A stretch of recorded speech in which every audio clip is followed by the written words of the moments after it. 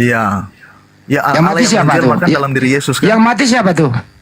Tapi begini, soal begini konsep lagi. kekekalan Allah, begini Bang. Aduh, konsep begini kekekalan lagi, Allah. bro. Tertulis dengan jelas. Iya. Setiap kamu makan roti dan minum cawan ini, kamu memberitakan kematian Tuhan. Pertanyaannya, yang mati siapa? Dengar dulu, begini saya terangkan. Nanti Kamu ini capek lawan Bible lo argumentasi sendiri. itu dibangun demikian, akan jadi aneh kalau kemudian teman-teman menolak keilahian Yesus atau 1 ketuhanan Korintus Yesus 11:26 itu loh dibaca. Dengar dulu Bang. Kalau Benar Anda nggak Pak? 1 mengakui- Korintus 11:26 ya? Iya. Ini argumentasi bolak-balik, Bang. Kalau Anda mengakui demikian, Paulus mengatakan Yesus adalah Tuhan, nanti jadi kena lagi. Kenapa Anda tidak mempercayai hal itu, kemudian mendukung argumentasi dari ayat itu? Kita pakai Itu bukan datamu. masalah percaya atau tidak percaya. Kita sedang memberi data kepada Anda, bos. Ngapain kita percaya? Ini kitab Anda sendiri yang ngomong. Kan Iya. apa yang Anda katakan itu bertentangan dengan Bible. Anda tadi mengatakan yang mati itu kemanusiaannya. Kalau Yesus mati sebagai manusia, maka pengorbanan Yesus itu sia-sia. Sebab kalau kita lihat di dalam Yesaya 63 ayat 9, bukan duta, bukan utusan, tetapi Tuhan sendirilah yang menebus. Seharusnya dia mati sebagai Tuhan, bukan sebagai manusia. Kan begitu. Bang, makanya baca Filipi pasal yang kedua, Bang. Apa? Ayat 6, ayat 8. Mengosongkan diri, Pak De. Iya. Nah, dia ketika itu statusnya sebagai apa? Kan dia menjelma menjadi manusia. Nah, kalau Bukan dia soal sudah bicara menjelma status, Kak. menjadi manusia, seharusnya dia mati sebagai manusia. Tetapi itu kalau kenapa mengikuti ketika pikiran. dia jadi mayat dikatakan yang mati itu adalah Tuhan? Kalau Kenapa? kemudian mengikuti pikiran teman-teman semua, ya demikian yang jadi. Berdasarkan Ini data. bukan pemikiran kita, Bang. Ini tertulis di dalam kitab Anda. Anda tadi mengatakan berdasarkan Filipi ayat 2, Filipi 2 ayat 6 ayat 8 ya. Walaupun dalam rupa Allah ia tidak mengambil kesetaraan, melainkan dia mengosongkan diri sehingga serupa dengan hamba. Ya kan? Bahkan dia taat sampai mati di kayu salib, kan begitu tuh kalau nggak salah bunyinya kan. Nah, seharusnya Anda konsisten. Kitab Anda itu harusnya konsisten. Kalau dia itu mati sebagai manusia, kenapa di dalam Lukas 24 ayat 3 dikatakan mayat Tuhan, bukan mayat manusia? Iya, maksudnya itu Tuhan yang menjelma kan? Kalau Yang dia kelihatan sudah simpel dalam menjelma, soal ini, dia kan? bukan Tuhan lagi, Bang. Gimana sih? Makanya Contoh tadi nih, saya katakan di awal, ketika Bang, Anda diskusi ini akan jadi iya panjang kan, karena menjelma cara berpikir menjadi kita babi tidak- ngepet. Ketika Anda menjelma menjadi babi ngepet lalu Anda dibunuh, yang mati itu babi ngepet atau Anda? Yang dibunuh orang itu babi ngepet atau Anda? makanya jangan samakan tentang konsep Trinitas itu dengan hal-hal yang demikian. Waduh. Dah. Coba Ini menjelma bicara soal artinya kuasa apa sih? Tuhan, Bang. Menjelma itu berubah dari satu bentuk berubah ke bentuk yang lain, itu menjelma, Bang. Iya, Bang. Bicara soal kuasa Tuhan berbeda, Aduh, Bang. kuasa Tuhan lagi. Makanya Bang, jangan gitu. pakai istilah-istilah yang umum. Kalau Anda pakai istilah yang umum, menjelma berubah dari satu bentuk ke bentuk yang lain. Bentuk yang pertama sudah tidak ada, yang ada adalah bentuk yang kedua, yaitu jelmaan. Itu baru Bicara benar soal menjelma itu penjelmaan, namanya. kemudian Yesus mati di salib. Kalau Anda katakan jangan bicara soal kuasa Tuhan, kita tidak bisa bicara soal ini. Karena memang tidak bisa lepas dari kuasa Tuhan. Yohanes 16 Kok bicara? Bang, Ini kok bicara, bro? Bro, Yohanes saya 16 memberikan saya juga persingkat contoh. aja deh, bro. Saya persingkat aja deh, bro. Sekarang ini, menurut Anda nih, Yesus itu terangkat ke surga sama fisiknya atau tidak? Ya, fisiknya lah. Sama fisiknya. Apakah yang terangkat itu masih anaknya Maria? Kalau kita lihat menjelma ya, iya anak Maria. Oke. Sampai di surga itu Yesus masih anak Maria. Saya ulang. Sampai di surga Yesus masih anak Maria atau bukan lagi? Kalau dalam jejak kemudian dia menjelma kan lahir dari anak Maria kan? Saya ulang kembali. Bro, lahir kalau dari ditanya Maria itu dan jangan dari dimundurin tuh. Yang terangkat anak Maria. Sampai di surga masih anak Maria atau bukan? Ya dia Allah lah. Jadi anak Maria hilang. Begini. Nah, begini soal lagi. dia menjelma di awal itu kan menggunakan. Saya ulang ya. Yesus itu terangkat sama fisiknya atau tidak ke surga? Saya sudah jawab tadi bang. Terangkat sama fisiknya atau tidak? Saya sudah jawab tadi bang. Oke. Sampai di surga Yesus masih punya fisik atau tidak? Masih. Masih. Fisik ini masih anak Maria atau bukan? Kalau kita merujuk kepada catatan Alkitab, iya. Iya, berarti Tuhan kamu di surga anak Maria, betul? Tapi kalau soal bicara soal konteks ya dia Tuhan Allah pencipta. Saya ulang kembali. Ulang ya. Yang terangkat ke surga anak Maria. Sampai di surga masih anak Maria. Apakah Tuhan kamu anak Maria itu di surga? Iya B, bukan. Anak Maria kan kalau bicara Ya Yesus udah, yang menjelma, baik. Jadi Tuhan kamu adalah anak Maria ya, betul? kalau bicara soal Tuhan anak Maria dalam konteks ini pun agak berbeda bang. Yang di surga ini naik ke surga ini anak Maria atau bukan? Anak Maria dalam Anak konteks Maria. yang menjelma pertama. Jadi sampai sekarang masih anak Maria, betul? Begini bro, Ya kok jadi begini lagi? tunggu dulu. Begini, kalau bicara makanya tadi saya jawabkan kalau soal penjelmaan ya anak Maria. Apakah kemudian Yesus di surga bukan anak Maria? Ya tetap anak Maria kalau dari segi sejarah. Iya, artinya Tuhan kamu anak Maria, udah selesai. Iya, kalau dalam catatan Alkitab yang kita pakai ya demikian. Ya udah dari Ya, tadi apa ngomong kayak iya masalahnya? jujur Bang Andi, Tuhan saya anak Maria. Kemudian apa masalahnya? Ya nggak masalah buat kami. Kami ini Anda jujur gitu loh. Tapi tidak membatalkan kan keilahiannya. Ya tidak membatalkan Anda, terserah Anda mau pakai ilahi yang kemana, kayak mau kemana, kayak kan ini cuman ingin Anda jujur gitu loh. Begini Ya, kan jadi Allah kan Tuhan menjelma anak Maria, menggunakan gitu maksud Bang Caan itu. kedagingan kan manusia. Ya kalau kemudian pertanyaannya demikian ya jawabannya seperti itu bang. Jadi Tuhan Anda itu anak Maria laki-laki di surga, gitu loh. Oke, Dalam konteks penjelmaan iya. ya memang Yesus laki-laki toh. Tapi kalau dalam konteks kealahan dia sudah ada jauh sebelum dunia. Gimana sih kamu? Terus yang kawin di surga itu siapa? Perkawinan anak domba siapa itu? Nah, ini letak kekeliruan dalam membaca Alkitab ketika Anda mengatakan demikian. Wih, saya baca loh. Wahyu 19 nomor 7. Saya terangkan Bang, buku Wahyu. Saya terangkan. Baca dulu Tidak usah dibaca, Wahyu. Bang. Baca dulu. Iya, baca dulu baca baru silakan. terangkan. Wahyu 19:7 baca dulu coba. Coba dibacakan Bang. Marilah kita bersukacita dan bersorak-sorai dan memuliakan Dia, karena hari perkawinan anak domba telah tiba dan pengantinnya telah siap sedia. Siapa ini yang kawin, bro? Oke, sekarang saya tanya, apa yang Anda pahami soal bahasa kawin anak domba? Ya kawin itu ada laki ada perempuan. Secara harfiah, secara literal. Tertulis begini kok. Makanya saya katakan itu kegagalan memahami Alkitab. Saya nggak memahami, saya bertanya. Ya, Kepada makanya Anda. begini Bang, kalau tidak memahami jangan terangkan Ya Alkitab. kalau begitu terangkan siapa yang kawin di surga. Itu adalah bahasa simbolik di buku Wahyu. Apa maksudnya simbolik? Apa maksud simbolik? Lambang Bang. Lambang apa? Anak domba itu dinyatakan sebagai Yesus Allah. Kemudian mempelai itu adalah umat-umat Tuhan yang diselamatkan, bersatu kembali. Oh berarti Anda nanti dikawini oleh Yesus. Bukan soal kawin secara literal. Itu ada penyatuan. perkawinan, ada pengantin gitu loh. Makanya Anda gagal paham di situ. Saya nggak memahami Allah, saya nanya sama situ kok. Yang gagal paham Bang Stanley. Bang, Orang nanya kok, saya pakai data saya nanya. iya, Kamu saya yang tahu melawan. itu. Saya tahu itu teman-teman baca data, tapi masalahnya memahami buku Wahyu bukan demikian. Saya nggak memahaminya ini, saya lagi bertanya sama Anda. Di situ kawin ada, secara literal. dengerin Bukan saya baca pengertian ya. kawin seperti kita. Di situ ada perkawinan anak domba. Iya. Anak domba ini siapa? Bukan anak domba itu Yesus. Yesus. Pengantinnya siapa? Umat-umat Tuhan yang diselamatkan. Itu gambaran penggunaan bahasa simbolik dalam buku Wahyu. Yakin. Yakinlah.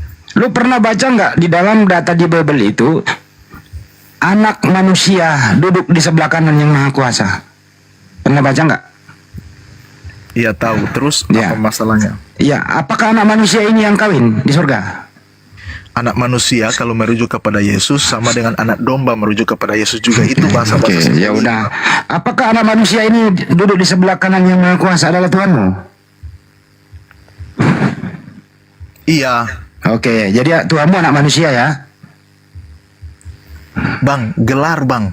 Makanya Gelar, pindah lah. Tadi udah bilang iya, sekarang enggak lagi. Gimana kamu ini? Udah dijawab tadi. merujuk kepada Yesus. Saya ini saya sama Pak D. Pak D ini guru saya.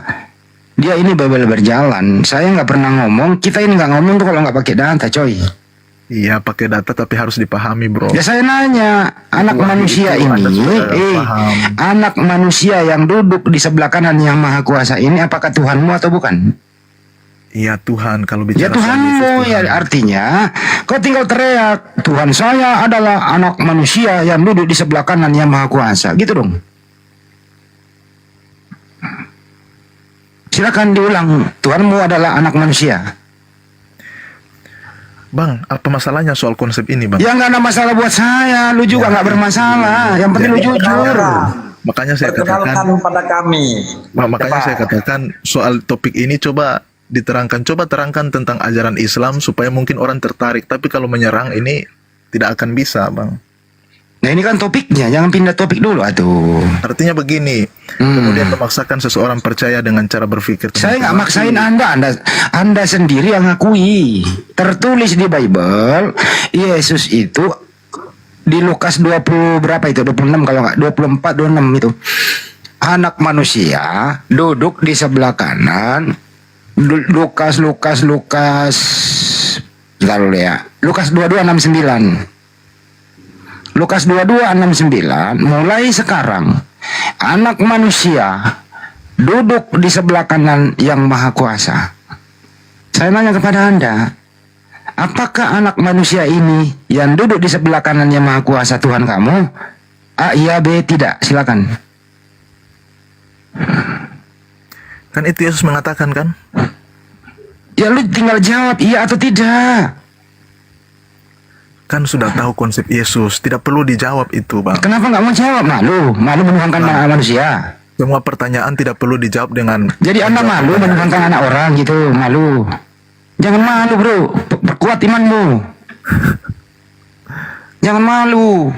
saya terangkan, Bang Handi. Nggak usah diterangin, Anak tinggal iyan manusia doang itu, kok. Bang, istilah anak manusia sejak Daniel sudah dipakai, itu merujuk kepada Mesias yang akan datang. Makanya Yesus Iya. menggunakan istilah anak manusia. Jadi Tuhanmu itu anak manusia, betul? Anak manusia dalam konteks oleh karena dia menjelma, begitu. Ya, kalau Tuhanmu ini anak manusia, ibunya siapa ya? Kembali lagi ke pertanyaan tadi. Enggak, ini udah di surga loh. Udah di surga loh itu. Kan Yesus masih punya fisik di surga bro. Gak percaya Yesus punya fisik? Iya, benar. Oke.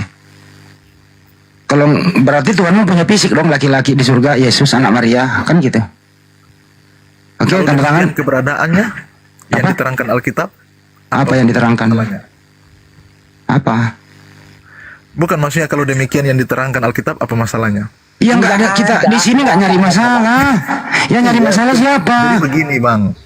Poin saya adalah bahas soal Trinitas diselesaikan saja, karena saya sudah diskusi berulang-ulang akan buang-buang waktu. Bro, kita di sini nggak ada menjadi masalah, cari masalah. Kita ini butuh kejujuran kamu aja, udah gitu loh. Iya, apa yang dikatakan itu sejauh yang bisa diterima. Ya udah tinggal akui bahwa Tuhanmu itu anaknya Maria di surga, selesai.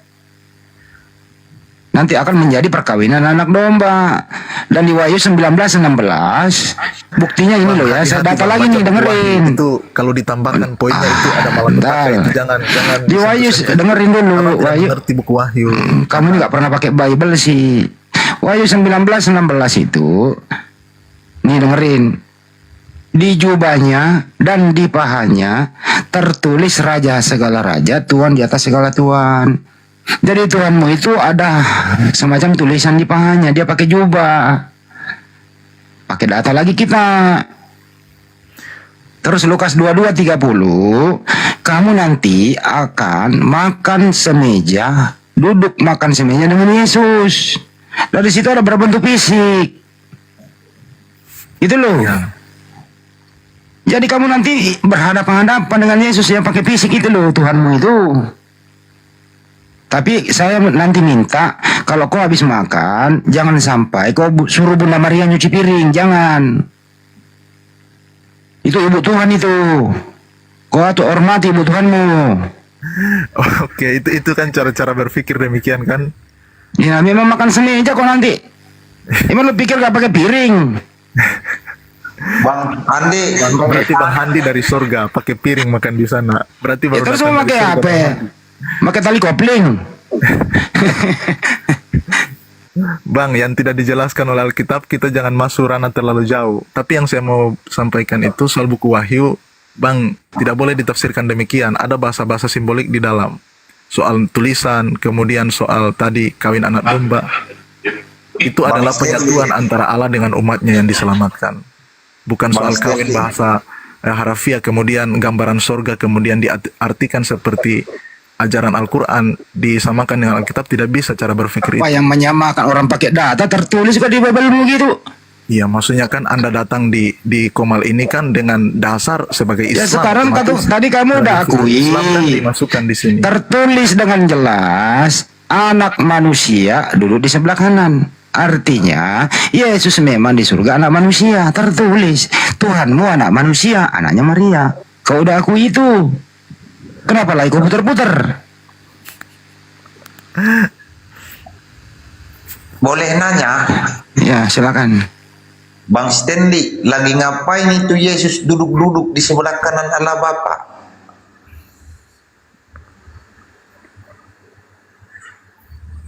Bang Stanley,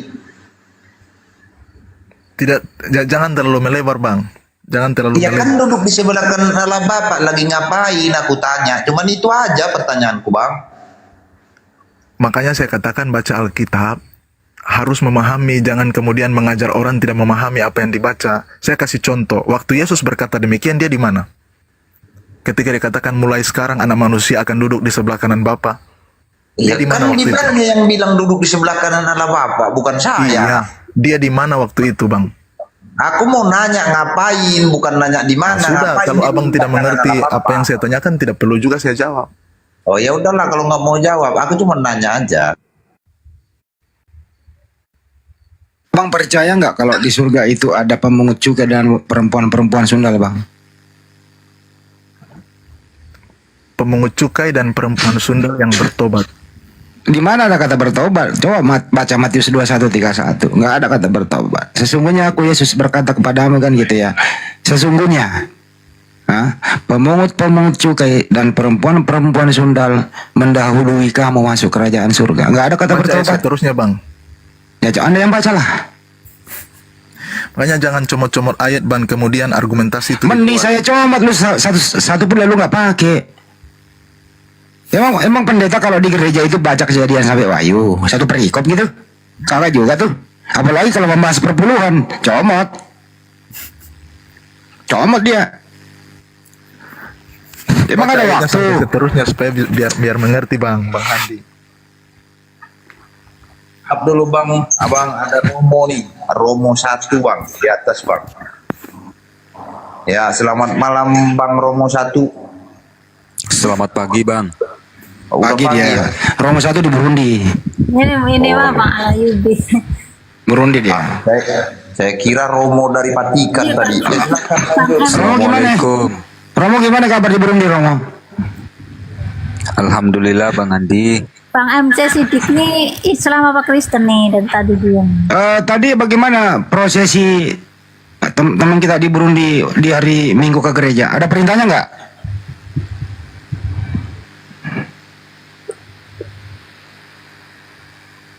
Stanley lu Mana, masih Bang Andi? ada perintahnya nggak?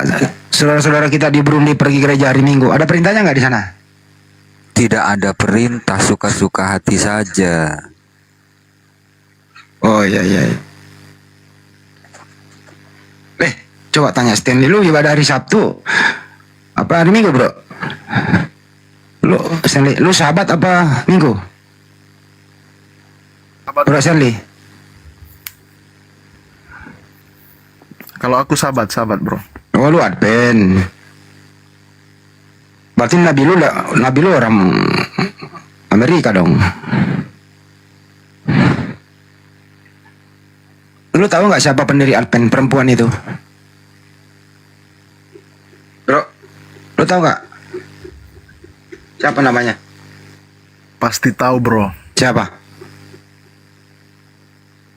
Ya, kalau tanya ke teman-teman yang lain tahu nggak? Mereka mungkin nggak tahu, tapi kalau tanya ke saya tahu. Siapa? Menurut Bang Handi siapa? Saya nggak tahu. Saya nanya dulu kau. Nah itu berarti tidak urgensi untuk ditanyakan kalau Advent ini aliran Saya ngetes aliran doang. paling unik Bang Handi. Yang Advent ini aliran yang paling unik. Ya, menjalankan Torah sebagian, tapi juga mengikuti Paulus. Ini kan unik kan? Padahal kalau mengikuti Paulus, Taurat itu tidak lagi berlaku untuk umat Kristen, sebab dengan matinya sebagai manusia, maka hukum Taurat dan segala ketentuannya telah dibatalkan. Jadi nggak perlu lagi sabat, ya, babi boleh dimakan, boleh nggak sunat. Nah, itu hukum Paulus itu. Bang Romo, itu tergantung interpretasi. Tidak juga mengatakan karena percaya Paulus. Kamu percaya Paulus nggak? Sangat percaya tulisannya. Kata Paulus, hukum Taurat itu sudah batal. Ya, hukum Taurat yang mana dulu Bang Romo? Semuanya. Hukum Taurat kan ada 613 hukum. Yang di Talmud itu untuk orang Yahudi yang kalau Anda katakan 600. Nah, inilah uniknya Advent, Bang Handi. Sebagian diambil, sebagian ditolak. Lanjut. Nggak pernah baca Efesus 2. Oh, pakai 600 enggak? Lu pernah nggak baca Efesus 2 nomor 15, bro? Bro Stanley, lu pernah baca nggak Efesus 2 nomor 15? Ya, coba dibaca ulang. Ya. Dengan matinya ia sebagai manusia, ia telah membatalkan segala perintah Tuhan, segala perintah dan ketentuan hukum Taurat. Ya. Jadi semua tanpa kecuali Yesus mati, hukum Taurat isdat juga, gitu loh. Itu cara berpikir orang yang tidak menuruti 10 perintah. Nah itu tertulis loh, lu jangan salahin gua, salahin Paulus dong. Paulus yang nulis kok. Bang, begini, makanya jangan Nah kemudian ini data lagi, setiap data saya bawa pasti lu lawan. Setiap data saya bawa pasti lu lawan. Apa? kan abad 10. kan Anda terangkan itu kan tulisan Paulus kan? Coba 10 perintah hukum Taurat itu apa aja itu coba. Saya baca dulu ya. Sebab dengan matinya sebagai manusia, ia telah membatalkan hukum Taurat dengan segala perintah dan ketentuannya. Artinya apa? Yesus mati, ya segala perintah dan ketentuan hukum Taurat dibatalkan. Paham? Bisa nggak saya katakan bahwa cara berpikir Anda keliru? Jadi kalau begitu, Paulus bodoh dong menulis surat. Bukan bodoh, kita yang tidak keliru soal kita. Saya baca lagi, nih. Saya baca ya. Kamu nggak baca, saya baca. Roma 3:31 Bang. Efesus 2 nomor 15. Sebab dengan matinya sebagai manusia, ia telah membatalkan hukum Taurat dengan segala perintah dan ketentuannya. Pertanyaan saya, Yesus mati itu membatalkan apa? Jawab.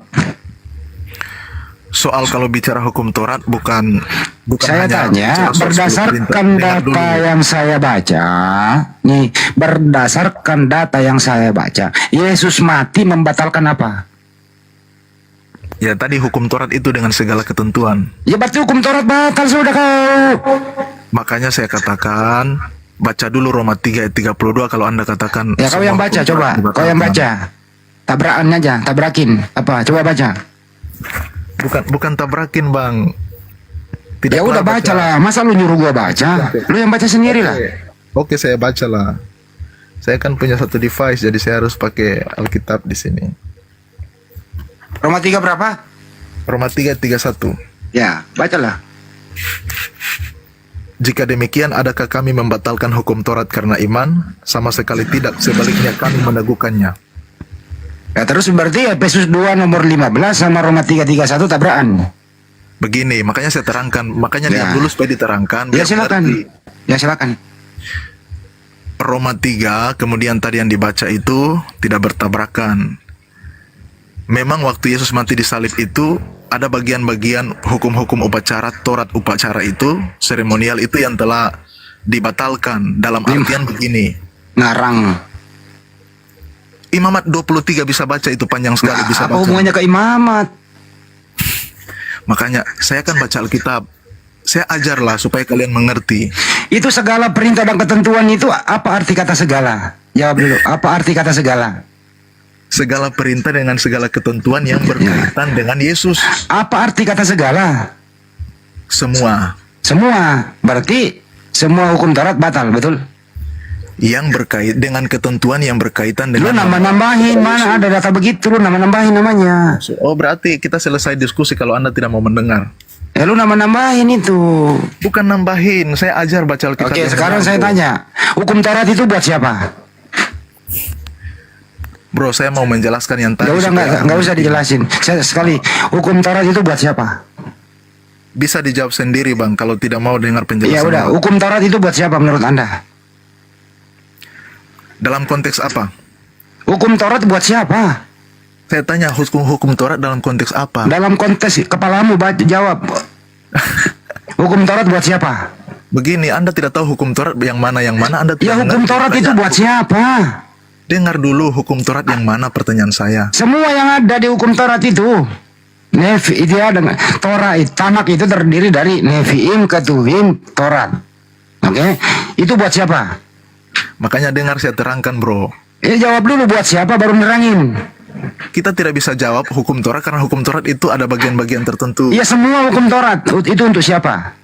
Oh, berarti Anda tidak mau diajar ya. Terserah dengan pendapat Anda, silakan. Iya saya tanya, hukum Taurat itu buat siapa?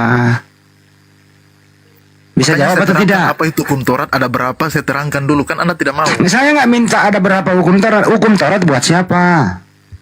Oke, bro. Diskusi sama yang lain, bro. Bro Han. Ya udah, nggak bisa. Hukum Taurat itu untuk Bani Israel. Itu menurut Anda. Saya Ya bisa terus terangkan. menurut Paulus siapa? Hukum Taurat buat siapa? Kalau bukan untuk Bani Israel, buat siapa? Bro, soal ini saya bukan cuma dengar di pendeta, saya belajar sendiri. Jadi Ya dengar coba dulu kalau kau diterangkan. jawab, hukum Taurat itu kalau bukan untuk Bani Israel. Pikiran sendiri. Ya sekarang Anda mana mungkin- datanya? Pakai Anda mungkin data. ikut pelajaran seperti ini karena ada debat, baru Anda baca Alkitab. Ya Saya sekarang belajar hukum sendiri, Taurat saya buat terangkan, siapa? Anda tidak mau. Jawab dulu, hukum Taurat buat siapa? Tidak bisa langsung dijawab kalau kita tidak tahu apa itu hukum Taurat. Ya apa itu hukum Taurat? Makanya Jawab. diterangkan dulu. Hukum Diterangkan Taurat dulu, itu apa? bos. Hukum Taurat itu apa? Itu cara bertanya kaum awam, bro. Katanya tadi mau menjelaskan hukum Taurat. Tadi saya mau terangkan, Anda tidak kasih kesempatan. Anda menerangkan nggak ditanya kok. Pertanyaan sederhana, hukum Taurat buat siapa? Baca Yeremia 31:31. Hukum Taurat itu perjanjian baru untuk Bani Israel, Bani Yakob. Hukum Taurat itu bukan untuk Kristen. Kau itu kabur kan? Udah pergi dia bang, udah pergi dia. Lagian hukum Taurat untuk Bani Israel, apa hubungannya Paulus menghapus hukum Taurat? Belum lagi ini, Paulus ini tulisannya memang sangat aneh. Galatia 3 nomor 13. Katanya hukum Taurat katanya mengandung kutuk. Bayangkan gitu loh. Kristus telah menebus kita dari kutuk hukum Taurat dengan menjadi kutuk karena kita. Sebab ada tertulis, terkutuklah orang yang digantung di tiang salib. Bayangkan gitu loh. Hukum Taurat dikatakan mengandung kutuk. Nauzubillah min zalik. Dari mana ada hukum Taurat mengandung kutuk? Saya nggak bisa ngebayangin ya. Esra Soru semuanya dengan kawan-kawan pergi ke sana. Kau tahu aja kau. Ya terus kau tahu apa? Kau tadi nanya tidak mau penjelasan, sok kau aja kau. Kualitas bodoh. Aduh, kok ada babi ngepet naik sih? Dengannya. Abang sayang. Gayamu jago kandang aja kau Handi. Kau itu gayamu gaya Abang sayang. anak kecil aja gayamu. Abang sayang. Botol Bisa diskusi. kau. Gak mau Bisa mendengar diskusi. penjelasan. Bisa Ya, sekarang, diskusi. sekarang kau yang jelaskan lah hukum Taurat buat siapa? Ya kau jelasin lah. Kualitasmu. Emangnya hukum Taurat buat Arab, buat kau, Ya buat siapa? Buat siapa? buat ciptaannya seluruh. Siapa makhluk ciptaannya? dia. Yang jelas bukan kau. Ya di mana tertulis buat ciptaannya? Di mana tertulis? Kau dari tadi ngomong otakmu nggak Kan benar dong itu. Kau sok tahu di mana tahu hukum apa-apa. Taurat itu. Coba Bang Andi. Bang Andi saya Hukum netralkan Taurat dulu. buat ciptaannya katanya. Dari Saya kau jaga netralkan kandang dulu aja. Bang Andi. Hukum Taurat buat ciptaannya. Abang Untuk saya, ciptaannya, abang saya. kalau Tuhan itu Bentar. emangnya adakah hukum Taurat di Quranmu? Bentar, Coba abang aku saya. tanya kau, adakah hukum Taurat di Quranmu? Udah, Abang udah, sayang, Coba, Andi, sabar adakah hukum dulu. Taurat di Quran? Sabar dulu. Udah cukup. Udah tak injak Nggak lehernya bisa. udah tak injak lehernya udah. Nggak bisa Nggak dinetralkan. bisa diskusi. Orang kayak gini injak lehernya selesai kok. Ngapain dipiara orang kayak gini? Kalau kau emosi mendengarkan saya, ya emosi aja sendiri. Gitu loh.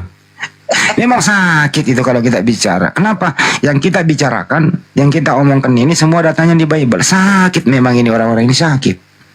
Sakit gitu loh. Hukum Taurat buat siapa? Apa tadi dia bilang? Hukum Taurat buat ciptaannya. Di mana itu? Tertulis kayak gitu. Dia kepala dia bang. Hukum Taurat itu buat Bani Israel, buat Bani Yakob. Perjanjian baru untuk Bani Yakob. Mana ada hukum Taurat untuk seluruh dunia? Oh iya bang.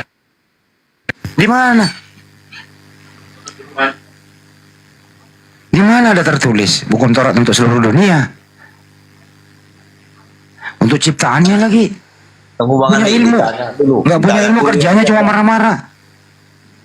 Maaf dulu bang Andi, ini ditanya dulu nih si Tazir nih, nanti di marah-marah pula dia. Selamat malam Bang Tazirul. Assalamualaikum Bang Tazirul. Waduh, ini siapa? Berhala pula ini jadinya. Bang Tazirul, Assalamualaikum. Waduh, udah lah Bang. Lanjut Bang Andi. Hukum Taurat untuk ciptaannya. Ya, belajar dulu kau. Hukum Taurat untuk orang Israel. Nah, ini bener nih. Ini bener, lanjut Bang Andi. Jangan-jangan dia tanya dulu dia Muslim apa Kristen? Ya, Bang James Muslim apa Kristen Bang? Oh, saya Kristen. Oh, Kristen. pintar. Silakan Bang, Iya. diskusi dengan abang-abang di sini. Silakan.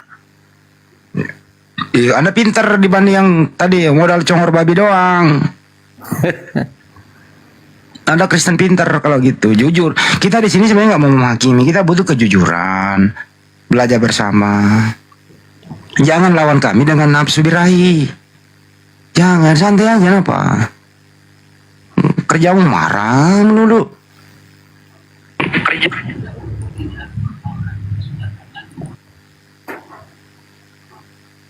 Marah kerjaannya tiap hari marah gitu loh. Setruk bau rasa loh.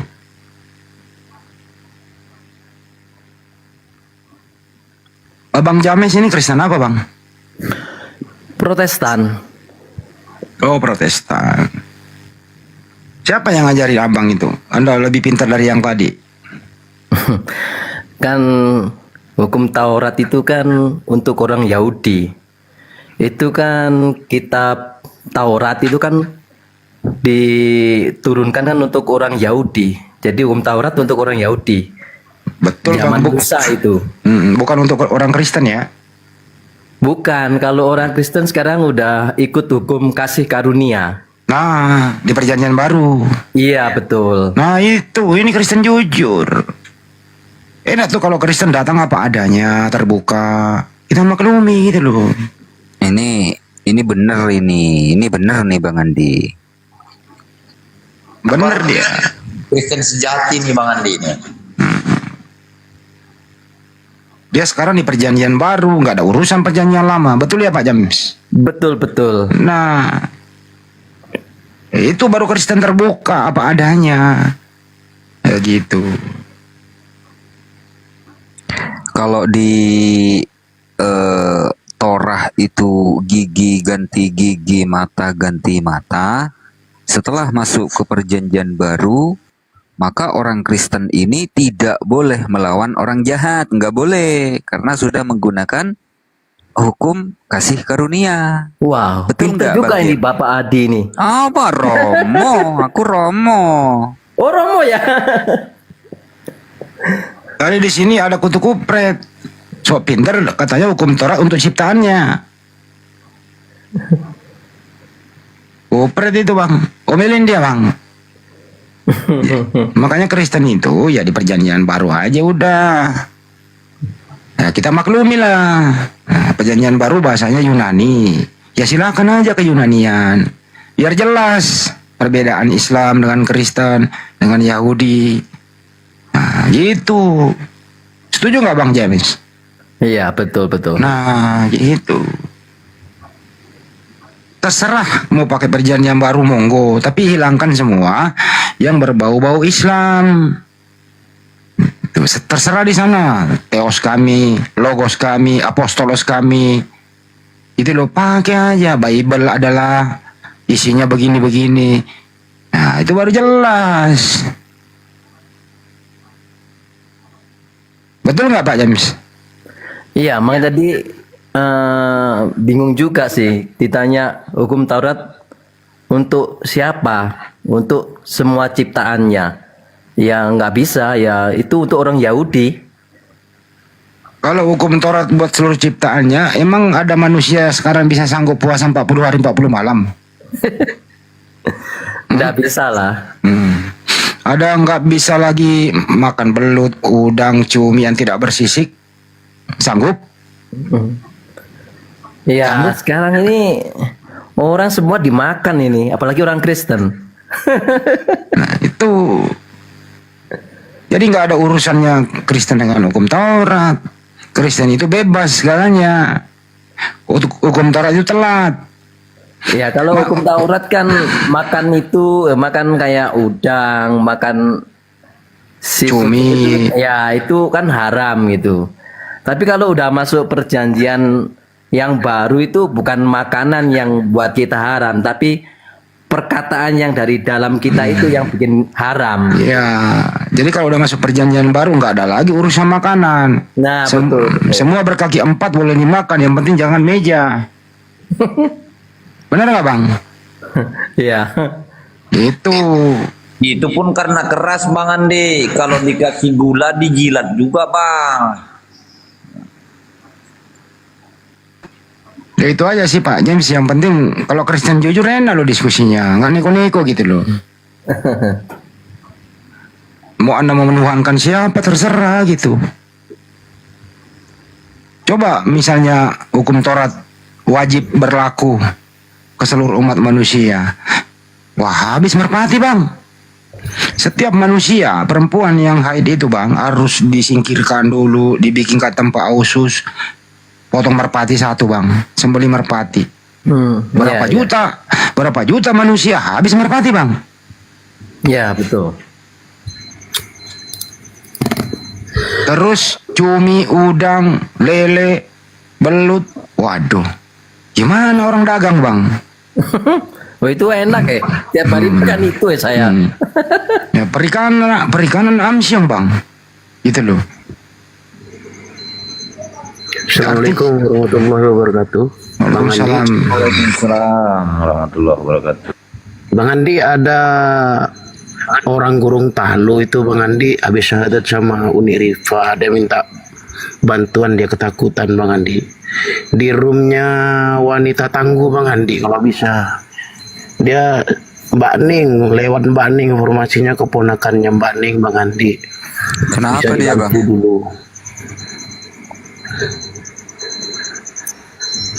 Takut kenapa bang? Dia ketakutan tuh Bang Andi. Makanya banyak yang coba hubungi Bang Andi. Dia ketakutan sama keluarganya atau gimana. Ya saya kan di Jakarta jadi Gorontalo, nggak gimana ceritanya bang? Enggak, maksudnya Bang Andi kan ada api tuh Gorontalo kan, sampai yang punya nomornya bisa sampai hubungi gitu. Ya minta nomornya aja, suruh hubungi saya, kasih nomorku, suruh hubungi saya. Masalahnya apa? Ya nanti saya turunkan, dia bisa ke masjid binaan kita di Gorontalo. Gitu aja bro. Nah, betul itu. Betul itu Bang Andi. Tolong dibantu dulu itu. Ya suruh hubungi saya aja bang, kan suruh hubungi saya kan nomornya tahu dari. Oke. Oh, oke. Itu ada gugup Oke, bang. makasih Bang Andi. Waalaikumsalam. Bang Andi. Ya. Yo, assalamualaikum. Waalaikumsalam. Waalaikumsalam warahmatullahi wabarakatuh. Emang ketakutan kenapa dia? Tinggal lapor polisi kok. Aduh, bang, udah bang. Kapan mualafnya Bang Andi? Aku nggak tahu juga bang. Ya saya sih punya teman banyak di Gorontalo. Dalam area utara banyak. Ya, kalau mau ya silakan.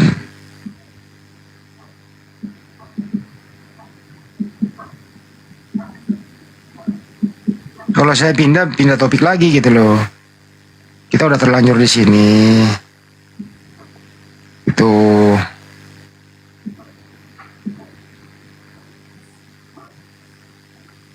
Nomor saya kan udah tahu. Ya anaknya jangan pakai moderator deh.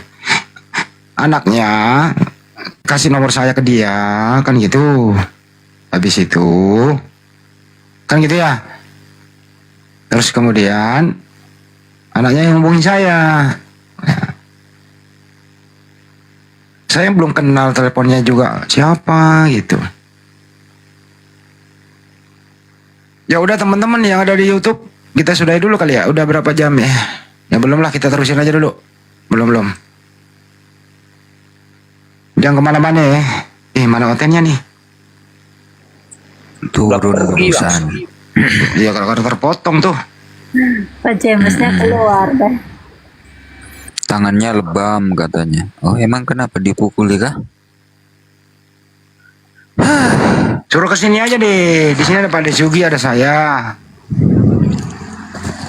Siapa sih? Komal siapa? Wanita apa? Gak tahu juga. Katanya bang wanita tangguh. Wanita Di Komal tangguh. wanita Bang Andi, tangguh. katanya. Aku nggak pernah masuk Komal itu.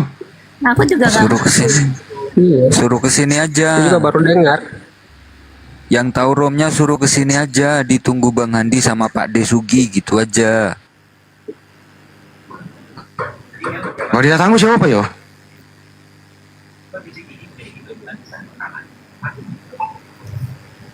Pak Nyuma lagi sibuk. Mbak Nyuma mah kalau nggak sibuk pasti live lah. Ya lah dia Mbak Nyuma. Apalagi ya perlu juga istirahat beliau lah. Jangan dikit-dikit Bang Nyuma, dikit-dikit Bang Nyuma. Beliau kan juga butuh istirahat, ada keluarganya di weekend. Masih dalam perjalanan, sibuk ngurusin kerjaannya, perumahannya, anak binaannya, anak yatim, masjid, wisata, belum lagi rekan-rekan karatenya. Waduh, orang sibuk gitu loh. Beda dengan Romo ya Bang Andi ya. Keliling dunia kerjaannya nih. Di Burundi, ke Kamerun, ke Rusia. Besok di segitiga Bermuda. Segitiga Bermuda belum pernah. Rencana kan mau kayak apa semua dibawa ke sono?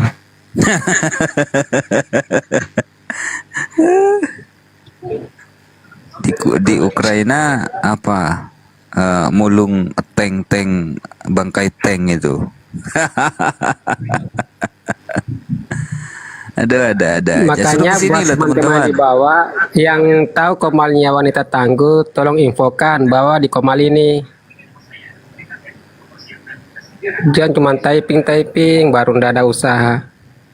Coba infokan ke sana. Nomor aku kan tahu semua, udah banyak kok tahu. Kalau anaknya suruh yang hubungin saya paling malas bantu orang. Kalau anaknya sendiri nggak menghubungi gitu loh. Yang perlu bantuan hubungin dong gitu.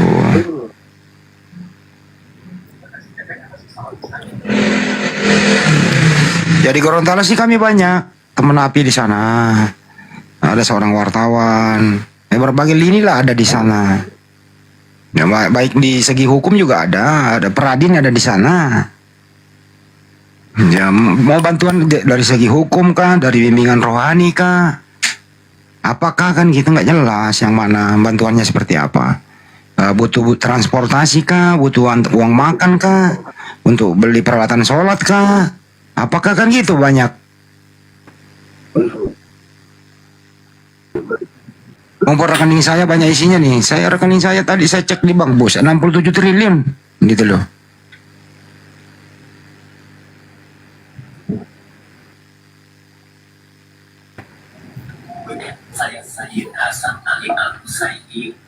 Ya udah ya. Teman-teman ada di YouTube. Kita sudahi dulu kali ya. Baru kita cari topik baru. Oke. Pak De, kita tutup dulu ya Pak De ya. Oke, saya juga udah 3 jam 11 menit tuh Bang Andi. Ya sama Pak De. Pak De yang tutup Pak De. Lebih afdal kalau Pak De yang nutup. Pak D nih kalau live nggak ditungguin, aku komen assalamualaikum Pak D, assalamualaikum Pak D, nggak pernah dibalas. Kadang aku tinggal tidur kemarin tuh sampai 8 jam itu ketiduran. Ya mohon maaf ya yang di YouTube ya, kadang kan gimana gitu. Oke saudaraku sekalian, terima kasih Anda sudah mengikuti live di kesempatan malam ini. Semoga apa yang kita sampaikan menjadi ilmu untuk kita semua, dan kita tahu sendiri bagaimana perdebatan sengit antara saya, Bang Andi, dan melawan para misionaris. Mereka ternyata beriman itu beriman buta. Antara iman dan akal itu tidak sinkron. Sehingga ketika kita bahas antara kitab suci dan ilmu pengetahuan, mereka tumbang. Ya nyungsep tidak berdaya. Karena memang kitab mereka itu bukan firman Tuhan. Jangankan firman Tuhan, perkataan manusia pun tak jelas siapa manusianya. Tadi sudah kita buktikan bersama-sama. Katanya ditulis Musa, ternyata bukan Musa. Katanya ditulis Yosua, ternyata bukan ditulis oleh Yosua.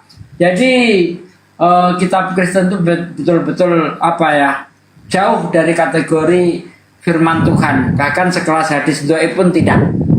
Oke saudaraku, itu saja yang saya sampaikan di kesempatan malam ini. Nanti kalau ada perdebatan yang kita berjumpa kembali. Saya tutup dengan kifaratul majelis. Subhanaka Allahumma wa bihamdika asyhadu alla ilaha illa anta astaghfiruka wa atubu ilaik. Wassalamualaikum warahmatullahi wabarakatuh. Waalaikumsalam warahmatullahi wabarakatuh. Assalamualaikum warahmatullahi wabarakatuh. Teman-teman yang ada di Andi Selebes Channel, kita tutup dulu 5 menit akan kembali lagi. Astagfirullah. Info aja Bang Andi. Saya tutup dulu Bang, izin ya Bang ya. Saya tutup di YouTube dulu ya Bang ya. Insyaallah. Sabar. Ya, untuk yang ada di Andi Selebes Channel, terima kasih. 5 menit kita akan live kembali. Sampai jumpa. Assalamualaikum warahmatullahi wabarakatuh. Ini udah takut otennya Bang Andi. Ada di bawah tapi nggak mau naik.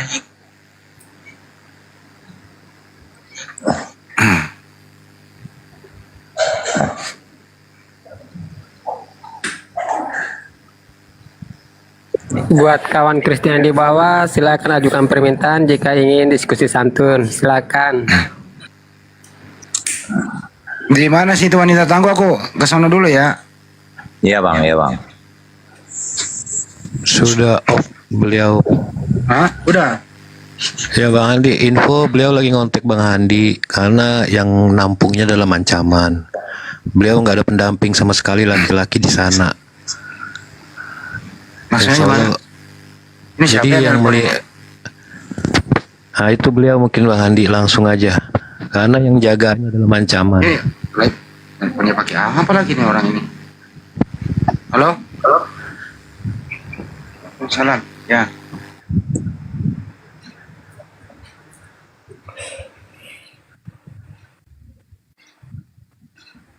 Ya, bagi saudara-saudara non-muslim, silakan naik. Kami tidak membenci Anda. Sesungguhnya kami hanya mengabarkan hal yang benar menurut apa yang difirmankan Allah. Sesungguhnya engkau adalah satu jiwa dengan kami, yaitu jiwa Adam itu sendiri. Jadi jangan Anda merasa kami membenci Anda. Sesungguhnya kami memberikan atau menyalurkan kasih sayang kami sebab kami diajarkan demikian di dalam Islam. Ya, silakan saudara-saudaraku. Selalu saya izin turun dulu. Assalamualaikum warahmatullahi wabarakatuh. Waalaikumsalam warahmatullahi wabarakatuh. Waalaikumsalam warahmatullahi wabarakatuh. Ini Bang Ersen ini baru naik ya, host. Host. Bang Ersen. Selamat malam. Ya baru naik dia. Bang Ersen. Turun.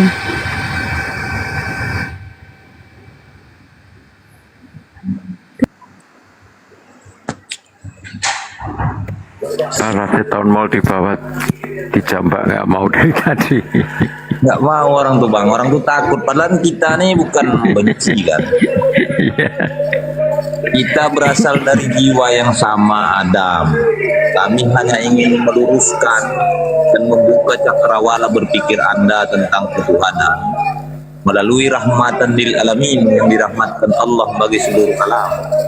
Bukan rahmat untuk suatu kaum, namun rahmat untuk seluruh alam, termasuk orang Indonesia lah pada termasuk.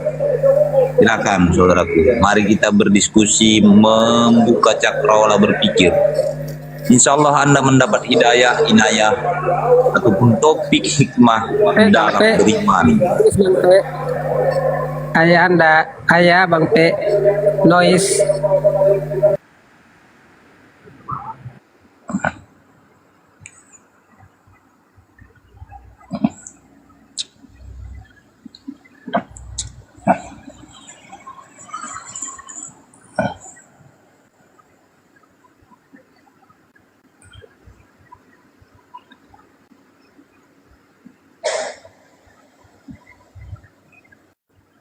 Gimana Perhos? Naik Perhos?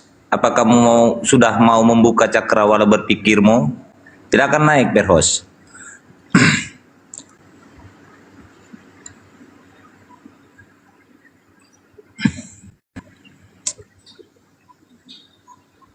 Ya, bagi non-muslim yang ingin belajar tentang Islam boleh bertanya dan silahkan seluas-luasnya diberi tempat bertanya, namun terimalah jawaban dengan hikmat. Ya, dipersilakan untuk Anda untuk naik. Silakan Bang. Nah, saudara-saudariku, silakan. Ini udah kayak pasar jadinya ini. Gimana nih host? Aku pamit dulu ya Bang ya, urusin dulu ini nggak enak kalau dibantu dulu ya. Mbak Rosipa, semuanya makasih. Ya, kembali kasih Bang. Ya. Assalamualaikum warahmatullahi wabarakatuh. Waalaikumsalam warahmatullahi wabarakatuh. Izin saya turunkan Abang Handi.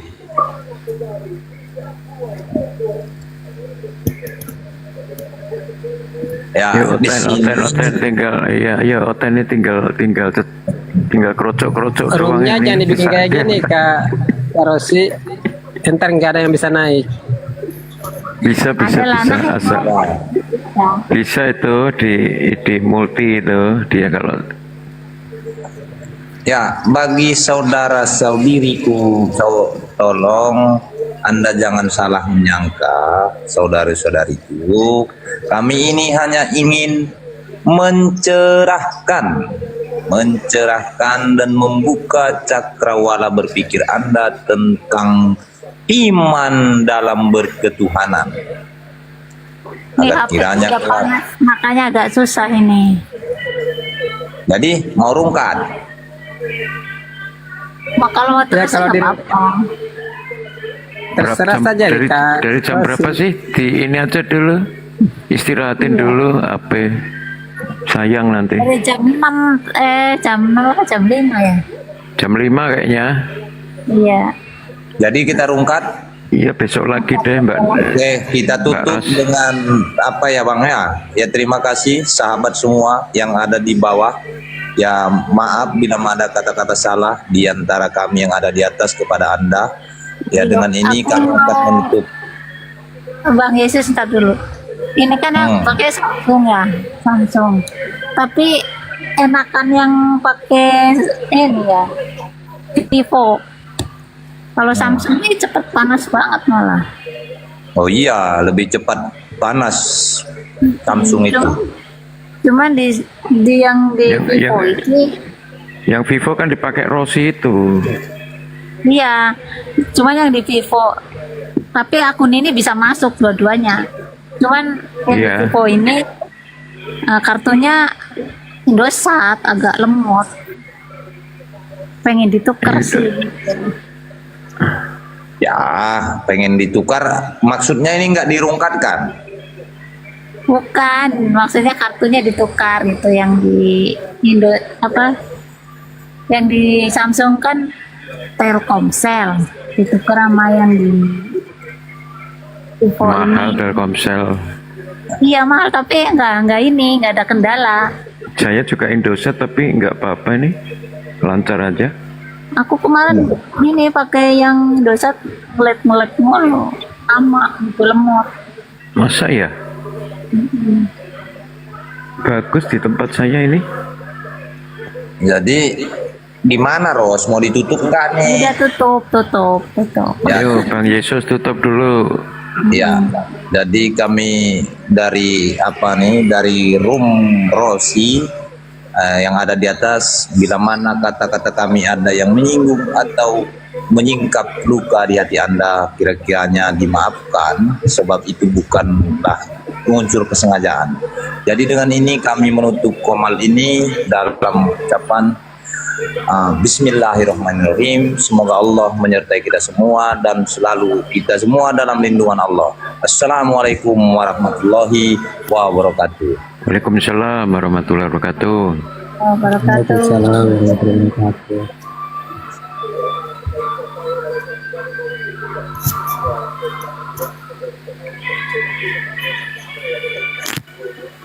Dirungkatin aja susah.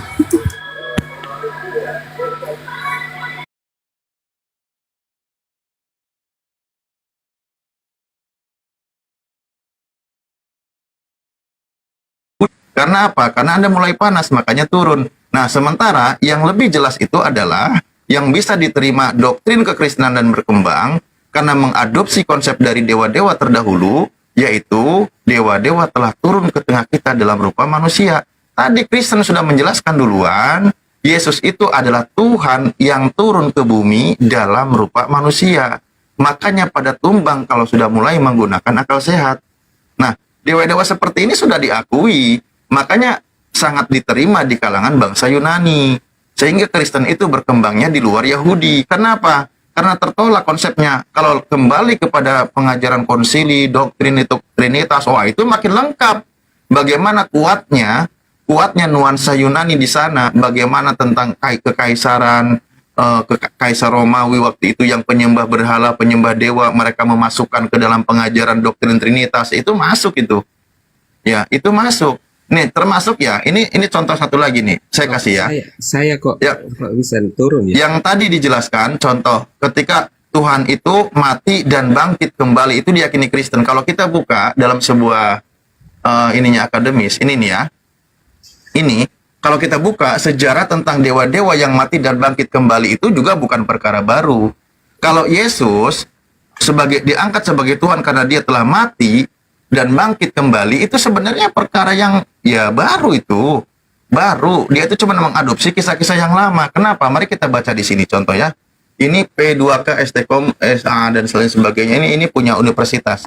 Di sini kelompok dewa-dewa yang mati dan bangkit kembali juga dikenal sebagai dewa yang mati lalu bangkit atau dewa yang bangkit adalah konsepsi untuk mengklasifikasikan sejumlah Tuhan atau dewa dalam mitologi atau agama bumi yang mengalami kelahiran, mati dengan menderita munculnya sebuah gerhana atau peristiwa serupa dengan kematiannya melintasi alam gaib, masuk ke dunia alam mati, alam gaib, ya kan?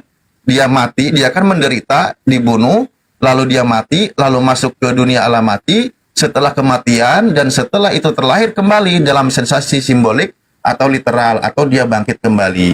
Tuhan dan dewa laki-laki di antara figur-figur tersebut, di antaranya contoh dewa-dewa yang sudah ada itu dewa Osiris, dewa Adonis, dewa Tamus, Zalmoxis, Phoenix, Badera, dan Odin. Mang Odin juga ada di sini, Mang Odin.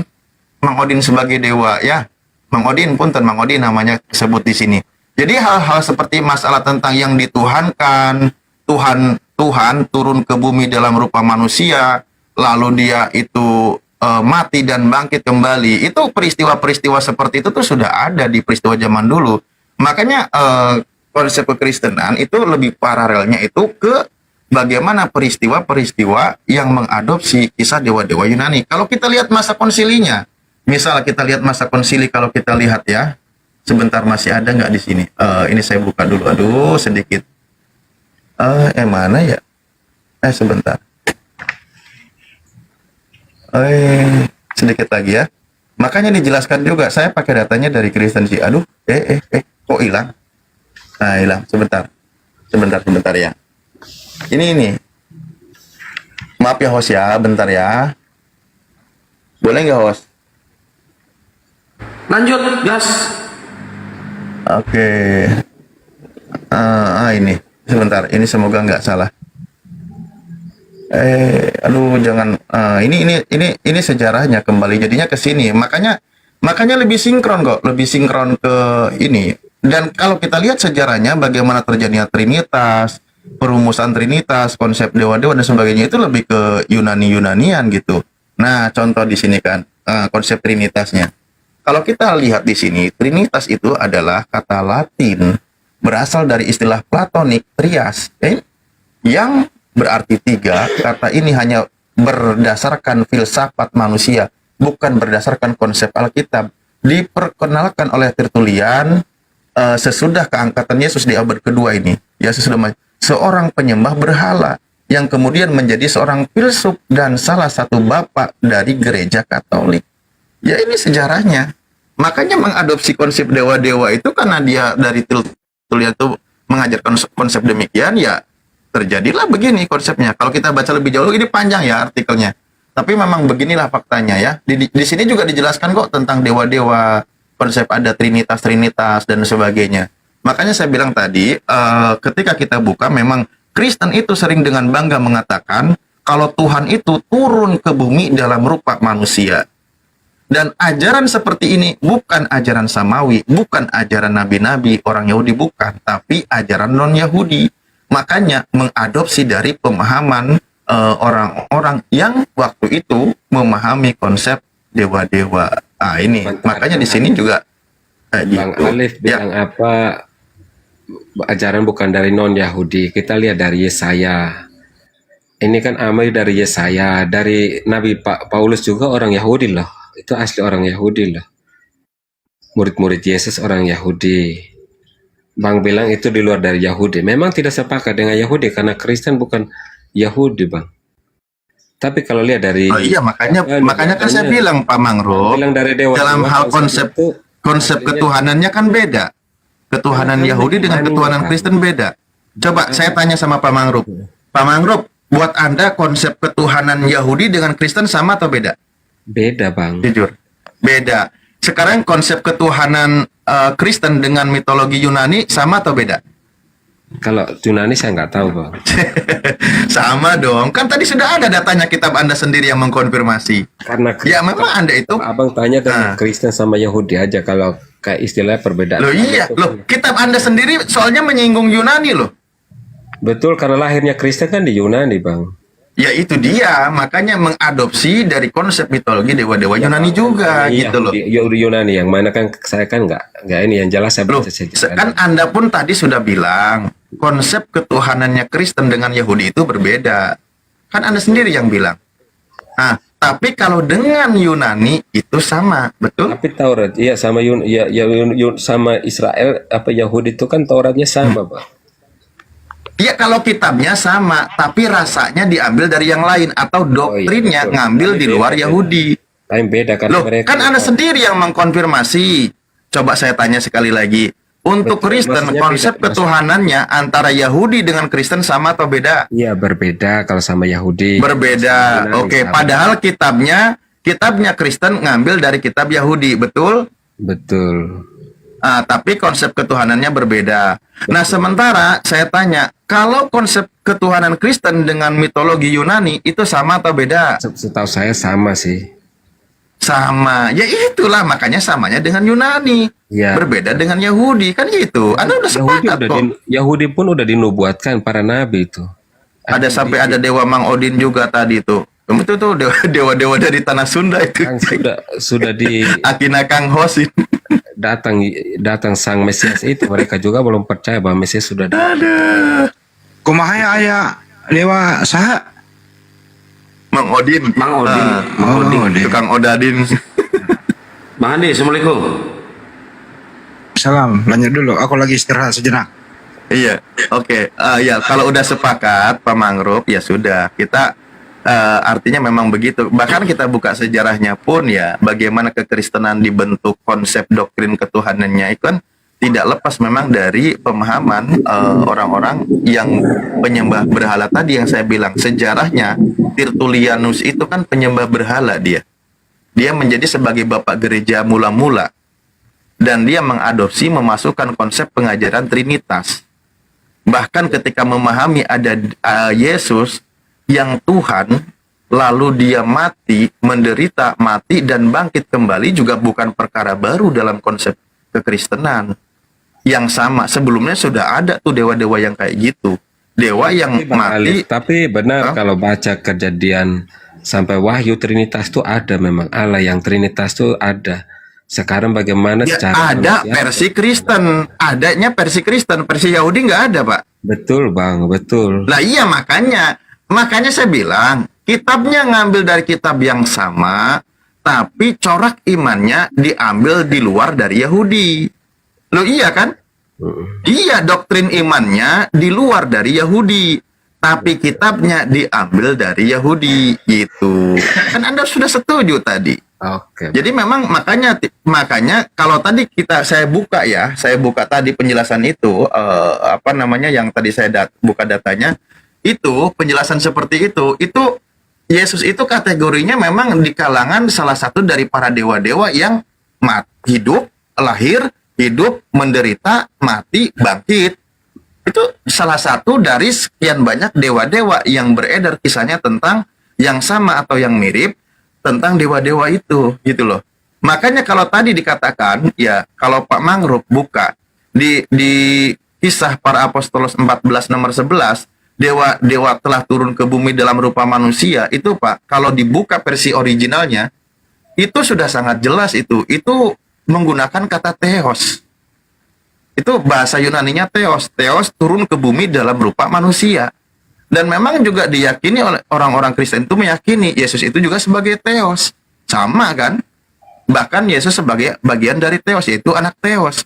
Yesus anak theos, dan kalau diterjemahkan versi KPR 14 nomor 11, di situ maksudnya dewa, Yesus sebagai dewa yang turun ke bumi, lalu dia menderita dan mati, lalu bangkit kembali. Ketika dia mati, dia masuk ke alam gaib atau ke dunia orang mati gitu. Makanya memang Kristen itu konsep imannya, corak imannya, tumbuh kembangnya sejalan dengan orang-orang Romawi atau orang-orang Yunani gitu. Karena kan memang Paulus sendiri berkata dia berhutang budi terhadap orang-orang Yunani karena mereka sangat berjasa itu. Ya itulah, tidak bisa dibantah gitu.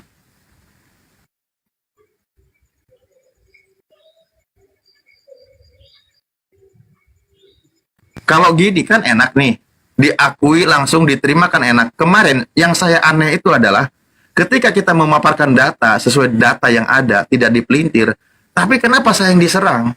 Saya diserang. Saya dikatakan penyesat lah, saya dibilang apalah pokoknya sampai ada yang akun saya ke banned lah gitu. Loh, padahal ini pengajarannya Kristen loh, bukan pengajarannya umat Islam, dan memang itu selaras dan sejalan. Dan itu yang mengkonfirmasi itu adalah kitab Kristen itu sendiri. Iya, tapi gini Bang Alif ya. Saya cuma konfirmasi aja. Benar, nggak apa-apa. Saya tidak bisa menjustifikasi seseorang. Itu pendapat betul. Bagaimana orang penilaian. Tapi yang jelas Bang, kalau mau validasi Alkitab dengan beberapa itu semua, Bapak harus melanggari Vatikan. Itu semua orangnya tuh sekolahnya, Bang kan tahu sendiri Bang. Uskup di daerah aja harus S3 ke atas sudah. Filsafatnya nggak karuan. Jadi bagaimana Loh, iya, itu kita nggak kalau bisa. melihat ke sana Pak Mangrove, mereka kan paham sejarah Trinitas. Justru mereka itu paham sejarah Trinitas. Kalau kepada orang-orang yang sekolah tinggi di dalam kekristenan, pasti mereka pelajari sejarah Trinitas itu dari mana. Kata Trinitas itu dari kata apa? Dari kata trias. Trias itu dari bahasa apa? Bahasa Yunani. Apa artinya? Ya 3. Gitu loh. Iya kan? Ya memang begitu sejarahnya Trinitas. Artinya, mestinya orang-orang Kristen dengan bangga, para sarjananya, para scholarnya, mungkin para pendetanya itu, kenalkanlah demikian sejarah-sejarahnya. Jangan suka melipir-melipir kepada keyakinan agama lain. Kristen itu bangga, kan sekolah tinggi tuh untuk mendalami keyakinannya. Ya itulah mestinya yang dijelaskan. Versi Yunanos, versi Trios, versi Apostolos, versi Theos, versi Kurios, versi Termos, apapun itu, kenalkan itu. Karena kan mereka itu sudah sekolah sangat tinggi. Jangan melipir-melipir kepada keyakinan agama lain, biar tidak debat terus gitu. Bang Alif begini Bang Alif.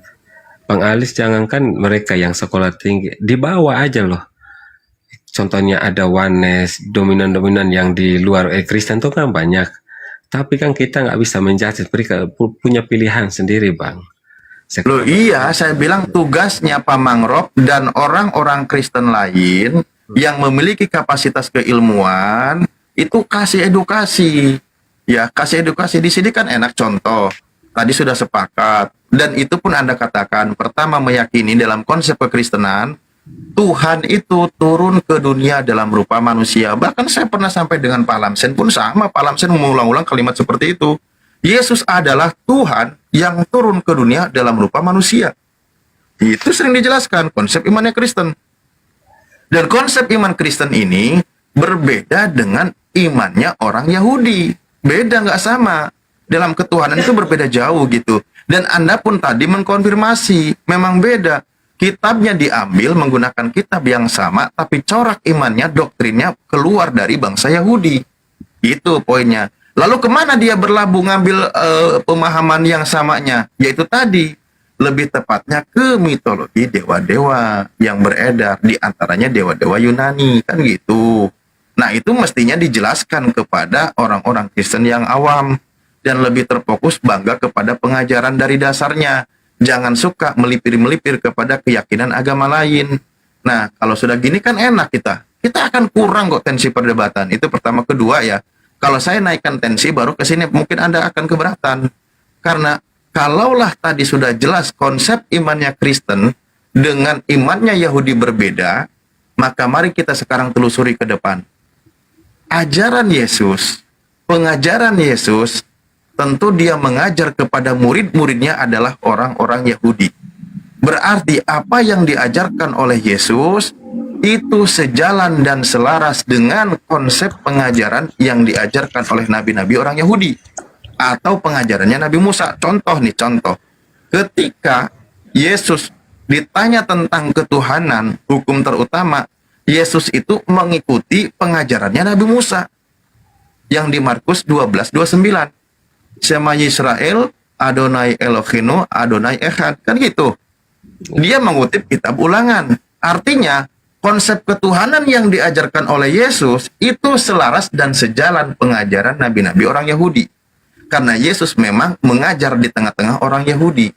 Kalau Yesus mengajar di tengah orang-orang Yahudi dan sejalan dengan orang Yahudi, dan pengajaran dan pemahaman orang Yahudi berbeda dengan Kristen, secara tidak langsung konsep keimanannya, ketuhanannya orang Kristen berbeda dengan konsep pengajaran Yesus. Karena Yesus corak imannya sejalan dengan orang Yahudi. Begitu.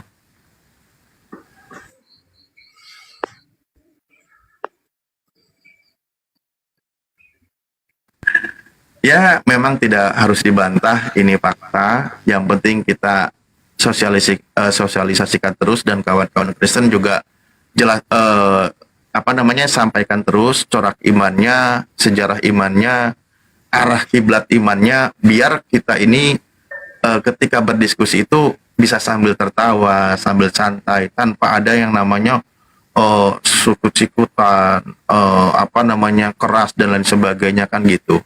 Karena kita akan menghargai ketika Kristen mengatakan Yesus itu anak Theos atau Yesus anak dewa. Yesus adalah dewa yang turun ke bumi dalam rupa manusia.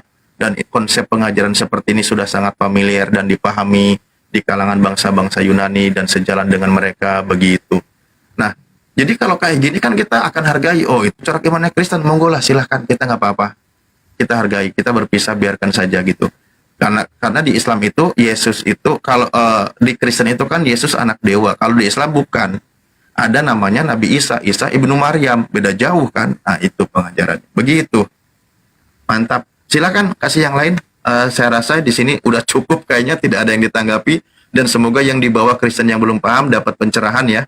Terima kasih. Tolong jangan dibantah, karena yang berpikir di sini menerima fakta dan mereka memahami begitu adanya. Terima kasih. Dulu tak tanggung jawab dulu tak. Kalau seandainya nih jujur dalam menerjemah masuk ke Indonesia sebagaimana konsep dari Yunani itu, apa nggak berisiko tuh ditinggal orang? Gimana itu? Oh, kan kata banyak yang terpanggil, sedikit yang terpilih. Ya tugasnya kawan-kawan Kristen ya harus, kalau ada yang keluar ya resiko, tapi mestinya kuat lah, minta doa terus kan. Contoh ketika di dalam 1 Yohanes 5 nomor 7 itu kan, di situ ada 3 yang bersaksi, salah satunya adalah Holy Ghost. Holy Ghost itu kalau bahasa Indonesianya hantu suci. Nah, orang-orang Kristen itu banyak berdoa ketika penginjilan tentang Theos itu, dan anak Theos atau anak dewa, minta doa perlindungan kepada hantu suci, agar mereka yang Kristen itu tetap dilindungi imannya, dan di luar Kristen agar masuk ke dalam Kristen gitu. Ya silakan aja gitu, itu kan konsekuensi dari penginjilan. Kita juga umat Islam sama kok, konsep dakwahnya ada gitu, minta perlindungan kepada Allah gitu. Gitu, Bang Handi. Bagaimana? Terus nenek-nenek, kakek-kakek, loh ada lagi Theos, ada lagi Logos, ada lagi Apostolos. Kok hilang Allahnya? Kok bukan lagi Alkitab, kok Bible? Apa enggak itu sok terapi itu tak? Gimana itu? Itu sebenarnya kalau mau peka pengajarannya nanti juga kan buat lumayan juga, mau merubah mindsetnya imannya Kristen gitu kan. Ya bisa juga, tolong siapa ini kita buat bikin seminari, bikin acara, itu kan menggerakkan ekonomi juga dan memakmurkan para narasumbernya juga. Nggak apa-apa lah konsekuensinya kan kayak gitu. Jadi kan dibikinlah sebuah acara, event kan gitu, nanti kan ada catering. Ya saya juga diundang yang buka catering, kan lumayan juga tuh rezeki. Nggak apa-apa lah, bagus, malah jadi menghidupkan perekonomian juga, nggak apa-apa, terus aja gaungkan. Di Komal-Komal ini kita bantu, di Komal Muslim kalau yang lagi rame pesertanya, kenalkan juga oleh Kristen gitu, kalau Yesus itu anak dewa atau anak Theos yang turun ke bumi dalam rupa manusia gitu, nggak apa-apa kayak gitu. Kita toleransi kok. Siap. Saya juga kalau gitu boleh dong saya ikut markir gitu, lumayan ya nama nambah. Nah, lumayan, betul. Ekonomi kan bergerak. Tapi persoalannya lidah mereka ini pendeta aja dah. Allah Bapa, Allah Anak, Allah Roh Kudus, Allah kita, Allah lain. Apa bisa berubah itu ya? Kebiasaan itu ya. Tugas kita mengedukasi pendetanya. Jadi. Oh gitu. Bang. Ya. bisa berapa sedikit. Bentar Bang Laila ini, Pames ini Muslim apa Kristen Bang? Saya Kristen Bang. Baik, silakan Bang. Bentar, Guru Nda kalau mau naik kirim permintaan Guru Nda, nggak bisa dijambak. Assalamualaikum Guru Nda. Iya lanjut. Udah dari tadi Pak. Iya lanjut. Oke, gini Bang. Jadi kan dari tadi saya dengar. Banyuman naiklah. Apa namanya pembicaraan orang abang di sini. Jadi saya agak menanggapi sedikit. Jadi itu riwayat Tuhan Yesus itu lain dengan riwayat yang telah disampaikan oleh Bang Alif tadi. Ini itu mengenai dikaitkan dengan ini, dengan dewa-dewa yang sebelum-sebelumnya. Jadi kalau dewa-dewa yang sebelum-sebelumnya itu kan yang diyakini oleh orang-orang Yunani atau Yahudi, yang diyakini atau kepercayaan mereka. Jadi lain dengan yang riwayat hidup dari Tuhan Yesus, mulai dari dikandung oleh Roh Kudus di dalam perut atau di dalam rahim Bunda Maria, sampai perjalanannya seketika dia sampai ke mewarta sampai umur 33 tahun. Jadi beda, jauh beda Bang. Jadi di sini tadi kan ada yang namanya Abang sampaikan tadi kan, ini kok Tuhan kok jejer 3 katanya kan. Jadi saya bingung dalam hari itu. Ini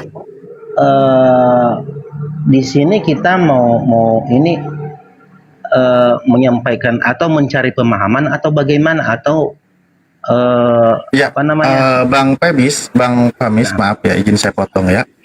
Itu mungkin tema tadi siang belum dirubah sama hostnya, mungkin dia lupa. Gini Bang Pamis ya, saya bilang, iya, saya sedang tidak mengatakan sama loh. Bahkan tadi saya bilang beda ya. Karena apa bedanya? Pemahamannya gini. Dalam doktrin imannya Kristen meyakini kalau Tuhan itu turun ke bumi dalam rupa manusia. Benar nggak? Betul. Nah, itu corak imannya Kristen. Corak pemahaman dewa-dewa itu beda. Apa dia bilang? Dewa-dewa telah turun ke bumi dalam rupa manusia. Iya. Nah, itu bedanya. Saya sedang tidak menyamakan loh, Bang. Ini beda ini. Nah, ini tidak sama. Oh gitu ya. Ini tidak sama, ini beda. Kalau Kristen imannya meyakini Tuhan turun ke bumi dalam rupa manusia. Sementara pemahaman orang-orang yang pemahaman dewa-dewa itu mereka katakan dewa turun ke bumi dalam rupa manusia. Jadi ini tidak sama ya. Jadi jangan ada yang bilang sama, tolong kawan-kawan, ini berbeda. Jangan ada yang bilang sama, kecuali mereka yang cerdas gitu. Nah, jadi memang faktanya berbeda. Nah, sekarang tinggal kita kembali kepada kalimat yang ada di bahasa Indonesia. Ketika di situ menyebutkan kata dewa turun ke bumi dalam rupa manusia, coba, Abang pernah baca nggak dalam bahasa Yunaninya, originalnya? Dari kecil sampai sekarang ini saya nggak pernah baca dengan bahasa-bahasa lain selain bahasa Indonesia. Dan saya berlaku bahasa orang Nia, saya baca dengan bahasa Nia juga. Itu aja. Dan selain itu nggak ada pernah saya baca gitu. Oke. Boleh kita buka yang punya otoritas memahaminya dalam perspektif Kristen itu sendiri. Ada Bible Hebrew Interlinear. Boleh ya? Boleh. Boleh nggak? Boleh. Ya. Silakan. Kita belajar bareng-bareng ya. Tolong kawan-kawan, jangan ada yang bilang sama, kecuali mereka orang cerdas ya. Jangan bilang sama, ini beda. Nah, di sini dikatakan contoh, ini aks ini kan KPR ya, Kisah Para Apostolos 14 nomor 11 atau Kisah Para Rasul lah, yang bahasa Indonesianya. Kan di sini dikatakan, kita buka dulu ya, mana tadi kitabnya? Oh ini. Nah, di sini menggunakan kata dewa-dewa telah turun ke tengah-tengah kita dalam rupa manusia. Kita buka nih bahasa Yunaninya. Contoh. Kita buka bahasa Yunaninya Textus Receptus. Nah, di sini kita mulai dari sini nih. Hotheos, oke? Ini mulai kalimatnya. Kita buka aja. Di sini ada interlinearnya. Di sini dikatakan, nah, nih kan dalam bahasa Likonia mereka berkata kan the gods kan gitu. Di sini bahasa Yunaninya hotheos, homeio, dan anthropos, kata besan, dan seterusnya. Di sini menggunakan kata theos, Bang. Jadi dewa itu bahasa Yunaninya adalah theos. Benar ya? Ini punya Kristen, bukan punya umat Islam, apalagi yang suka rajin sholat Jumat, bukan. Theos dia ya. Iya. Oke, baik. Jadi ini kan kita kembali ke bahasa original. Jadi di sini dikatakan kalau yang dikatakan dewa turun ke bumi dalam rupa manusia itu adalah sebagai theos. Theos gitu. Nah, Yesus sendiri dikatakan dan harus diyakini oleh orang Kristen sebagai anak theos, betul? Theos itu maksudnya apa itu, Bang? Theos ini ya, kalau tadi bahasa Indonesianya itu dewa, Bang. Oh, dewa. Nah, ya, betul. Terus? Nah, dan dalam bahasa originalnya, kitab Kristen, kalau Yesus itu adalah anak theos, betul? Enggak. Hah? Bukan, Bang. Bukan. Tuh, Anda bilang bukan. Coba, kita buka. Abang sedikit-sedikit agak-agak ngerti lah ya bahasa Inggris, bener ya? Betul. Oke, baik. Kebetulan saya nggak bisa bahasa Inggris, tapi abang yang baca ya. John 20:31. Jangan pakai terjemahan yang membingungkan biar kita tidak semakin panjang tensi perdebatan. Di Bang, sini coba kalau Bang, ini kalau bahasa Inggris atau bahasa lain, Bang. Maaf, saya nggak bisa. Saya nggak bisa berbahasa Inggris, bahasa Jawa, segala macam saya yang bisa. Oke. Selain bahasa Inggris. Mungkin di sini banyaklah yang mewakili. Ada Kang Dito. Kang Dito monitor. Atau saya baca ya. Jesus is the Christ. Wah, kan saya juga tukang makan singkong rada-rada Inggris lah. Yes, the Christ, the Son of God. Oke. Yesus adalah sebagai Kristus ini sebagai anak Tuhan, betul? God ini kan Tuhan artinya. Iya. Benar nggak? Jadi Yesus itu harus diyakini sebagai Kristus anak Tuhan.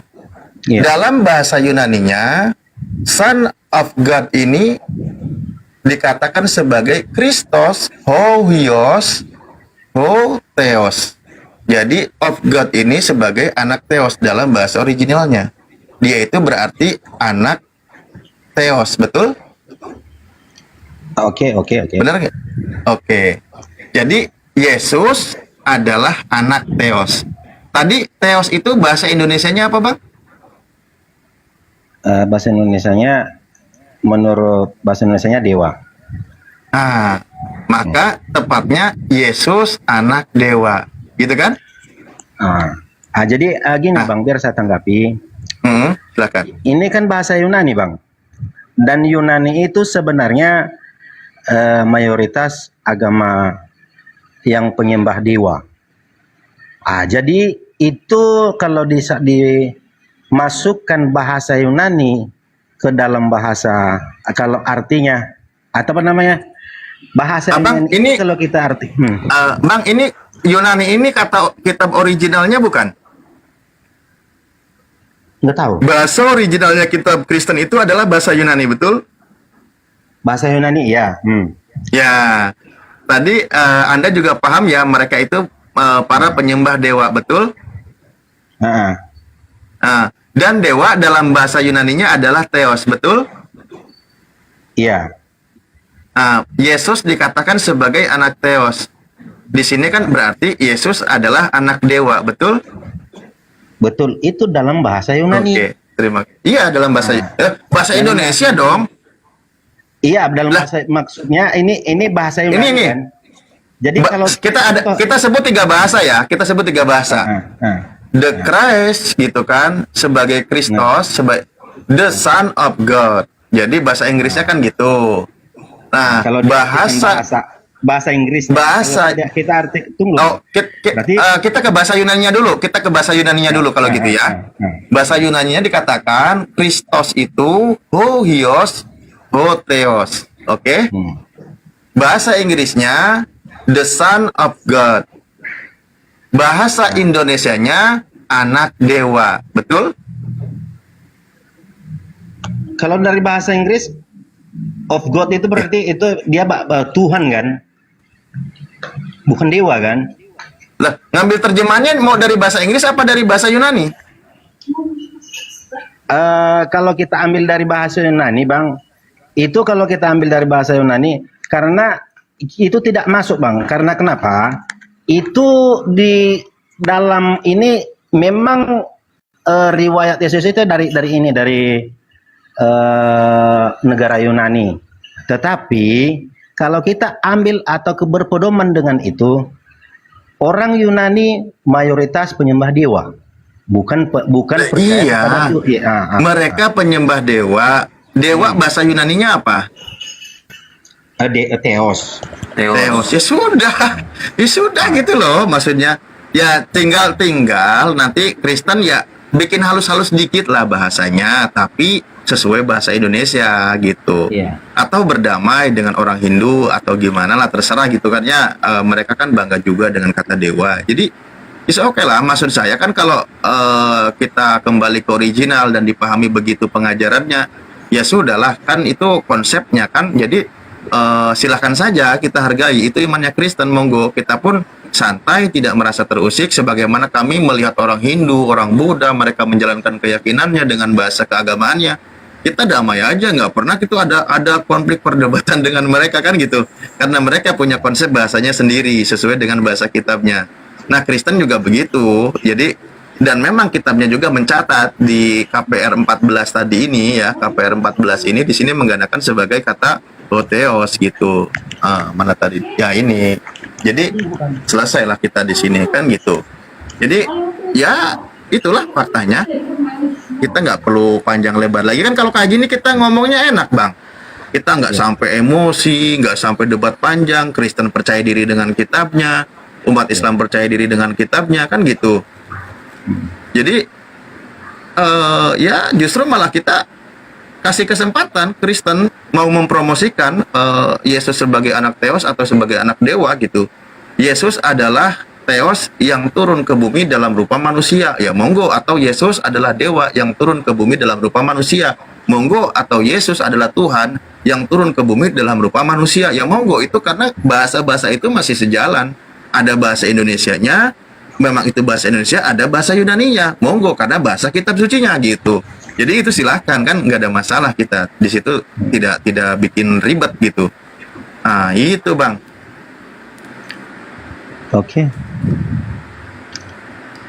Oke, apa, Bang? Jadi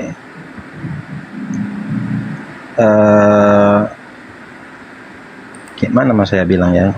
Jadi yang perlu saya tegaskan, yang menurut Alkitab yang saya percayai, dan itu telah disampaikan juga kepada kita bahwa itu firman Tuhan itu tidak bisa dikurangi dan tidak bisa ditambahkan. Nah, itu dari yang saya tahu dari sejak saya kecil mengajari kekristenan, Bang ya. Nah, jadi itu kalau dibilang Yesus adalah anak dewa, maka itu kan bahasa Yunani menurut Abang tadi. Tapi dewa bukan Yunani lah. Enggak, maksudnya dewa Theos, kan dari Indonesia Theos kan itu bahasanya kan. Mungkin dari Sanskerta. Itu saya nggak berterima sama sekali, karena memang menurut ajaran yang saya terima kenapa Abang malah mulai menolak bahasa kitab sucinya sendiri?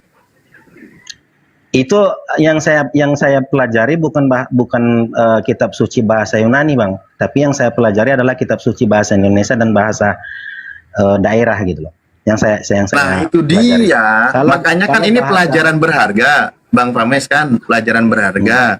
Kristen harus peka dan bangga atau mulai mau mempelajari bahasa original kitabnya gitu. Biar apa? Ya biar pemahamannya itu lebih luas. Jangan terkungkung hanya dalam satu versi terjemahan.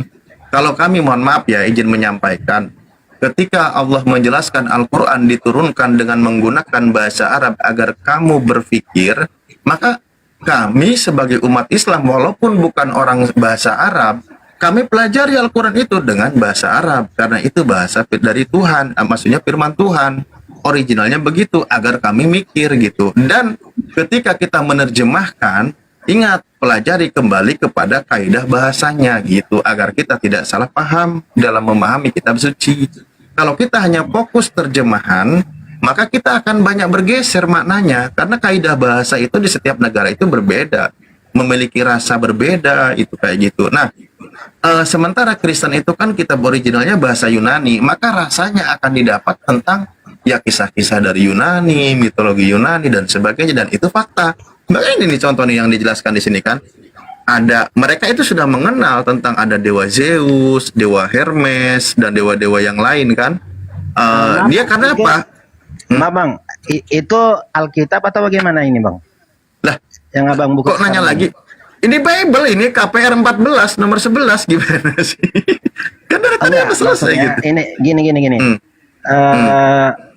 Itu kan kalau apa itu nggak sesuai dengan ini dengan apa namanya isi Alkitab sebenarnya. Makanya saya bingung. Loh, kok tidak sesuai, Bang? Bang, sesuai ini... itu Zeus itu nggak ada itu. Ada Bang. Nah. Coba Anda buka, ada di situ ada Bible-nya nggak? Atau saya ada. Ada. Bentar ya.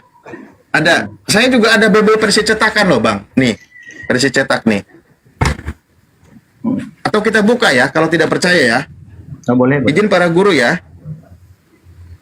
Ini. Nggak apa-apa Bang, ini pelajaran, semoga menjadi ilmu pengetahuan berharga, insya Allah gratis tanpa dipungut per puluhan, insya Allah. Ya, aman kok. Kita berbagi ilmu aja, berbagi pengetahuan. Jadi kita gratis cuma-cuma aja. Di sini dikatakan nih, ini versi cetak nih, ini kitabnya Kristen, bukan kitabnya umat Islam. Saya kebetulan dapat ini dari seorang pendeta juga, seorang dosen di salah satu fakultas. Dia maksudnya mungkin mau ini apa, tapi nggak perlu saya ceritakan lah. Bentar ya, saya geser dulu kabel. Dia nih katakan ini KPR 14 nih. Di sini dijelaskan nih ya 12, 13 di sini nih. Dewa-dewa, ini ada juga dewa Zeus. Barnabas mereka sebut sebagai Zeus. Ini versi cetak. Nggak mungkin lah mereka mengedarkan salah cetak. Ini diajarkan di gereja atau mungkin nggak pernah diajarkan di gereja Bang ya? Atau dilewat materi ini? Ini punya LAI loh Bang. Ini punya LAI loh. Bentar ya, kita buka. Ini punya LAI. Ini, aduh. Nih. Bukan punya kami, Bang. 14 nomor 11. 14 nomor 11. Bahkan kayaknya di sini nanti penanggung jawabnya juga ada semua tuh. Nih. Ada juga semua tuh. Oh, data-data ininya tuh. Pokoknya banyak angka-angka. Ini kalau mau yang pasang silakan. Jadi ke situ sih, maaf. KPR 14 ayat 11. Nomor 11. Iya. 11 12 boleh ke situ. Oh iya. Iya betul. Oh gitu ya. Ada ya? Oh ada. Ada. Makanya saya Bang terus terang, saya menyampaikan ini, saya nggak pernah berani keluar dari apa yang tertulis di dalam kitabnya Kristen. Saya nggak berani. Terus terang. Nanti saya dibilang melintir atau melecehkan kitabnya. Misal di sini dikatakan dewa-dewa, saya katakan bukan dewa. Aduh bahaya gitu. Padahal faktanya memang dewa kan gitu.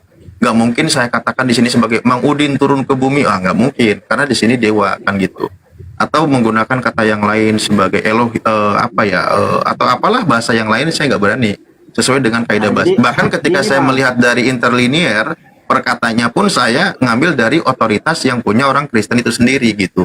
Nggak mungkin saya kembali juga ngambil dari misal yang bikin kamusnya itu adalah Muslim. Saya nggak berani. Karena apa? Nanti ya nggak sesuai dengan kaidah imannya gitu kan, corak imannya atau kan beda keyakinan. Jadi yang kami buka ini dari tadi pure murni punya Kristen. Kecuali kisah dewa-dewa yang dipahami, yang lahir, mati, bangkit itu yang memuat banyak. Contoh ini ada websitenya, ini ensiklopedia dunia gitu, dijelaskan di sini bahwa tentang ada dewa-dewa di sini ya kan, dewa-dewa yang mati ya, nih yang dijelaskan di sini contoh.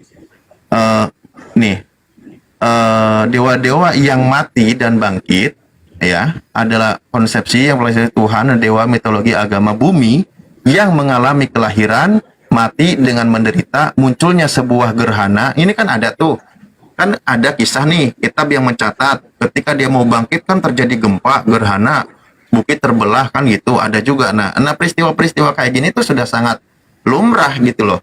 Di sini dikatakan peristiwa serupa dalam kematiannya melintasi alam gaib. Nah kan ada kan kisahnya juga yang masuk ke alam mati kan, ada gitu kan setelah kematiannya itu, dan setelah ia terlahir kembali dalam sensasi simbolik atau literal. Nah Tuhan dan dewa laki-laki di antara figur-figur tersebut di atas itu contohnya ada Osiris, ya Mang Osirnya, ada Adonis, ada Tamus, ada Jalmoksin, ada Poenik, ada Balder, ada Mang Odin di sini. Ya ini ada beberapa dewa. Termasuk, mohon maaf kalau ini mencatatnya agak terlalu serius kayaknya ya. Tapi di sini faktanya, nah di sini ini dijelaskan juga. Salah satunya ada lagi contoh tokohnya, Yesus. Yesus dari Nazaret adalah seorang tukang kayu, pengkhotbah, guru, rabi, penyembuh, pembuat mukjizat dan tokoh Yahudi yang berasal dari kota Nazaret, Israel. Orang Kristen, nah tadi kan tokoh Yesusnya, sekarang ke orang Kristennya. Orang Kristen percaya bahwa Yesus adalah anak Tuhan yang berinkarnasi menjadi manusia, Tuhan, Mesias, dan Juru Selamat umat manusia. Sekitar tahun 29 sampai 33, Yesus mati di salib. Dan umat Kristen percaya bahwa ia bangkit pada hari ketiga, dalam kurung Paskah, menampakkan diri kepada lebih dari 500 orang, termasuk murid-murid Yesus dan pada dirinya. Nah, walaupun demikian, beberapa tokoh yang mendukung teori mitos Yesus juga memasukkan Yesus ke dalam daftar dewa yang hidup, mati, dan terlahir kembali. Robert Price misalnya berpendapat bahwa Yesus hanyalah sekedar tokoh mitos yang bukan tokoh sejarah dengan alasan kepanjangan lah sana gitu. Nah ini kan sudah dimuat gitu. Dan saya mah jujur Kang bacanya sesuai dengan huruf. Saya nggak berani ngerubah-rubah, kan tadi nggak boleh rubah-rubah. Di sini tulisannya Robert Price gitu. Karena kan katanya nggak boleh dirubah-rubah tulisan orang. Iya, gitu. Jadi Bang, ini ya itu ya. Bentar, ini doa ibu Muslim apa Kristen? Doa ibu Kristologi Muslim apa Kristen? Assalamualaikum warahmatullahi wabarakatuh. Waalaikumsalam warahmatullahi wabarakatuh. Muslim ya Bang ya? Muslim Mas. Ya, nyimak dulu ya, bentar ya Bang. Ya, siap. Oke. Ya, Robert silakan dicek. Oke, saya jadi ikutan siaga. Jadi ini sebenarnya kalau kita baca hanya dengan sampai dari ayat 11 ini sampai ke 12 ini Bang, jadi ngawur, makanya pengertiannya semua nanti akan berbeda-beda. Jadi kita bisa baca sampai ada saya baca aja ya, maaf ya, kasih waktu. Boleh, silakan. Ketika orang banyak melihat apa yang telah diperbuat Paulus, mereka itu berseru dalam bahasa Likaonia. Dewa-dewa telah turun di tengah-tengah kita dalam rupa manusia. Barnabas mereka sebut Zeus dan Paulus mereka sebut Hermes. Karena ia yang berbicara, maka datanglah imam dewa Zeus yang kuilnya terletak di luar kota, membawa lembu-lembu jantan dan karangan-karangan bunga ke pintu gerbang kota dan mempersembahkan korban bersama-sama dengan orang banyak kepada rasul-rasul itu. Mendengar itu, Barnabas dan Paulus mengoyakkan pakaian mereka, lalu terjun ke tengah-tengah orang banyak itu sambil berseru, "Hai kamu sekalian, mengapa kamu berbuat demikian? Kami ini adalah manusia biasa, sama seperti kamu. kami ada di sini untuk memberitakan Injil kepadamu, supaya kamu meninggalkan perbuatan sia-sia ini dan berbalik kepada Allah yang hidup, yang telah menjadikan langit dan bumi, laut dan segala isinya. Jadi kalau kita baca setengah-setengah, kita pengertiannya jauh berbeda. Tetapi kalau kita sampai ke bawah yang saya baca ini, sedikit kita mengerti bahwa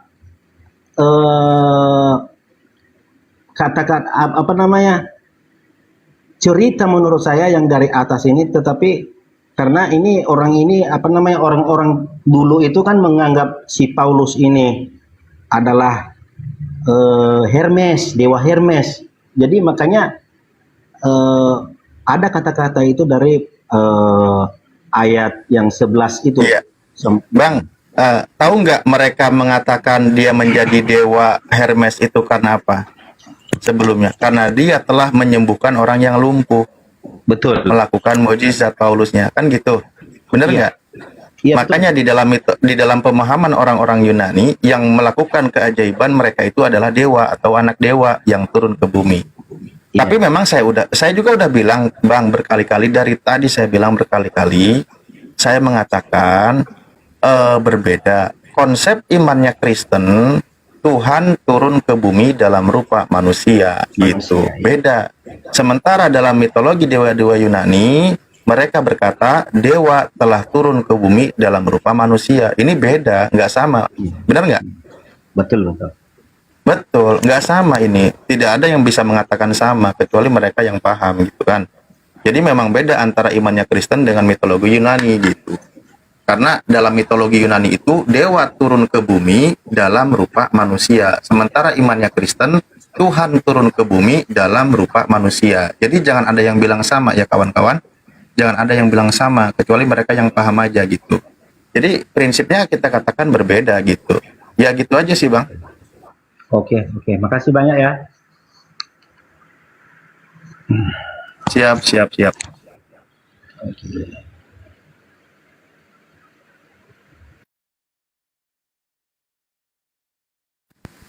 Kok malah turun? Kan kalau kayak gini kan gitu. Aduh. Ya udahlah. Monggo para guru.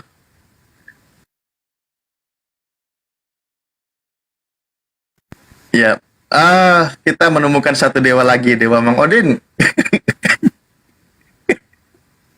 Aduh, Mang Odin nu dagang cilok juga dijadiin dewa, aduh parah.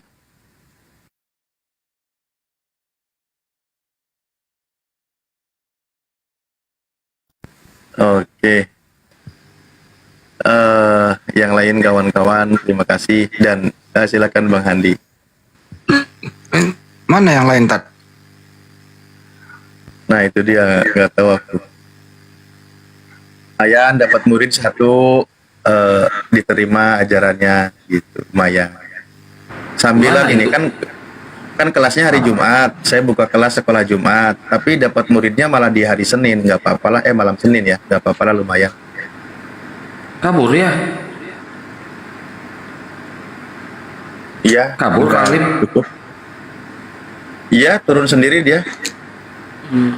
Sebenarnya gini loh, Tad. Kalau Kristen ini tampil apa adanya, saya rasa diskusi ini kita kurang-kurangi deh. Tapi mereka ini ya, baik orangnya maupun Bible-nya sendiri ke Islam-Islaman semua. Perempuannya tampil berhijab. Ada lagi yang satu laki-lakinya, wush, pakaiannya melebihi daripada ustadz. Padahal ajarannya pagan. Kenapa mereka demikian? Karena tidak percaya diri ke-Yunanian itu. Dia nggak percaya diri terhadap original teks Bible-nya.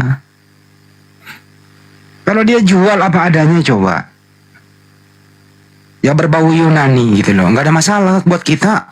Justru mereka ini mencerminkan identitas aslinya gitu. Dan maunya begitu. Kalau nggak ke Yahudian ya ke Islam-Islaman. Tampilannya dirubah, baik sampul Bible-nya dirubah menjadi Alkitab. Orangnya yang nongol dirubah, tadinya pakai salib, perempuannya pakai hijab. Lakinya mestinya pakai salib, baju pendeta gitu. Pakai baju-baju ke Islam-Islaman gitu. Ini kan cara licik semua gitu. Kita maunya ya kayak Hindu, Buddha kan gitu ya Ustaz ya. Asik tuh. Iya, biar kita asik gitu loh. Iya. Nggak perlu ada debat gitu. Hindu Buddha enak, Sang Yang Widi jelas. Kalau Buddha itu Siddhartha Gautama. Apa Hindu ya? Saya juga is okay lah itu. Kita kan nggak pernah jarang diskusi sama mereka. Nah kenapa ini Kristen di Indonesia? Masuk, bawa oleh Belanda. Dari Yunani diterjemahin. Nah, harus ke Islam-Islaman lah.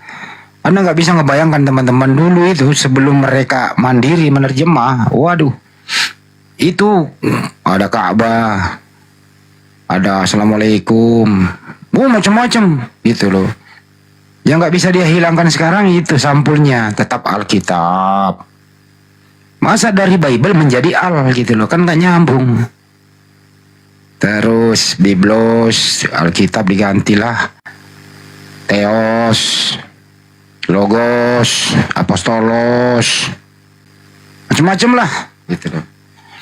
Ya mestinya ini pendeta ini kenapa sih kalian ini malu pakai identitas Anda gitu loh, ciri khas Anda, kenapa mesti malu gitu?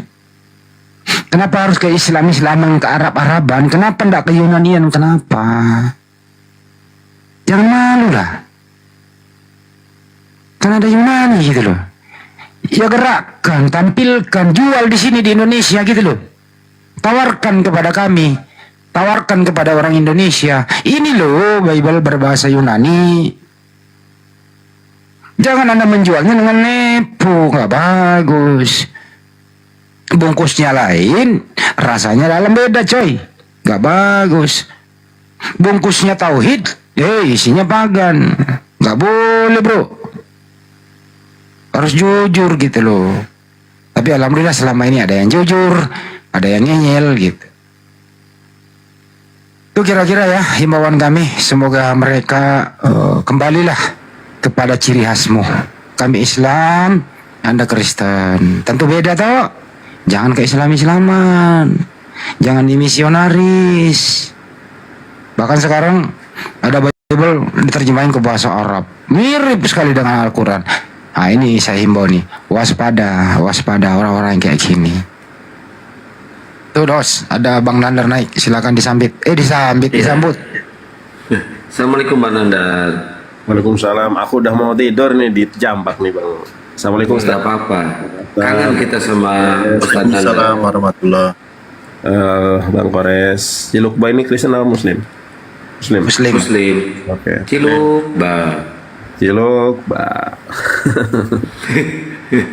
Ya, bagi yang teman-teman Kristen silakan naik ke atas ya. Ayo kita diskusi santai kayak tadi, enak loh dengarnya. Siap. Kangkean santai teman-teman semuanya, aku izin turun ya, aku udah tidur. Iya. Soalnya. Kasih ya. Iya, sing sehat ya, sing namanya. Konsep. Ya, Bang Handi. Atur nuhun Kang Yana. Kang Dito, Kang Kores.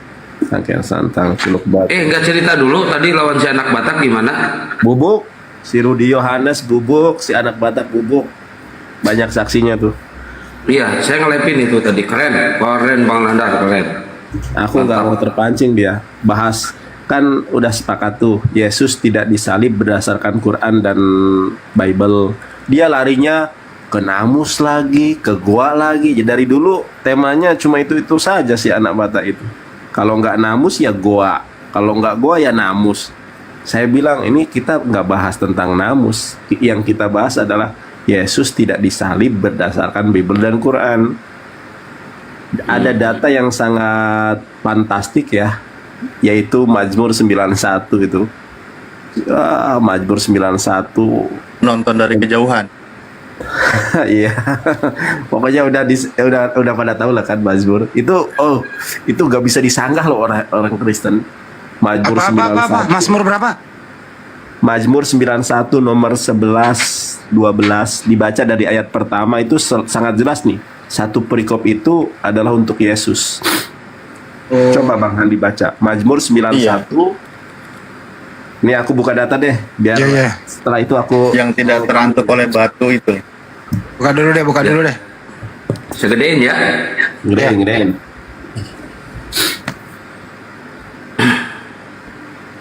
Yang muslim jangan dulu naik ya, biar teman-teman Kristen naik dulu, kasih slot satu buat teman-teman Kristen ya. Mohon atas kerjasamanya ya. Kasihan ini penontonnya nanti kalau muslim semua.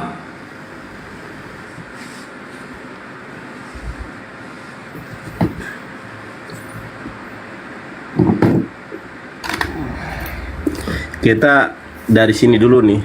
Matius 4 nomor ke-6. Sebentar, mana nih? Sebab ada tertulis mengenai Yesus, ya, ini engkau di sini Yesus, ia akan memerintahkan malaikat-malaikatnya dan mereka akan menatang engkau di atas tangannya supaya kakimu jangan teratuk kepada batu. Ternyata ini itu tertulis di dalam Mazmur 91 nomor 11 sampai 12, sebab malaikat-malaikatnya akan diperintahkannya kepadamu untuk menjaga engkau di segala jalanmu.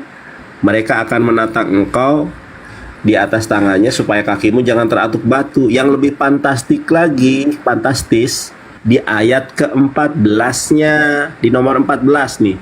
Sebab dia mengasihi aku, maka aku akan membebaskannya, aku akan melindunginya, karena dia mengenal namaku.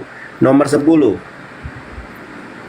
malapetaka tidak akan menimpa kamu, dan tulah tidak akan mendekat kepada kemahmu.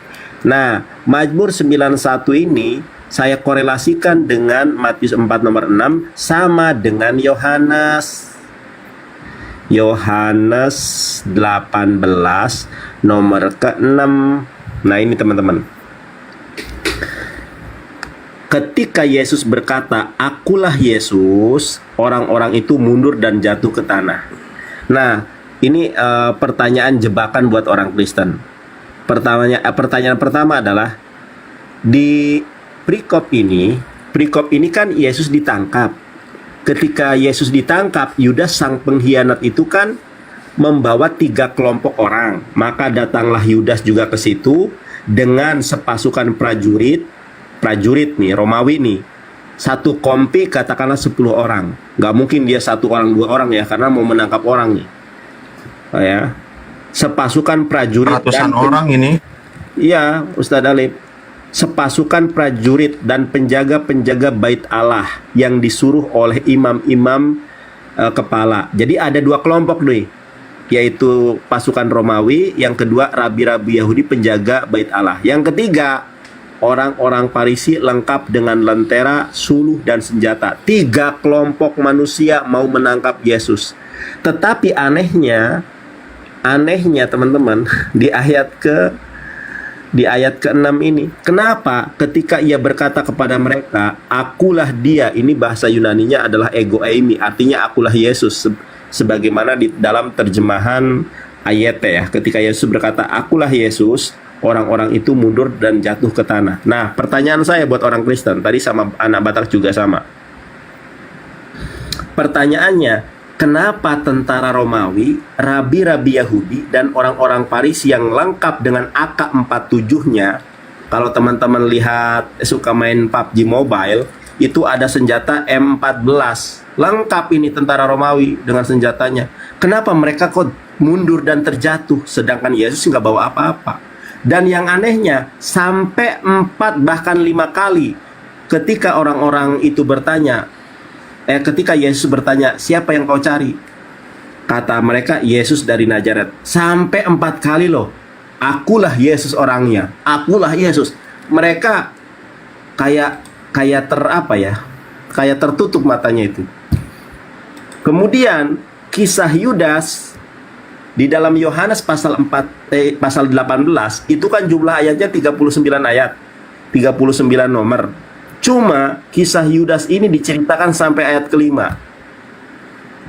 Setelah tentara Romawi ini terjatuh dengan dua pasukan yang lainnya, kisah Yudas berhenti, hilang sampai di situ. Kemana Yudas? Yudas diserupakan dengan Yesus. Dan di mana datanya? Yohanes 18:23. Ketika Yudas atau Yesus yang mereka lihat, Yesus ya, yang mereka sangka Yesus, itu kan ditampar nih oleh tentara Romawi, bahkan diludahi. Yang dianggap Yesus itu mengatakan, kenapa engkau menampar aku? Kalau aku salah, tunjukkanlah kesalahanku. Tetapi kalau aku benar, tunjukkanlah kebenaranmu. Kalau aku benar, kenapa engkau menampar aku? Nah, ini bukan Yesus. Nah, kok bisa bukan Yesus? Karena di dalam Matius 5 nomor 39, Yesus mengatakan, jangan melawan orang yang berbuat jahat kepadamu. Apabila engkau ditampar pipi kananmu, berikanlah pipi kirimu. Yesus kok nggak mempraktekan? Kalau nggak mempraktekan, hanya dua opsinya. Pertama, kaburo maktan indallahi ang taquluna ma la taf'alun. Mereka mengatakan apa yang tidak diperbuat. Yang kedua, itu adalah Yudas. Saya lebih percaya itu Yudas. Kalau Yesus nggak mungkin kaburo maktan indallahi ang taquluna ma la taf'alun. Nggak mungkin, karena Yesus adalah pelaku firman. Nah, itu yang tadi saya sampaikan. Kemudian terakhir, masih banyak sebetulnya, ini simpulan saja. Di dalam Yohanes 18 nomor ke-6, kenapa mereka terjatuh coba? Kenapa mereka terjatuh? Mazmur 91 nomor 10, 11, 12, 14 jawabannya. Sebetulnya bukan hanya beberapa ayat itu saja. Saya percaya bahwa Mazmur 91 nomor 1 sampai 16 adalah untuk Yesus. Ustadz Alif coba baca di ayat 13-nya nanti saya tunjukkan ya. Ayat ke-13-nya. Yohanes bukan ini. Mazmur, sorry Mazmur 91. Coba teman-teman. Singa dan ular tedung akan kau langkahi, engkau akan menginjak anak singa dan ular naga. Di dalam, kelihatan nggak ini? Sorry. Singa dan ular tedung akan kau langkahi, engkau akan menginjak anak singa dan ular naga. Di dalam sebuah hadis teman-teman, nanti tanya Ustadz Alif kalau nggak percaya sama saya. Di dalam atau Ustadz Tahta. Di dalam hadis kan ada bahwa Nabi Isa alaihissalam itu nanti setelah datangnya Al-Mahdi, Nabi Isa alaihissalam itu nanti singa, ular itu nanti tidak akan berbisa lagi, tidak akan membahayakan lagi. Jadi Mazmur 91 nomor 1 sampai dengan 16 ini adalah untuk Yesus. Kalau untuk Yesus berarti peristiwa penyaliban tidak terjadi kepada Yesus, melainkan kepada Yudas Iskariot. Kalau begitu, maha benar Allah atas segala firman-Nya. Quran surat An-Nisa ayat 157.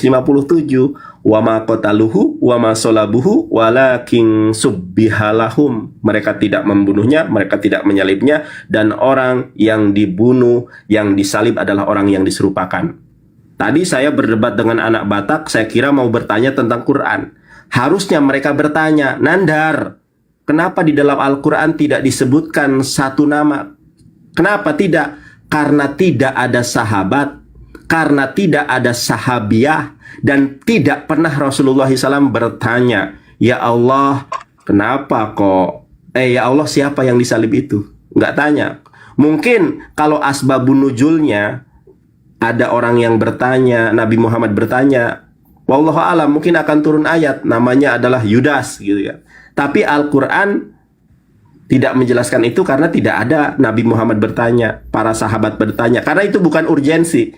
Urgensi dan esensi dari ayat itu adalah Yesus tidak disalib, dan sesuai dengan Mazmur 91 nomor ke 1 sampai 16. Saya yakin para guru di sini sudah memahami dan lebih tahu tentang itu lebih daripada saya. Akan tetapi di sini saya menceritakan atas perdiskusian yang saya lakukan dengan si Rudi Yohanes dan anak Batak. Itu hanya kilasannya saja. Tentu jalannya perdiskusian lebih panjang dari apa yang saya ceritakan. Wallahu alam bisawab. Terima kasih. Berkah selalu. Saya mohon maaf ya teman-teman, para sahabat, para Masya guru. Allah, terima kasih ilmunya guru kami. Ilmunya. Apalagi nanti kalau saya jelaskan nggak tidur nih nanti. Ustaz Alif aja langsung. Jelasin dulu lah, nggak asik kalau nggak dijelasin. Iyalah, biar tuntas sampai klimaks lah, gimana sih? Sebentar, saya balikan dulu. Di dalam lindungan Allah, orang yang duduk dalam lindungan yang maha tinggi dan bermalam dalam naungan yang maha kuasa. Ternyata Yesus pun, teman-teman, sebentar. Yesus saya taruh dulu ininya, aduh.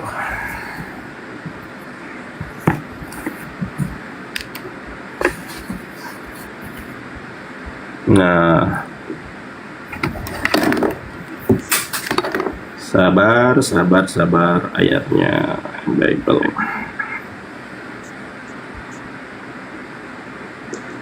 Mazmur 9, teman-teman lihat ya. Mazmur 91 nomor 1, orang yang duduk dalam lindungan yang maha tinggi dan bermalam dalam naungan yang maha kuasa. Siapa itu? Lukas 6:12. Pada waktu itu pergilah Yesus ke bukit untuk berdoa dan semalam-malaman ia berdoa kepada Allah. Ayat ke-1. Ayat ke-8-nya. Nomor ke-8. Nah, nomor ke-8-nya kita buka teman-teman. Engkau hanya menontonnya dengan matamu sendiri dan melihat pembalasan terhadap orang-orang fasik. Ini bisa bisa ditafsirkan ke Yohanes 18 nomor ke-6, bisa juga ke Amsal 21 nomor 18. Amsal 21 nomor 18. Nah, ini kan ini. Engkau hanya menontonnya dengan matamu sendiri dan melihat pembalasan terhadap orang-orang fasik. Orang fasik dipakai sebagai tebusan bagi orang benar dan pengkhianat sebagai ganti orang yang jujur. Jadi Yesus itu hanya melihat pembalasan terhadap orang fasik. Nah, korelasinya apa dengan Yohanes? Ada Yohanes 18 nomor ke-6. Nah, ini saya mempunyai analisa ya. Ketika ia berkata kepada mereka, akulah dia, mundurlah mereka dan jatuh ke tanah. Kalau dalam ayatnya, ketika Yesus berkata, akulah Yesus, orang-orang itu mundur dan jatuh ke tanah. Nah, ketika peristiwa inilah analisa saya, mohon diluruskan kalau salah. Ketika mereka pingsan dan terjatuh, Yudas berubah rupa jadi Yesus. Yesus meminjamkan bentuknya kepada Yudas dan Yudas dipinjamkan bentuk raganya Yesus, sementara Yesus berubah rupa jadi seorang muda yang memakai kain lenan. Coba teman-teman perhatikan nih. Ketika ia berkata kepada mereka, atau yang ini aja nih, yang terjemahnya yang sesuai dengan original teks. Yohanes 18 nomor ke-6. Ketika Yesus berkata, akulah Yesus, orang-orang itu mundur dan jatuh ke tanah. Kita tidak tahu loh, jatuh ke tanah ini maksudnya bagaimana? Kok bisa 40 orang, kurang lebih 40 atau minimal 30 orang pasukan, kok bisa mereka terjatuh ke tanah? Ini sesuai dengan Mazmur 91 nomor 10, 11, 12. Nah, ketika peristiwa ini, Yudas dipinjamkan bentuknya Yesus, sementara Yesus berubah rupa menjadi seorang pemuda memakai kain lenan. Saya tunjukkan ayatnya. Kita kalau mencari di ayat Bible, teman-teman perhatikan, tidak pernah, ini pertanyaan yang menohok nih. Pertanyaan saya, siapakah pemuda di dalam gospel yang memakai sehelai kain lenan? Cari. Kalau kita cari di dalam perjanjian baru, sehelai kain lenan, orang yang memakai sehelai kain lenan di dalam gospel itu hanya Yesus. Di mana ayatnya? Yohanes 13 nomor 4. Lalu bangunlah Yesus dan menanggalkan jubahnya. Ia mengambil sehelai kain lenan dan mengikatkannya kepada pinggangnya. Di dalam memahami Bible itu ada yang namanya ilmu hermeneutik. Menafsirkan menafsirkan ayat Bible dengan ayat Bible. Siapa yang memakai kain lenan di dalam perjanjian baru? Tidak pernah ada yang lain. Hanya Yesus. Ternyata ketika Yudas berubah rupa jadi Yesus, ini analisa ya. Yesus menurut Bible ya, bukan menurut Islam dan Quran. Menurut Bible, Yesus menjadi seorang muda yang memakai kain lenan. Bagaimana kronologinya ini? Ada seorang muda yang waktu itu hanya memakai sehelai kain lenan untuk menutupi badannya. Mengikuti dia, mereka hendak menangkapnya. Tetapi ia melepaskan kainnya dan lari dengan telanjang. Ini siapa? Yesus. Menurut ayat Bible. Coba lihat, kalau nggak percaya ya Ustadz Alif, Bang Handi, Kang Dito, Bang Kores, Kang Tian Santang. Coba cari di dalam tafsirannya, ada nggak menyebutkan sosok nama? Nggak ada. Cuma kita harus pintar. Coba Ustadz Alif, itu kan ada tafsiran Yerusalem, terus Matthew Henry, nggak ada Ustadz Ali. Pada kebingungan, ada juga memasukkan nama siapa gitu, tapi nggak masuk akal. Itu asumsi di tafsiran itu ada, tapi nggak masuk akal. Kalau nggak salah nama Lukas atau siapa? Masa Lukas murid Paulus ada di situ, ngapain?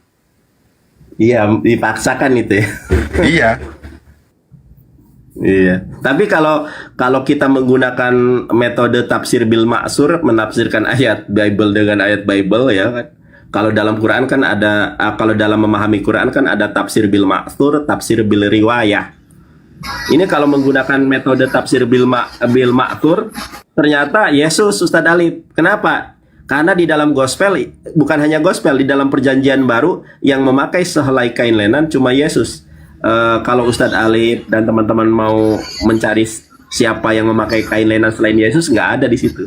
Nggak ada. Ya, adanya di Yohanes 13 nomor 4 itu ya. Yohanes berapa tadi? Ya, saya tunjukkan lagi nih. 13:4. Yohanes 13:4 benar nih Ustadz Alif, ini jagoannya nih. Benar Ustadz Alif. Kalau kita cari teman-teman, ini kan pencarian nih, sehelai kain lenan. Kita carinya di dalam perjanjian baru. Ternyata ini cuma Yesus nih. Ini yang pertama Markus 14:51. Yang kedua Yohanes 13:4. Lalu bangunlah Yesus dan menanggalkan jubahnya. Ia mengambil sehelai kain lenan. Nah, pertanyaannya buat teman-teman Kristen, kalau bukan Yesus, siapakah pemuda, siapakah laki-laki di dalam gospel yang memakai sehelai kain lenan selain Yesus? Cari. Nah, cara mencarinya gampang, tinggal ketik aja sehelai kain lenan dalam perjanjian baru. Ternyata cuma Yesus. Ceder gitu Ustadz Alif. Ini sekedar cerita, bukan bermaksud menggurui atau mengajari guru-guru semua yang ada di sini. Makasih ya. Ilmu mahal ini. Serius. Ilmu Ustadz Alif itu. Tapi Ustadz Alif ada juga tuh yang di Bang Juma pernah ngasih tahu ya tentang mata yang ditutup itu di mana ya? Saya pernah Bentar ya, udah saya catat belum?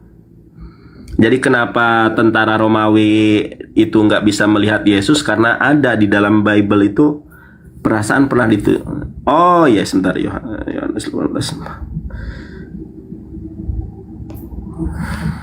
Di mana ya? Sebentar ya. Wah, saya lupa nulis nih. Oh, ini. Nah, ini nih ada Ustaz Alif. Sebentar ya, saya bukakan lagi. Ternyata ini nih. Tetapi ada sesuatu yang menghalangi mata mereka sehingga mereka tidak dapat mengenal dia tuh. Makanya mereka nggak bisa kenal Yesus. Tetapi ada sesuatu yang menghalangi mata mereka sehingga mereka tidak dapat mengenal dia. Ini saya catat ini. Mata menghalangi kenal Yesus. Ternyata sesuai dengan Quran. Makanya di dalam Al-Quran dikatakan, ya, wa makaru wa makarullah wallahu khairul makirin. Itu kan berbicara tentang Nabi Isa. Coba aja ayatnya lihat. Itu berbicara tentang Nabi Isa. Bagaimana Allah membalas tipu daya orang-orang kafir Yahudi yang mau menyalibkan Yesus atau yang mau menyalibkan Nabi Isa. Tetapi saya lucu dengan RK itu. Wallahu wa khairul makarim kata. Kayak lagu DJ aja. Khairul makarim. Kata saya RK yang bener aja. Emangnya Menteri Pendidikan makarim.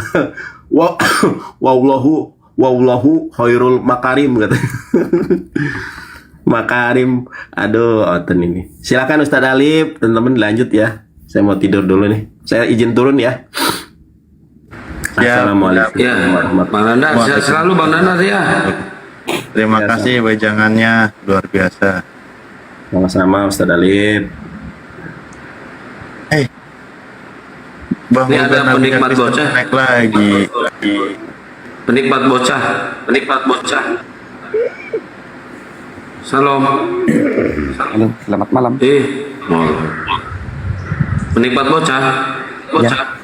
Selamat malam. Ya, malam. Si Rugan noise Selamat malam. Malam. Salam. Ya Bang Kepas. Silakan.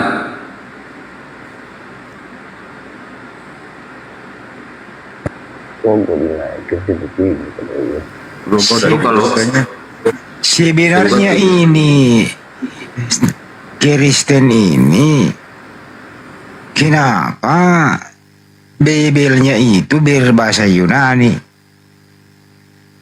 padahal Yesus itu tidak pernah mengajarkan berbahasa Yunani gitu. Nggak ada pengaruhnya itu aja. Kan di Yunani itu banyak istilah SS, Theos lah, Kurios lah, Logos lah. Iya, nggak ada pengaruhnya itu. Kenapa sampai di Indonesia tidak berbau Yunani lagi? Kenapa berbau-bau Islam? Terus apa yang berubah rupanya?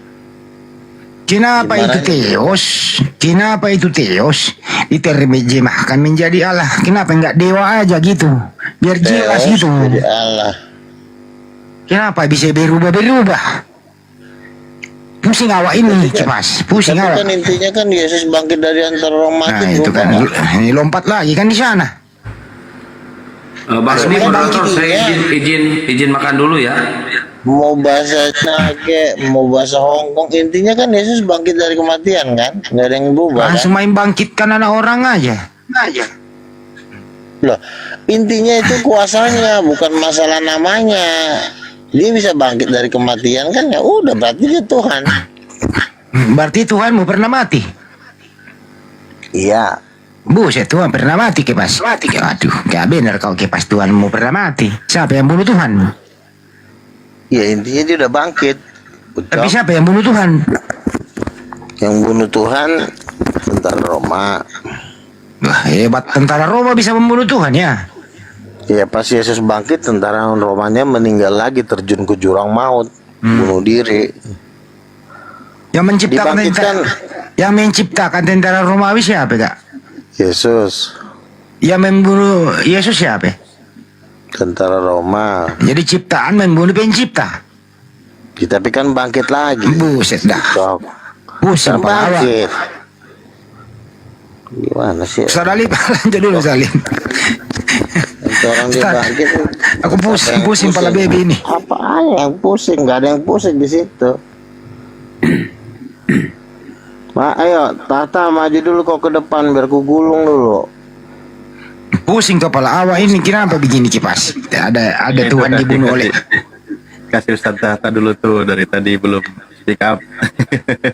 Enggak, tadi gua dengar gara-gara dia gua mau naik kan, pas gua itu ketiduran. Nggak apa-apa, siapa aja sih. Tapi kayaknya udah pada ketakutan nih kalau gua udah naik nih. Udah nggak ada lagi jawabannya masalahnya. Ya takutlah kita kena, itu paling takut kita kena tentara Romawi membunuh Tuhan. Iya, tapi kan tentara Romawi ketika dia naik ke surga kan, tentara Romawi juga kan mau pengen ikut naik kan digetok palanya. Ngapain kau ikut naik? Kolor, kuciang, kata Yesus. Kami mau ikut naik, kami mau gaya-gayaan kayak Yesus. Kata kalau salah satu malaikat, gue injak nanti kalau dari atas. Enggak, itu tentara Romawi itu berjasa dia ya? Bukan berjasa, dia cuma dilibatkan aja. Artinya dilibatkan oleh si iblis untuk membunuh Yesus. Tapi kan yang jadi masalah kan Yesus kan bangkit dari kematian. Ya, kalau tentara Romawi nggak membunuh Yesus, lu nggak punya Tuhan loh. Loh, intinya tentara Romawi memang bisa membangkitkan Yesus dari kematian. Kan bukan tentara Romawi yang membangkitkan Yesus. Tapi dia kan membunuh dulu, berarti jasanya ada. Dan dia bukan dia berjasa, dia artinya dimanfaatkan oleh iblis. Oh, iblis menyerahkan dirinya, dimanfaatkan iblis, dia membunuh Yesus. Padahal kan tujuan tentara Romawi kan untuk penebusan dosa, hanya pengen membunuh. Nah, di kesempatan kan Yesus juga memang mau menyerahkan dirinya untuk penebusan, ya udah dimanfaatkan dia. Jadi tentara Romawi ini jasanya ada bersama iblis. Karena kalau tidak ada jasanya dia, lu nggak ada penebusan dosa sama Tuhan. Begini, kalau iblis itu kan dia memang tidak tahu apa yang mau dilakukan Yesus ini mau untuk menebus dosa. Dia hanya sebatas ingin membunuh. Nah, Yesus itu memang ingin menyerahkan. Jadi tergantung motivasinya. Kalau Bapa ingin menyerahkan Yesus untuk penebusan, tapi kalau iblis memakai tentara Romawi ingin merasa menang, ingin mengalahkan. Padahal ketika Yesus bangkit dari kematian kaget lah. Gak. Kok bisa bangkit? Gak, lu terangin ke Kepas ini. Kepas kan masih bingung dia nih. Lu terangin bahwa itu Roh Kudus itu atau itu Maria itu adalah yang mana sih suami istri Kak? Maria, suaminya Maria siapa Kak? Begini, Tuhan itu kan maha kuasa. Tuhan itu juga kan maha cinta. Pertanyaannya, kalau Tuhan lo kagak punya bini, kira-kira dia mencintai angin apa kayu sama pohon? Iya nggak apa-apa itu. Jadi Roh Kudus itu bininya ya? Sama lo. Iya, makanya gua tanya, apakah Tuhan lo mengaku maha cinta tapi bininya kagak ada? Iya udah nggak apa-apa. Jadi tapi nggak ada bini. Iya nggak apa-apa, nggak ada bini. Jadi Roh Kudus itu bininya siapa? Maria. Kok Roh Kudus sih? Roh Kudus itu si Maria itu ciptanya Roh Kudus. Terus yang mengawini Maria siapa ya? Si Yusuf lah suaminya. Siapa? Yusuf. Pak Yusuf. Kan ada Bapak Putra Roh Kudus gak? Gitu loh. Tadi kemarin gak apa ya, lupa gue ngomong apa lu. Maksudnya bapaknya Yesus itu loh. Iya, Yesus kan bapaknya, Roh Kudus kan ibunya. Yesus bapaknya, Roh Kudus ibunya. Terus Yesus anak juga gimana sih Kak? Yesus kan anak tunggal. Bapaknya Yesus? Kalau bapaknya Tuhan, ibunya Tuhan. Sebentar. Kalau bapaknya Tuhan, ibunya. Coba Kepas ditanya, kira-kira masuk akal nggak yang dikatakan Luka itu? Pas, ngomong lu Pas. Sebentar dulu Tata. Ini masuk akal, lain Luka Tambunan masih akal. Masuk akal ya. Iya iyalah, mana calon muridnya, calon muridnya. Sampai closing Bang Luka, Kepas. Bukan, sebentar. Itu seluruh karismatik itu tidak ada yang menentang itu. Yang menentang itu kan cuma Protestan. Orang gila katanya Kepas. Mana percaya ke orang gila gitu. Sekarang percaya gimana Kepas? Lah orang kan punya proses. Kan begini, ketika gue bilang Roh Kudus itu ibu, orang kan pertama-tama kan bingung ayatnya kok nggak ada. Tapi kan setelah dipikir-pikir, Roh Kudus itu bertindak memberikan kuasa kepada Yesus. Oh ya udah paham nih kemarin nih kalau gak nih kayak pas Bapak itu istrinya Roh Kudus. Iya ya, iya gak ya? Ya memang istrinya. Kalau Nah, itu misalnya kayak pas. sebentar, Nah. sebentar. Masuk akal. Kalau sebentar dulu sebentar. Aduh, Masuk akal jangan Mas. 3 orang jangan dulu 3 orang ngomong, pusing kepala gue. Satu dulu ngomong. Sebentar. Kalau bapaknya Tuhan, terus ibunya Tuhan, pasti anaknya Tuhan dong. Iya kan? Iya. Kalau bapaknya manusia, ibunya manusia, pasti anaknya manusia. Ya. Nah, Yesus kan bapaknya Tuhan, Allah Bapa. Ibunya Roh Kudus juga Tuhan. Karena Roh Kudus itulah yang membangkitkan Yesus, yang menjadikan alam semesta, yang membuat semua mujizat. Berarti Tuhan. Oh iya. Tuhan juga. Ya berarti Jadi- anaknya juga pasti Tuhan. Jadi bapak suaminya, Roh Kudus istrinya, anaknya Yesus gitu ya. Berarti anaknya Yesus sebagai Tuhan. Oke. Betul. Terus Bunda Maria sebagai apa? Itu cuma ciptaan doang. Ciptaan doang ke pas. Pas Ibu-ibu puyeng lu. Pas. Oh, orang Islam nggak bisa menjawab lagi tuh. Mau ngebantai dari mana coba? Iya, Pusing nggak usah kan? bantah. Kita kan cuma mau dengerin lu, nggak usah bantah. Ya emang nggak bisa dibantah. Lo mau bantai dari mana? Aku tidak dapat berbuat apa-apa dari diriku. Lah itu kan anaknya. Ya udah nggak usah Wajar. kemana-mana. Jadi bapaknya suaminya, istrinya Roh Kudus, anaknya Yesus pas. Jadi Yesus Roh Kudus sama bapak itu suami istri pas. Betul. Itu lo ke pas. Puyeng lo ke pas. Kalau misalnya gini, kalau misalnya suaminya Tuhan, istrinya Tuhan bukan? Iya tuh, menurut kamu Tuhan semua. Bukan. Jadi Iya, nggak begini, mungkin. Lelu. Nggak Kalau mungkin istrinya suaminya Roh Kudus, itu udah repot. Kenapa mas? Kalau Roh Kudus istrinya itu udah repot. Roh Kudus itu kan Roh Allah, Roh suci. Nah, nggak jadi berguru tadi lu jadi murid, nggak jadi lu. Lanjut lanjut Pas.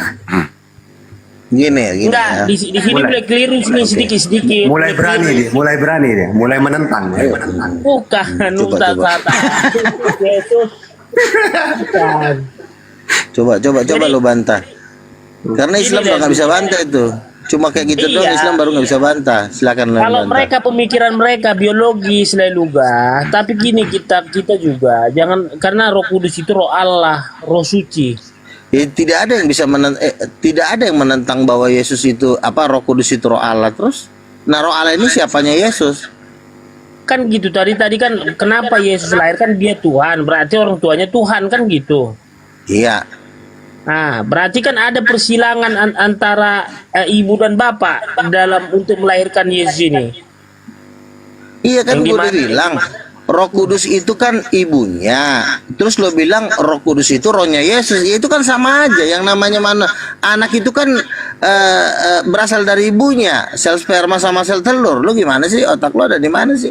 Enggak gini Leluga, ini kan kita bicara biologis dan kembali lagi kamu seperti mereka. Iya sekarang Yesus juga ngomongnya biologis, bilangnya aku anak, itu kan biologis. Yang bilang itu rohani-rohani Iya. kan lo. Kalau dikatakan Roh Kudus enggak begini loh. Ada nggak Yesus bilang aku ini anak rohani? Kan nggak ada. Dia Nggak cuma ada bilang ini aku loh, anak Leluga. Allah. Leluga. Ya berarti dia Nggak anaknya.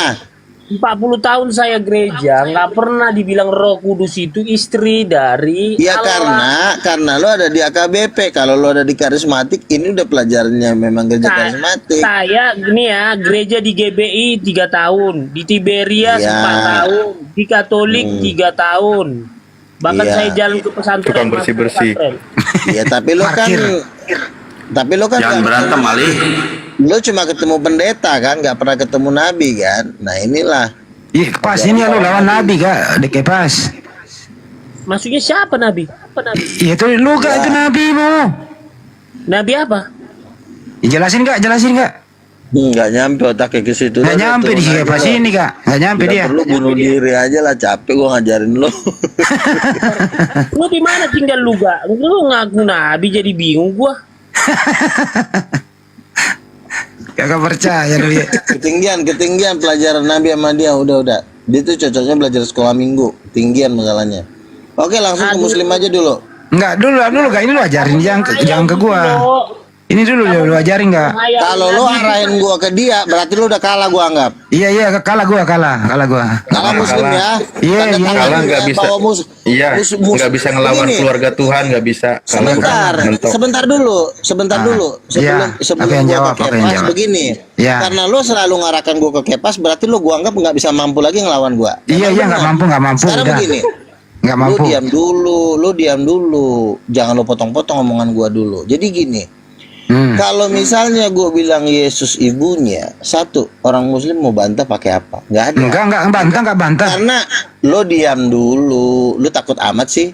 Karena jawaban bantahan Muslim kan cuma satu, Yesus tidak dapat berbuat apa. Enggak dibantah. Lo diam dulu, gue mau jelasin ke penonton dulu, biar penonton tahu bahwa Muslim ketika gue bilang Roh Kudus ibu itu dia udah nggak bisa bantah lagi. Iya, nggak dibantah udah.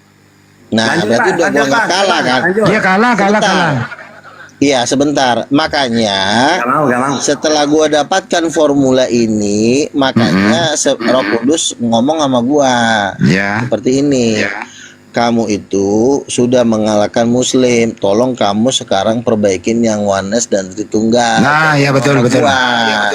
Berarti benar yang ngomong sama gua bahwa memang nggak bisa lu bantah lagi. Mau bantah dari mana coba? Mau masuknya dari mana? Susah ngebantahnya, nggak bisa lagi. Udah ibarat kata udah ketutup semuanya, udah keblok.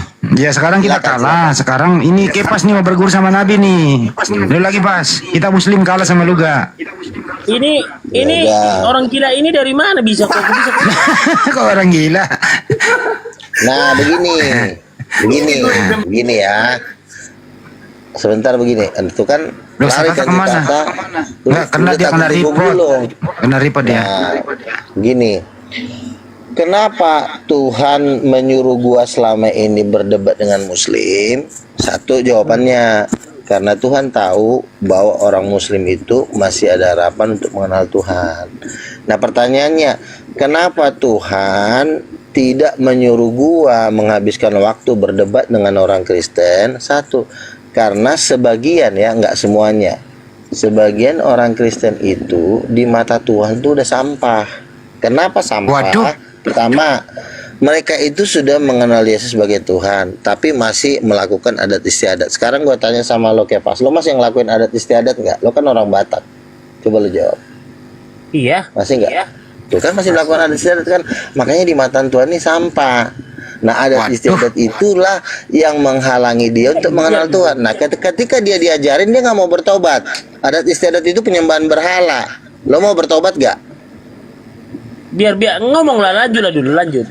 Nah, karena adat istiadat itu kan kami udah dibawa Tuhan ke neraka. Semua orang Batak yang melakukan adat istiadat itu semua ada di neraka semua sekarang.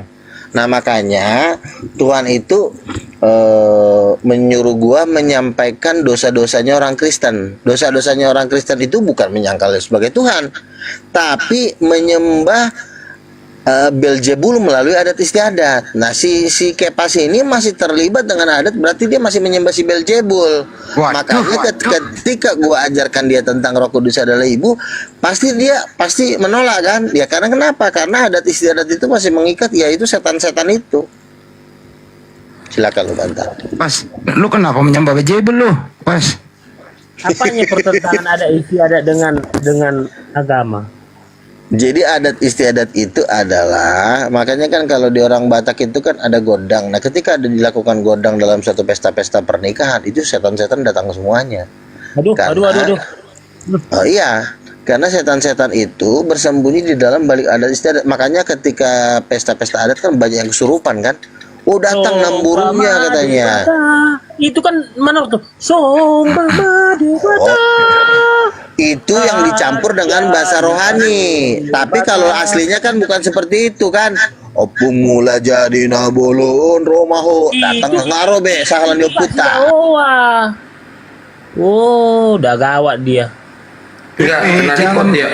Nabi itu. Gimana nggak kena ribut dia merasa nabi?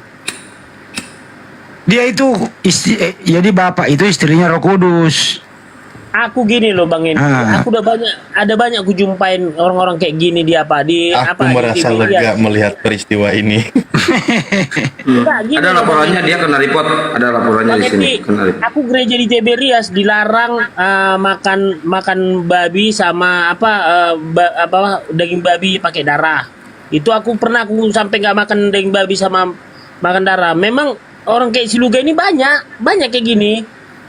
Saya kan nggak masuk Tiberias. Lu percaya nggak, Kepas? Lu percaya nggak dia pernah ke neraka? Namanya ODJ. Dia pernah ke surga loh, baru balik lagi ke bumi. Bisa aja mengklaim. Jadi di sana dia mempelajari ternyata bapak itu istrinya Roh Kudus. Nah, Roh Kudus lah yang melahirkan Yesus. Kalian aja udah ngalah, apalagi saya sebenarnya. Ya karena kami memang kalah sama Luga. Ya memang karena kan udah ODJ ya, gimana ya kita bilang ya saya dia ODJ. Ini Bang Andi, kata Luga Kepas, kalau kami umat Islam itu diibaratkan kayak perawan kinyis-kinyis, nggak mau diutak-atik, dijaga keperawanannya. Kalau Kepas ibaratkan orang yang sudah digilir depan belakang, makanya mau dihancurin sama Luga. Itu Makanya kata kan Luga. saya bilang, saya banyak mengenal orang-orang kayak si Luga ini, banyak orang saya tahu kok, makanya saya nggak heran kayak gini dia. Reo, selamat pagi Reo. Pagi Bang, makasih undangannya. Ya, dari Kristen Bang. Taruh ya Bang, teman-teman, kalau di room sana ada mualaf didatangin nangis-nangis, ya kenapa di sana? Kalau mau minta tolong sama Api kan di sini. Di sini Api, ada ketua umum, ada Kang Dito, ada Akang, saya Humas. Ya masa saya yang ke sono? Mestinya dia yang butuh, dia yang ke sini dong. Oke, yang ke sini lah. Ya teman-teman di bawah kasih tahu, suruh ke Api di sini nih ya, supaya kita bisa mengambil sikap. Oke, teman-teman izin ya sekarang ya, banyak ini sekarang modus-modusan. Kalau mau ya di sini terbuka lah. Kalau perlu open camp, rumahnya di mana?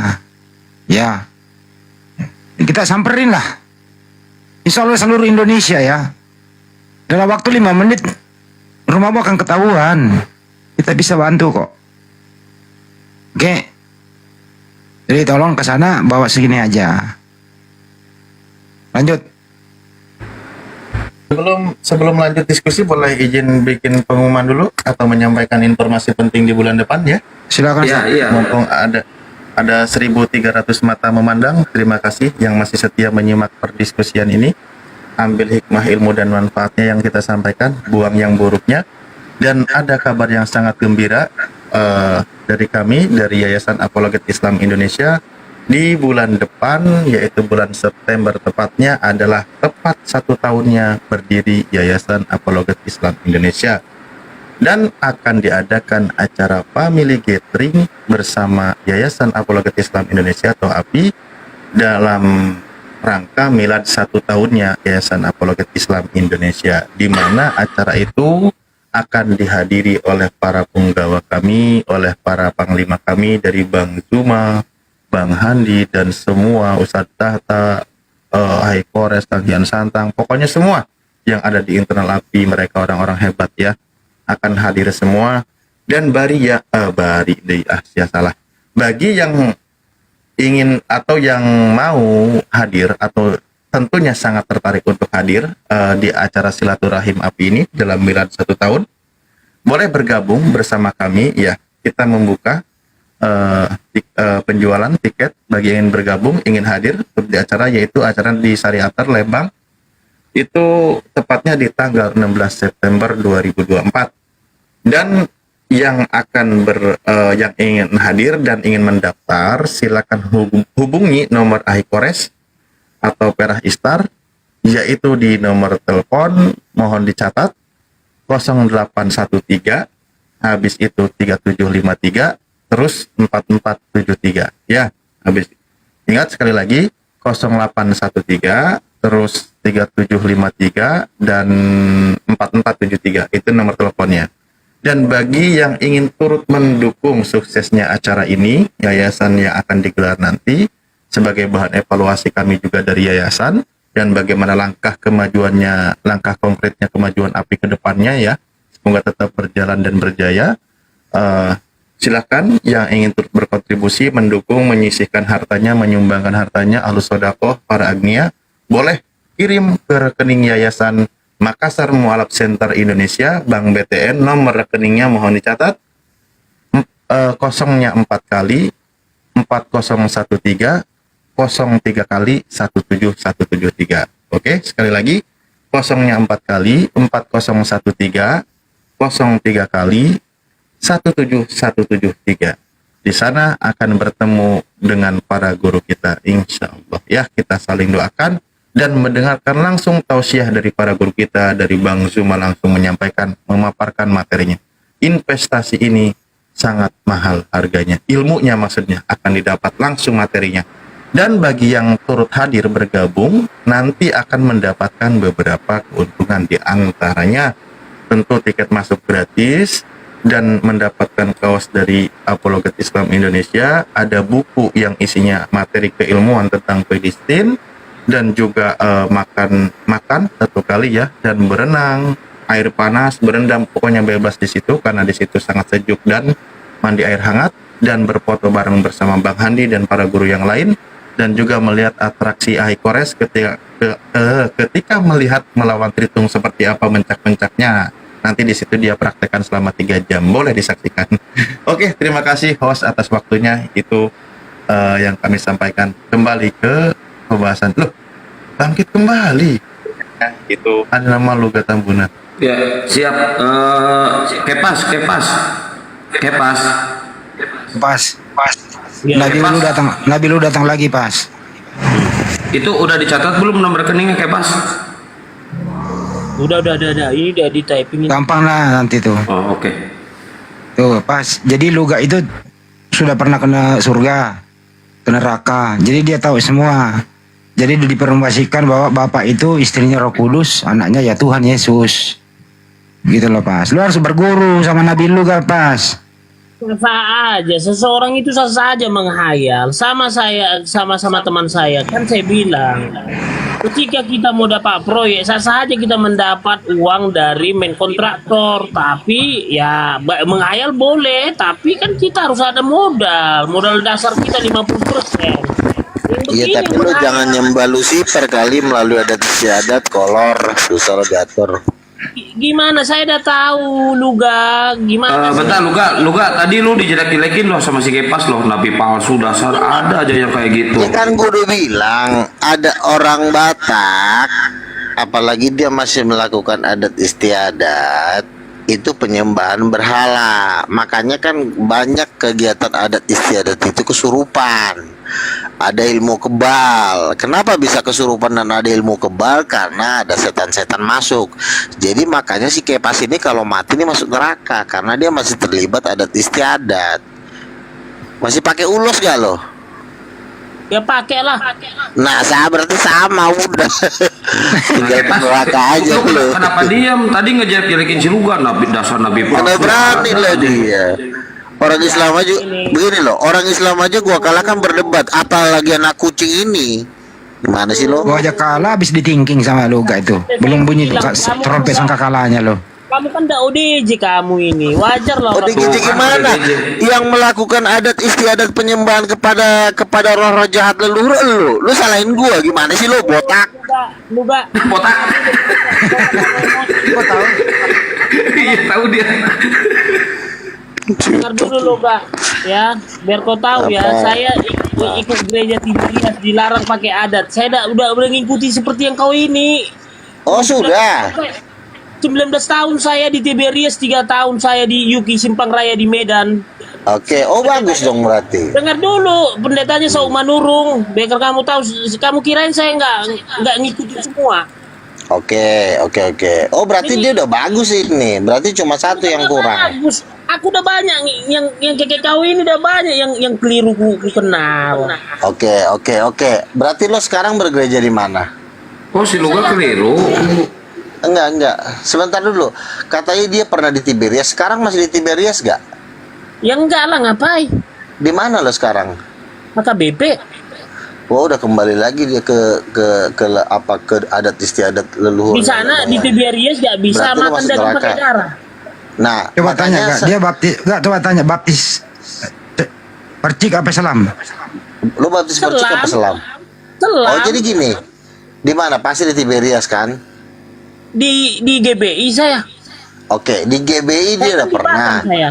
Iya sebentar, di GBI dia pernah, di Tiberias dia pernah, itu udah bagus. Di Tapi dia ternyata di balik Katolik saya balik pernah. lah. Di pesantren pun saya udah pernah. Anjir. Sebenarnya lo anak setan sama anak Lucifer sih. Bangke Pertanyaannya, semua. Kamu ini udah ke pesantren nggak belajar? Tapi Enggak, kamu gua mungkin ke pesantren Jombang saya sampai belajar Bang saya ke Udung. pesantren Jombang. Ucok, lu denger dulu omongan gua. Lo kan sudah ke Tiberias, sudah ke karismatik. Kenapa lo balik lagi ke HKBP? Lo kenapa balik lagi ke tempat lama? Itu aduh, tapi nggak enak kita membilang ajaran sesat. Nggak paham mereka ketuhanan. Siapa yang nggak paham? Tiberias. Iya iyalah. Itu Pak Riaji itu udah sering dibawa ke sorga, Ucok. Itu manusia itu sama seperti saya. Berarti ini anak setan ini. Aduh, itu Ini udah anak kita setan. waktu umur 19 tahun kita udah kita Iya, ini anak setan. Pantesan aja. Ya teman-teman, kita dengarkan ya, kita dengarkan debat antara anak setan dan tuyul second ya. Iya, gua kira apa dasar gini. Ini anak kenapa menentang gua? Pasti sasaran gua pasti AKBP nih, pasti adat istiadat nih. Karena kalau AKBP sama istiadat itu kan apa ritual apa tuh ya? HKBP memang tidak menyembah setan, tapi mereka mempersilahkan jemaatnya seluruh melakukan adat istiadat. Berarti mempersilahkan jemaatnya untuk menyembah berhala-berhala. Nah, ternyata doi ini berada di kumpulan itu. Ya pantesan aja sifatnya kayak ini. Beda Kayak gini anaknya loh. Lucifer. Gini, kamu ini makanya kamu Tadi lo kayaknya menghina gua jago banget, giliran lo gua bilang anak setan, kenapa lo jadi jiper? Bukan, tenang dulu. Lu gak tambunan gini. Kan Apa? begini, bedakan budaya. Tadi ngeri bedakan banget. ketuhanan. Sekarang kayaknya jiper. Masalah kayak kamu ini ngapain sih jiper sama kamu? Sama polisi aja bintang 3 saya bentak-bentak. Apalagi kayak kamu. TNI Bintang aja 3 lo bentar. TNI aja perwira saya penjarakan begitu tamu. Oke, sekarang gua tanya kerjaan lo, Pak. Kerjaan lo apa? Kamu udah pernah didatangi TNI malam-malam ke rumahmu? Iya, sekarang masalahnya apa lo didatangin TNI? Jangan kamu bilang saya jiper. Iya, emang kerjaan lo apa sehari-harinya? Kegiatan sehari-hari apa? Acara saya. Oh, pengacara. Di mana lo tinggal? Langsung jiper si Luga langsung Enggak. jiper. Gua tanya. Sebentar dulu. Lo pengacara tinggal di mana? Di Jakarta Selatan. Kamu di mana? Oh, di Jakarta Selatan. Pengacara di Jakarta Selatan. Teman gua semua. Supaya kamu tahu ya Luga, 3 senjata ke pinggang saya di Mabes Polri, udah ditempelkan senjata ke pinggang saya. Lo kenapa lo mau ditembak? Kenapa lo mau ditembak? Makanya kamu nggak usah sok keras sama saya yang jiper sama kamu. Saya nggak pernah jiper sama orang. Sedangkan di penjara saya nggak pernah jiper sama kelas kakap. Oke. Oh, pengacara doang gua. Gua kira apa? Gua kira bintang 1. Tapi gini-gini loh, pas gini-gini juga itu ya, lu kan nabi lu mulu. Gimana nabi? Nggak ada lagi nabi. Kalau kalian kan ada Tuh, ajarannya nggak ada nabi katanya.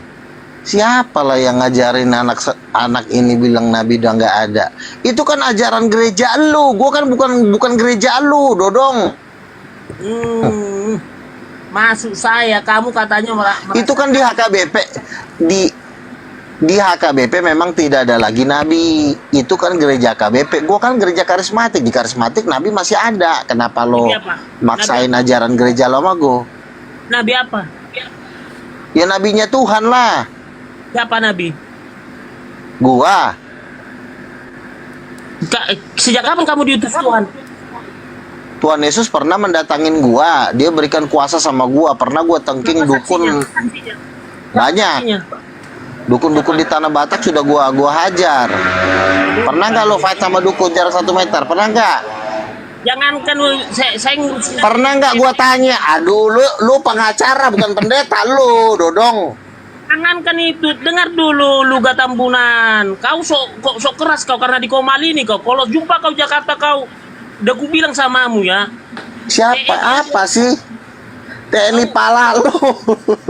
Sok keras kau, sok keras karena di sini. Bukannya sok keras, lu jangan sok keras sama gua. Abang gua juga bintang 1 di Kejaksaan, woi. Dodong, lu kenal Marco Simare-Mare nggak?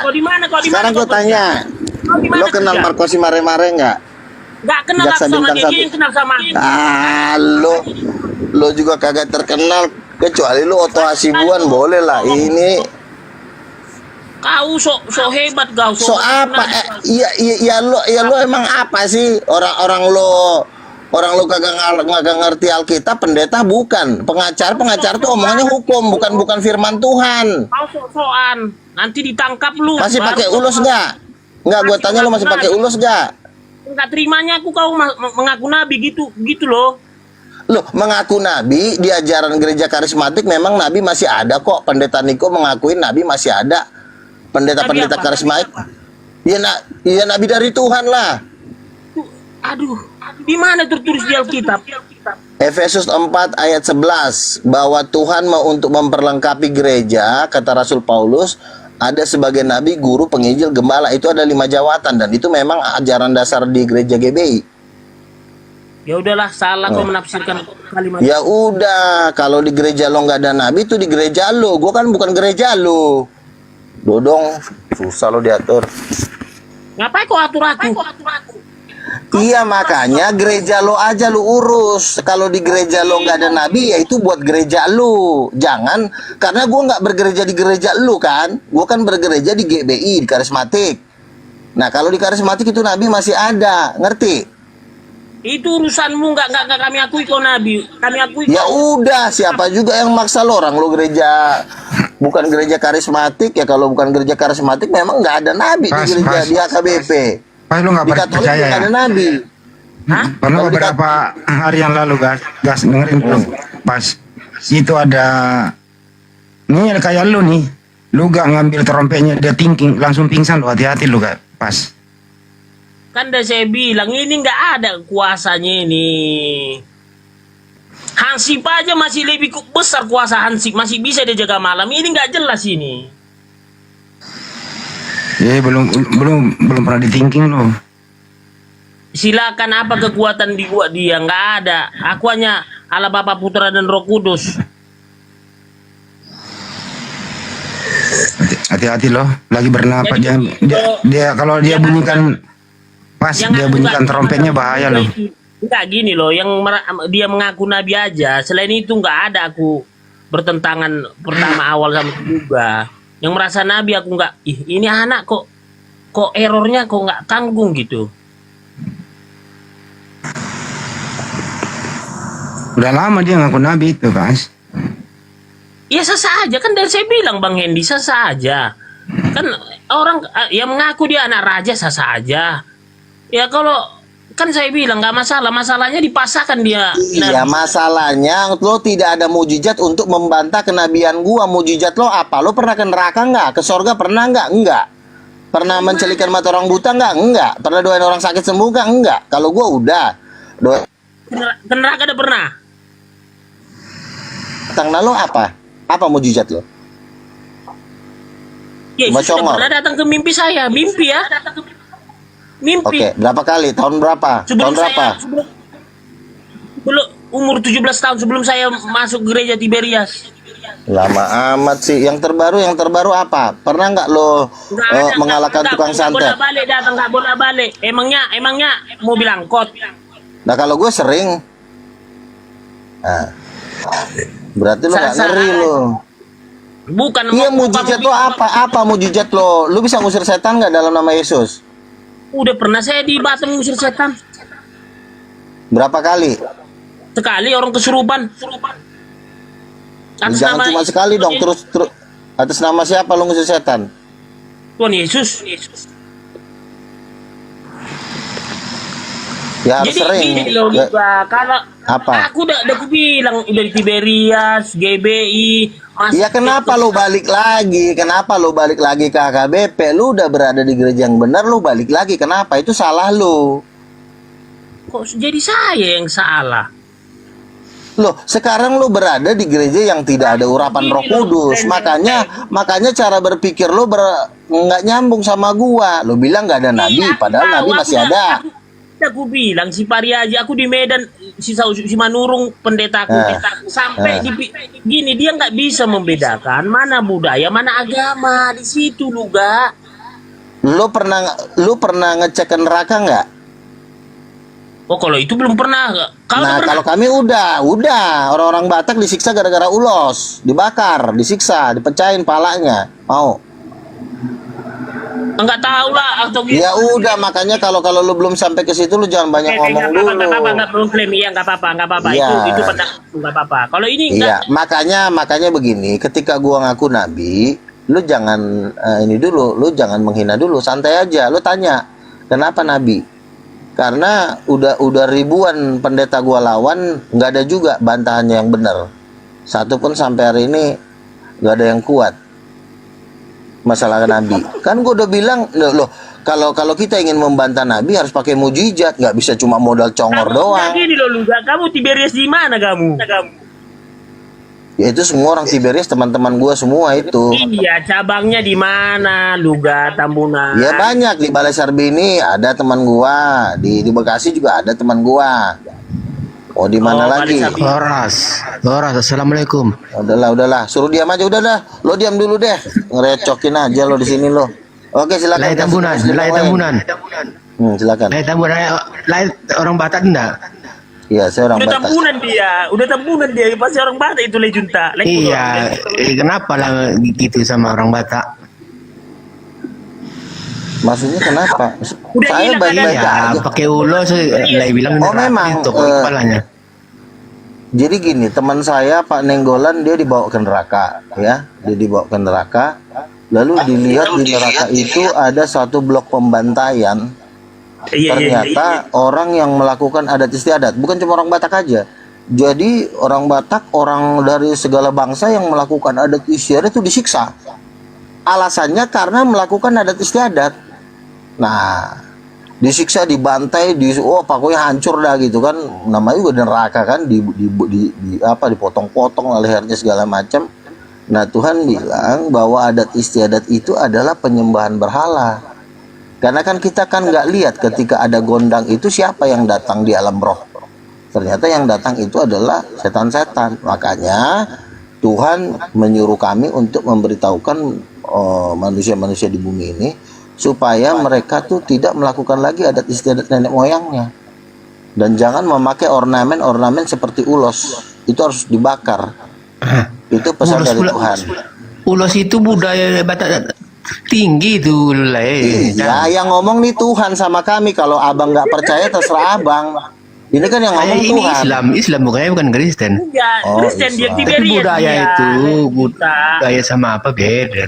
Iya bang, itu kan pandangan abang. Saya kan cuma menyampaikan pesan dari Tuhan kami yang kami sembah, Yesus Kristus.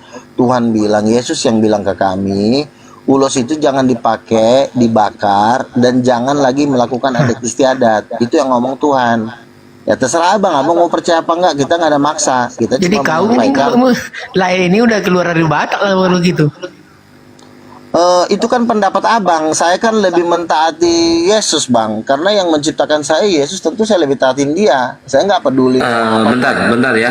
Di sini diskusi lintas agama ya, bukan diskusi adat ya, suku. Jadi jangan sampai nanti ada timbul rasis ya. Balik lagi ke diskusi agama ya teman-teman ya. Mohon maaf ya. Makanya kan saya bilang tadi sama Kian Santang, silakan aja serahkan yang ke Muslim. Karena kalau kayak begini-begini ya memang ya saya harus mengorek kesalahan dia, karena nanti saya ngomongin Yesus Nabi kenabian dia nih nggak ngerti. Ya udah yang penting gini, Bang Kepas tadi udah mengakui bahwa Luga ini nabi palsu. Ya nabi terserah. palsu lu guys. Yang penting saya juga udah nyampaikan kalau mereka itu sudah ada di neraka gara-gara ada istiadat. Udah itu doang. Oh, jadi si Kepas ini masuk neraka gitu? Ya masuk lah, orang dia masih pakai Oh. Kan gampang kan? Memang hebat juga nih si Luga ini. Ya terserah kau. Aku udah aku bilang Luga, ada 3 tahun aku di Tiberias, bukannya nggak pernah aku. Makanya gini Iya, ya. kau mau salah ini bukan soal Tiberias, ini soal kesaksian Tuhan membawa kami ke neraka. Kami kan cuma ngasih tahu supaya kalian bertobat. Kalau nggak percaya juga kan itu urusan kalian ya. Tapi nanti kalau dibakar ya jangan nangis-nangis. Kan dia percaya Yesus Tuhan Luga. Kenapa dia masuk neraka? Gini bro, ada yang gue bilang tadi, ritual-ritual itu mengandung roh-roh jahat. Ritual-ritual adat itu yang membuat mereka masuk neraka bukan karena tidak mengakui Yesus sebagai Tuhan, tapi mereka menduakan Tuhan. Mereka menyembah Yesus, tapi mereka juga bermain roh-roh jahat. Itu yang buat. Jadi kan ada pasal kedua itu ya, jangan ada padamu Allah lain. Nah ini masuk nih, masuk pasal pertama yang dihantam sama dia. Jangan ada padamu. Oh, berarti si Kepas ini temannya Baljebul? Bukan teman lagi, dia ini bininya.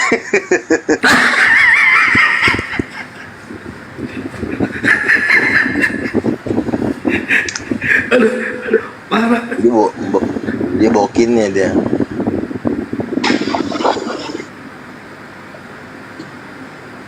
Ya itulah kan di dalam satu Kristen aja beda pandangannya. Saya udah Bukan, tahu. justru gini, justru kejahatan terbesar bukan di orang yang berbeda iman. Itu bukan kejahatan terbesar. Kejahatan terbesar itu adalah apabila sudah mengenal Yesus, lu udah kenal Tuhan nih, Yesus Kristus nih, tapi lu masih mau menyembah Allah lain. Wah, itu hukumannya lebih gila. Kalau orang Muslim ini kan karena mereka belum mengenal, jadi ya namanya orang belum kenal, belum hukuman mereka pun ya dihukum tapi nggak brutal. Tapi kalau udah model-model kayak lain nih, udah percaya Tuhan Yesus tapi menyembah Allah lain melalui adat istiadat, oh itu hukumannya 1000 kali lipat. Mana Itu kepala Allah lain dibelah. siapa yang saya sembah? Nggak ada. Ya memang kan gini, orang tidak akan mengakui Allah lain. Tetapi ketika ada ritual adat istiadat, itu kan yang dipanggil roh-roh leluhur kan. Roh opungnya kan ada tuh ritual-ritual yang Enggak memanggil lah, roh ya kan debata, bukan leluhur beda. Orang Jadi Batak kalau itu, misalnya orang nih, Batak ibu, dengar dulu, Luga. Ibu saya meninggal 3 hari kami tortori sama bapak kami. Terus itu menyembah leluhur. karena ketika lo menortor pakai ulos. Enggak, Kepas Tuhan lo tuh Yesus apa begu ganjang? Yesus lah Tuhan saya. Oh, berarti bukan begu ganjang Luga. Iya, memang tamengnya Yesus, tapi kan ujung-ujungnya kan melakukan gondang adat itu yang bahaya. Itu kan Apalagi gondang pakai ulos. hula-hula. Bukan, aduh. Ini yang ngomong Tuhan, saya cuma nyampein doang. Kau protesnya ke Tuhan. Oh, Tuhan yang ngomong ke saya.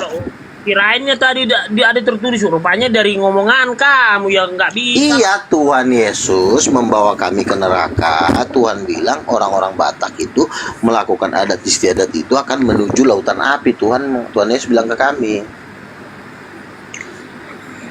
Ini kamu gini loh konsep kamu ya. Ini kita di suku Batak ada Islam juga, Tapsel di sana. Pakai adat Batak juga. Kamu itu budaya nggak bisa kamu bedakan sama agama. Aduh. Iya, terserah kan lo disuruh percaya apa enggak, itu kan bukan paksaan. Saya sifatnya hanya menyampaikan, bukan menasihati kau. Saya cuma menyampaikan. Batak bukan Teman saya di aja Islam, Nasution, Harahap, Siregar, mereka Iya. pakai adat juga.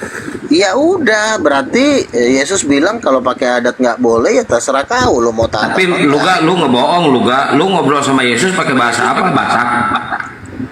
Bahasa Batak pernah. Ngobrol sama Yesus pakai bahasa Batak. Pernah. Wah, ngibul. Yesus gak kenal sama orang Batak loh. Aduh.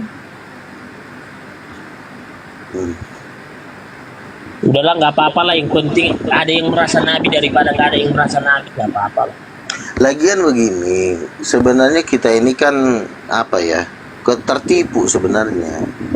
Kenapa orang tidak berani ngaku nabi? Karena sudah diintimidasi oleh muslim. Kalau muslim kan ada orang ngaku nabi kan langsung dipenjara itu.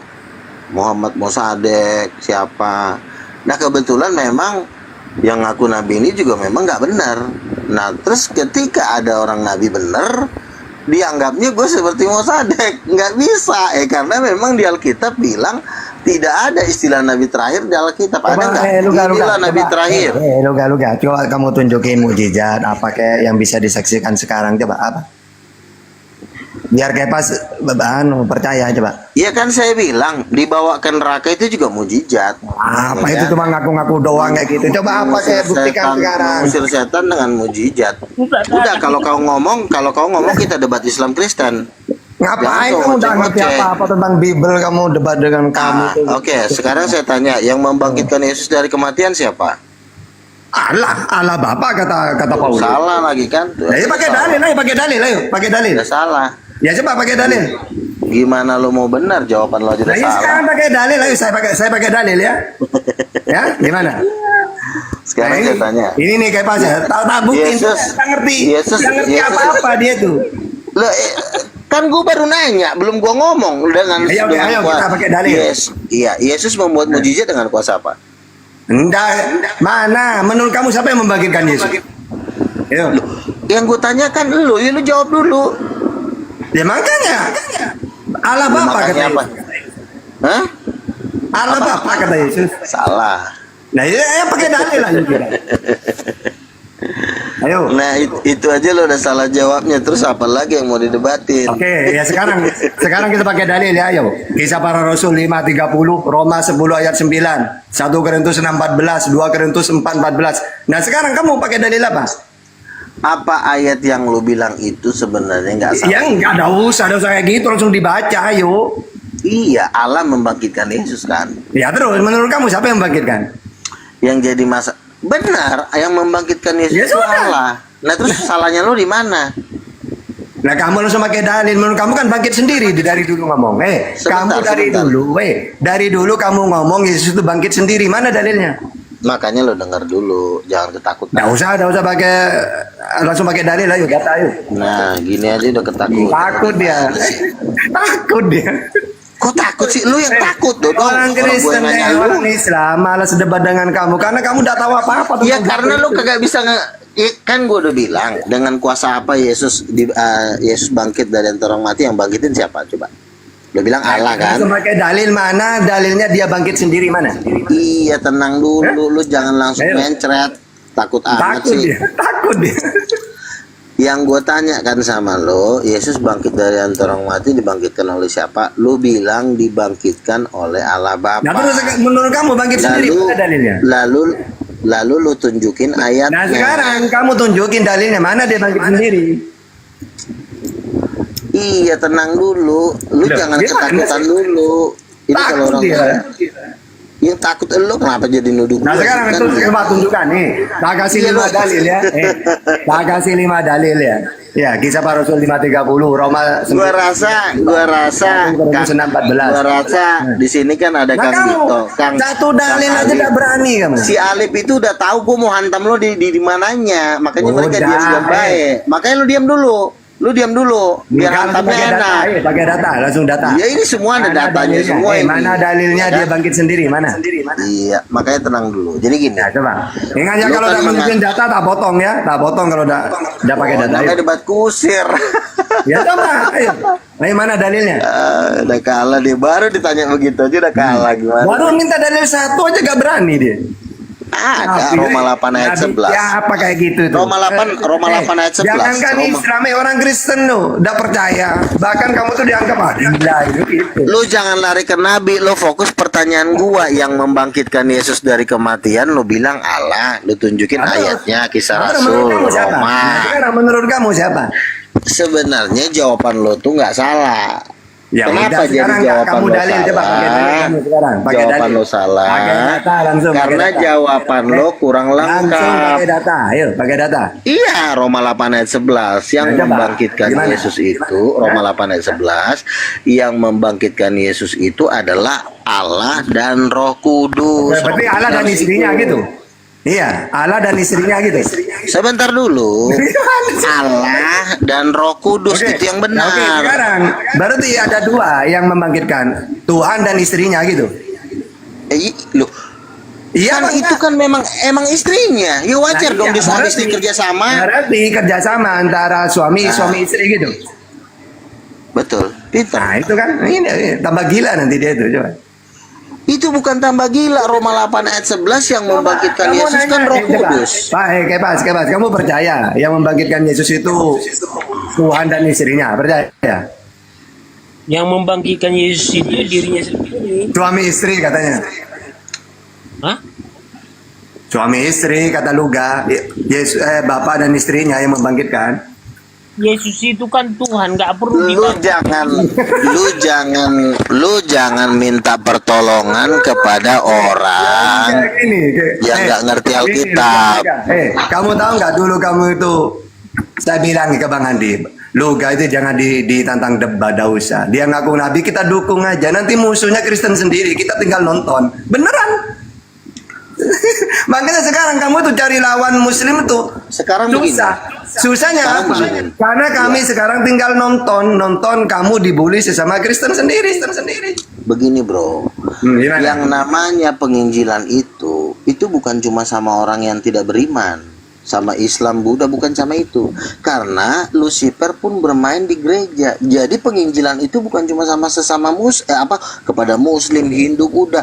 Orang Kristen itu juga sebagian itu juga mau disesatkan oleh Jangan ngomong Lucifer. aja kamu. Makanya saya juga perlu menginginkan silakan kamu ngomong apa saja. Nah sekarang jawaban Silakan kau udah kamu salah. ngomong apa saja. Yang membangkitkan Yesus dari yang kematian. penting kamu jangan mentuhankan Yesus pakai Bible ya, berhadapan dengan Sebentar dulu, lo jangan debat kusir. Nah, Makanya ya gua udah sekarang bilang kamu suruh- ngomong apapun silakan. Yang penting jangan Iya, mentuhankan makanya lu Yesus diam pakai dulu. Bible.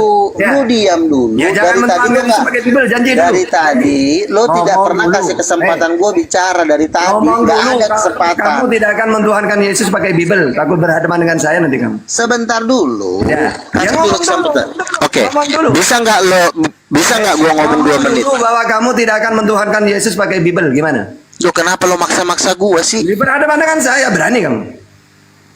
Iya lo ngomong diam dulu 2 menit. Gue pengen ngomong. Ya, enggak, ngomong dulu. Iya Tata, saya Enggak dikasih kesempatan gue ngomong. Inilah triknya anak setan satu ini. Enggak dikasih kesempatan kita ngomong. mungkin berani. Karena udah nggak bisa jawab lagi si Sucok satu ini. Ayo kalau sekarang kamu mau debat dengan saya pakai apa? Ayo, tema apa? Ayo.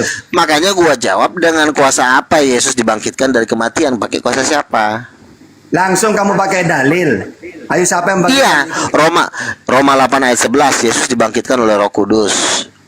Kisah Rasul 1 Yesus dibangkitkan oleh Allah, berarti Allah dan Roh Kudus. Oke. Cuma Keok itu loh. doang dalilnya. Banyak. Ya, coba silakan nanti habis itu saya. Matius 12 ayat 28 Yesus Coba gimana? dibangkitkan dengan kuasa Roh Kudus ya. Lukas 4 ayat 8 Yesus berkata Roh Tuhan ada padaku untuk membebaskan para tawanan. Jadi Roh Tuhan ini ikut andil membuat mujizat, bukan cuma Allah dan Roh Tuhan itu kerjasama.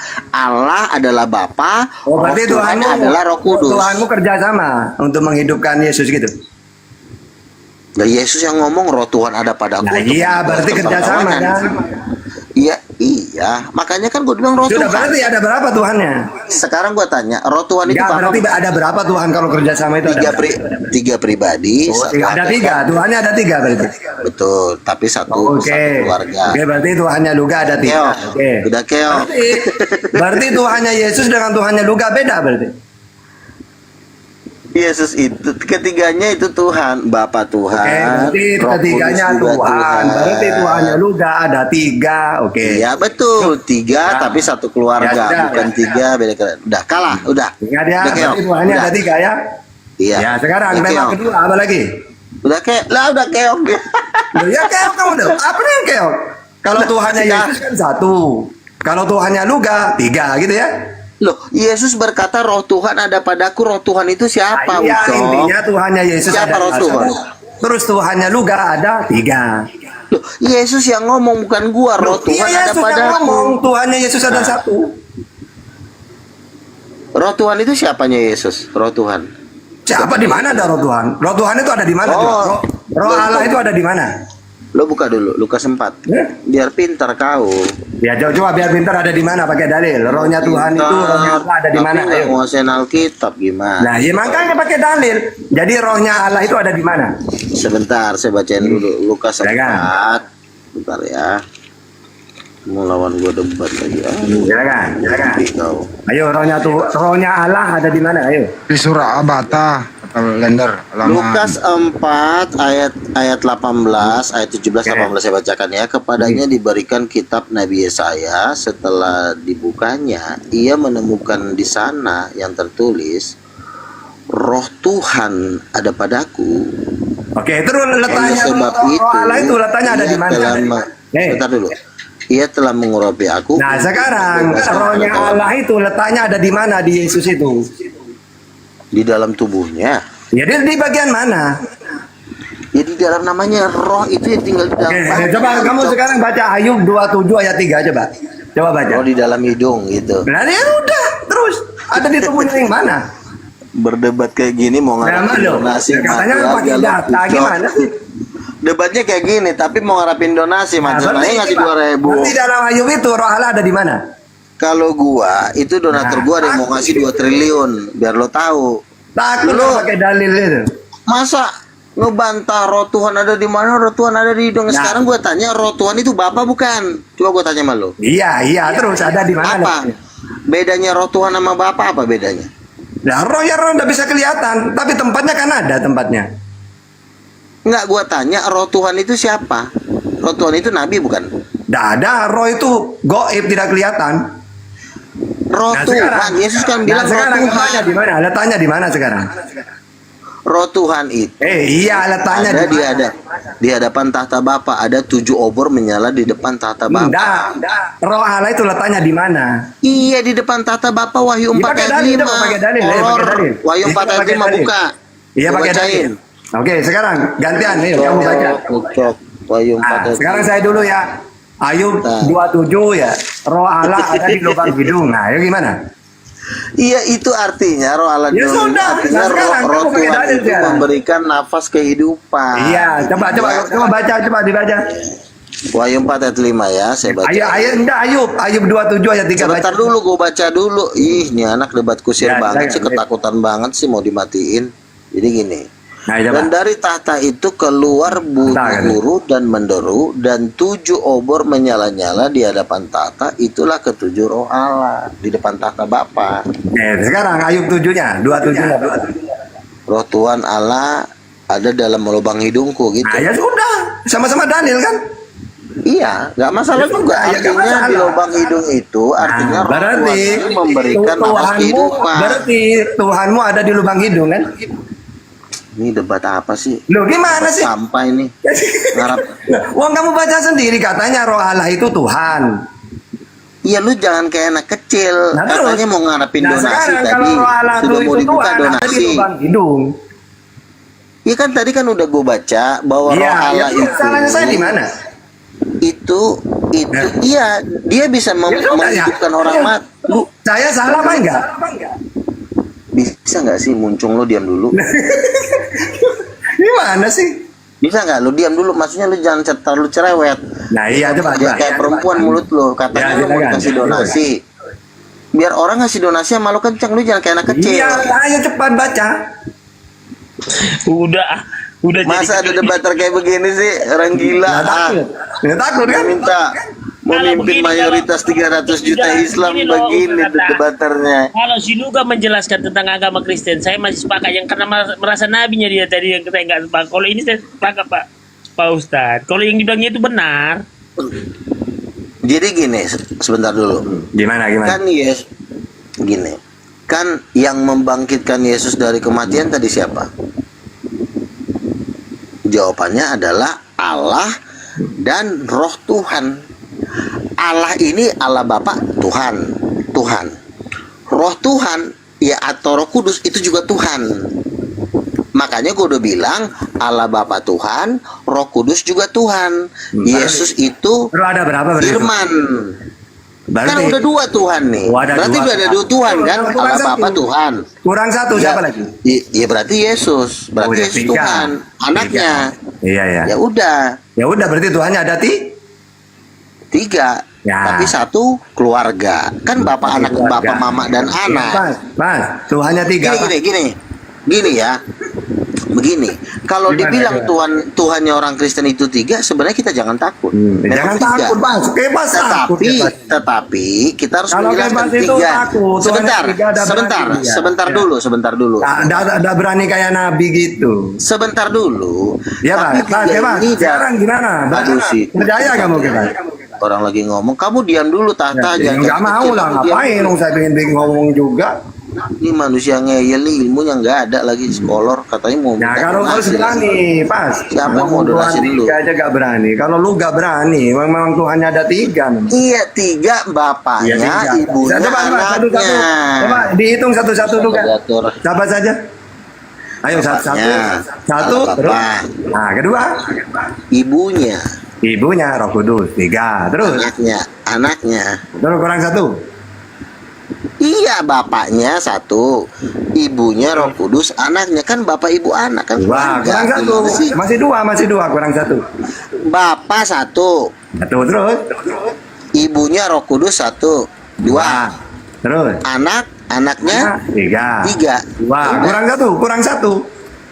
Kok jadi kurang satu sih? Ya coba hitung lagi. Allah Bapa satu. Allah Roh Kudus ibunya dua. Terus. Yesus anaknya tiga. Dua. Kurang satu. Kok jadi dua sih Nana? Ya, coba hitung lagi. Udah gila nih anaknya. Udah gua anggap kalah, kasihan mati pula lah. Gimana sih? Udah Andi ambil alih. Gimana mau didonasiin otak kayak begini? Nah yang enggak hitung. Siapa yang mau nyumbang lo? Bapak itu paling ceban. Nah, kalau cara berpikir kalau begini yang kedua tadi? Donasin aja ceban. Allah Roh Kudus. Nah, terus yang kedua? Allah Roh Kudus. Iya, satu itu. Kedua? Allah Bapa Ucok. Allah Bapa. Terus kurang satu. Allah Roh Kudus. Oh, kurang dua. Siapa lagi?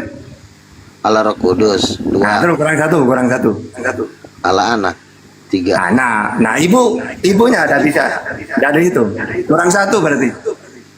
Kan tadi udah gue bilang ibu. Ini otaknya di mana sih? Wah, ada kerasukan setan ya. Ibu satu. Terus. Bapak. Terus. Anak dua. Kurang satu. Udah gila dia. Udah kasihan mati pula nanti. Udah. Coba hitung yang Yang hitung yang Udah. Jangan lo mempermalukan diri lu di sini.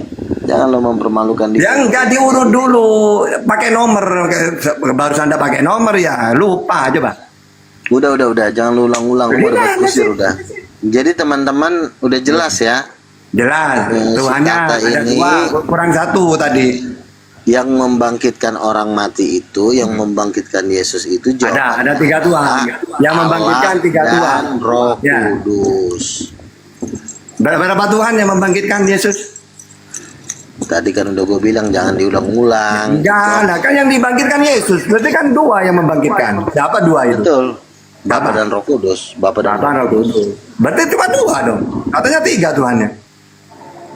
Yang membangkitkan kan, yang dibangkitkan Yesus. Berarti Yesus satu. Terus yang membangkitkan berapa Tuhan? Yang membangkitkan itu dua. Yang dibangkitkan siapa saja dua? Satu. Dua itu siapa? Kan udah gue bilang tadi. Masa gue bilang harus 5 kali sih? Ya enggak, ini terakhir, ini tak hitung. Itu siapa? Bapa, Roh Kudus, Yesus tiga. Roh Kudus. Berarti cuma dua Tuhannya, kurang satu. Yesusnya tiga. Yang dibangkitkan siapa? Yesus. 4 berarti. beginilah kalau orang udah kalah, ibarat kata ngomongnya Sekarang ya? hidup. Ya gini, ya Tuhannya pertama Yesus dibangkitkan ya. Terus Bapa, Roh Kudus, Nah, 3. ginilah Yang cara gimana? orang mau debat kusir, ya kan? Dia nanya-nanya terus sampai waktu udah 1 jam dia nanya kan. Nah itu. Iya, berarti Makanya gua udah deal ya. bilang. Berarti udah deal ya. Makanya gue udah bilang, mau Ya, jurus apa berarti lagi lu deal bikin sudah. sama gua? Bahwa Tuhannya itu 3 ya, Tuhannya ya. Tapi yang membangkitkan Ucok. Hah? Bisa lo diatur. Ya gimana Ini sih? anak mau debat kusir. Ini belum jelas ini. Sekarang lo diam 2 menit. Sekarang coba dijelasin, Ya. jelasin lagi Nah, coba. gini. Gimana? Kan gua tanya tadi, yang membangkitkan Yesus dari kematian itu Siapa? Sebutkan satu-satu namanya. adalah Ada satu. Allah Bapa dan Roh Kudus. Roh Kudus. Berarti cuma 2 Tuhan berarti. Tadi kan lu bilang cuma Allah Bapa. Nah, ada lo 1. Kan? Berarti lo salah. Nah, iya 1. Terus apa yang kedua? Sebentar dulu. Lu fokus dulu akan kesalahan dulu dan Ya, dosa-dosa enggak, lu. hitung biar dah lupa. Bukan Ayo. menghitung, nanti menghitungnya. Tadi kan lu bilang Ya, nggak yang mau menghitung membangkitkan nih. Kan lu tadi kan nipu nih. Lu nipu Ya, lu terus. bilang yang membangkitkan Yesus itu Allah Bapa. Ya, terus. Ternyata salah. Roh Kudus Yang benar, yang lu benar, ya. libatin. Makanya benar. lu masuk neraka. Ya yang benar siapa yang bangkitkan itu? Ucok. Kasihan lah. Serahkan aja ke host. Ambil alih aja Ngapain? nih. Host mau tidur. Kasihan sok Lanjut pintar. aja. Ayo gimana? Kasihan sih Katanya mau dia. debat gimana sih? Ya gimana orang lu kagak bisa jawab, orang lu salah Apa jawab. pertanyaannya? Apa pertanyaannya? Oke, Yesus membuat mujizat dengan kuasa siapa? Enak banget di mempermainkan si Ucok. Yang membangkitkan itu Bapa. Yohanes 11:41. Bener juga, Ya sudah. tapi ada kurangnya. Apa kurangnya? Karena Roh Kudus juga ikut Gak membangkitkan. ada di situ. Coba baca. Baca Roma 8 ayat 11 lo baca. Enggak, Yohanes Roma 11:41 coba. Ada nggak Roh Kudus di situ? Ada. Lu baca ayat yang lain dong. Baca dulu. Matius 12 ayat 28 jangan lu baca satu ayat. Itu coba baca. Ada Roh Kudus nggak di situ? Oke. Silakan baca. Yesus kan berdoa kepada Bapa. Langsung baca lu, langsung dibaca saja. Yohanes 11:41 sampai 44. Oke, kita bacaan aja lah. Silakan baca. Biar mampus dia malam ini. Iya, biar mampu. Ada nggak Roh Kudus di situ? Ayo. Berapa? Yohanes berapa sih? Nggak tahu. Nabi kok udah hafal gimana sih? Enggak, maksudnya tadi lah ayat berapa tuh? Nggak mau cari. Barusan dikasih tahu masih lupa. Mana Nabi lupa kayak gitu? Yohanes berapa? 14 ya? Yohanes 11. Sabar mainan. Nabinya kurang vitamin C. Udah disebut berulang-ulang kali masih lupa nabinya. Gimana? Tak buat mainan. Mainan. Ya Kalah berarti si Luga kalah, ini udah 3-0 nih, si Luga kalah. Iya, intinya kan begini. Nggak usah Yesus intinya dibaca itu- dulu, dibaca. Iya, tentang Lazarus kan. Iya di mana? Tentang Di mana dalilnya coba? Yohanes pasal 11 ya, oke. Mana ayat berapa tadi? Udah 3-0 ya teman-teman, si Luga 0, Ustaz Tata 3 ya. Lalu 3-0 nih kalah. Lazarus dibangkitkan. Dari di Google. Ayat berapa ya? Nah, itu berapa udah disebut 3 kali tadi itu. Sebentar. Angkat batu itu. Jawab Yesus. Bukankah sudah kukatakan? Ntar. Ayo berapa? Ayat berapa? Ayo. Kasihan. Aku mengatakannya supaya gini ya, saya bacanya ya, ayat 42 ya. Baca. Aku tahu bahwa engkau telah mendengarkan ayat 41. Lebih jelas lagi ya. Ya. Bapa, aku mengucap syukur kepadamu karena engkaulah yang telah mendengarkan aku. Aku tahu bahwa engkau selalu mendengarkan aku, tetapi oleh karena orang banyak berdiri di sini mengelilingi aku, mengatakannya supaya mereka percaya bahwa engkau yang mengutus aku. Dan setelah berkata demikian, berserulah ia keras, Lazarus, marilah keluar. Orang telah mati itu keluar, kakinya tangannya masih terikat Bukalah kain-kainnya, lalu ia pergi. Iya, Yesus di sini berdoa kepada Bapa. Di mana ada Roh Kudus itu? Hah? Ya kalau lo, oke, kalau lo baca Alkitab, bukan Udahlah, begitu caranya. di mana? Di mana? Hah? Ayo. Iya makanya. Di mana ada Roh Kudus? Ada Roh Kudus di situ apa? Begini, Luga, kan udah saya bilang jangan kamu pisahkan Allah Bapa, Putra dan Roh Kudus kok. Begini konsepnya kalau kamu pisahkan. Oke, kan saya kan sudah baca tadi. Sebelum Yesus membangkit Lazarus kan dia udah ngomong. Kau nabi kau baca-baca Biblos. Sebentar ya. Sebelum Yesus membangkitkan Lazarus, sebelum dia ada di mana di situ ada Roh Kudus. Dia sudah ngomong di Lukas. Di mana? Di Lukas 4. Di mana? Di Lukas 4. Ada Roh Kudus di situ. Enggak ada. Lu baca Alkitab itu keseluruhan, bukan cuma baca satu perikop mana Roh Kudus, mana Roh Kudus. Itu bukan begitu namanya baca Alkitab, tolol. Ntar gue bilang lo tolol, lo marah. Sebentar. Lukas 4 ayat 18 kan dibilang Roh Tuhan ada padaku. Udahlah, katanya menghidupkan Lazarus pakai Roh Kudus. Udah, enggak ada di situ. Nah ini Lukas 4 apa? Nah, lari ke Lukas, katanya tadi menghidupkan Lazarus. Dalam hati gue ya, gue pikir-pikir ya, enak banget lah gue ini panen nih di akhir zaman nih. Karena yang gue hadapin itu, sebentar. Bayangin ya, 300 juta muslim yang harus gue panenin, betapa kayanya gue untung dari penginjilan ini. Ngomong apa gila? Kalau cuma ngadepin orang yang kayak begini, ya ampun. Nggak tahu Bible mau dialog. Udah jelas Yesus berkata di Matius 12 ayat 28, aku membuat mujizat dengan kuasa Roh Kudus. Makanya lo jangan, iya Yesus itu berdoa kepada Bapa. Setelah dia berdoa kepada Bapa, lo kan udah kamu itu tentang Bible itu bisanya apa? Kamu bisa diam dulu nggak? Tadi saja. Ini karena nggak ada moderator aja ini. Karena nggak ada moderator aja ini. Kalau ada moderator lu udah meninggal. Sekarang coba apa lagi? Ayo, siapa yang mau? Sekarang lo bisa diam 2 menit nggak? 2 menit lo bisa diam nggak? Nggak mau. Nah, itu kan nggak mau dia. Ayo. Nah, sekarang temanya apa lagi? Udah. Ya, Luka kalah 5-0 ya. Ustaz 5, Luka 0. Gua kan cuma minta bilang, lu diam dulu, jangan lu nimpal-nimpal gua. Makanya gua bilang debat kusir. Lu ngerti nggak debat kusir? Mau nyampain apa? Debat nggak ada juntrungannya. Makanya si Donditan bilang kita tuh harus debat bermartabat. Tadi kamu udah pakai dalil sama. Sekarang gua tanya ya, kenapa Donditan 10 kali lebih terkenal? Udah usah kemana-mana. Ayo, siapa karena Juma itu tipenya pendebat kusir. Siapa yang mau saya Bible? Ayo. Sebentar. Ya, kenapa Donditan? Sekarang gua tanya ya, kenapa Donditan 10 kali terkenal dari Juma? Karena Juma itu juga gayanya kayak lu. Udah, debat aja nggak usah bawa orang lu tuyul second. Iya, orang lagi. Ya sekarang bisa nggak anak buah lo ini lu suruh diam dulu 2 menit? Gue pengen ngomong. Lu sebagai moderator. Ya udah dari tadi lu ngomong terus tuyul second. Giliran orang dong, gimana sih lu? Gua ngomong ditimpalin mulu sama dia jadi orang bisa nggak?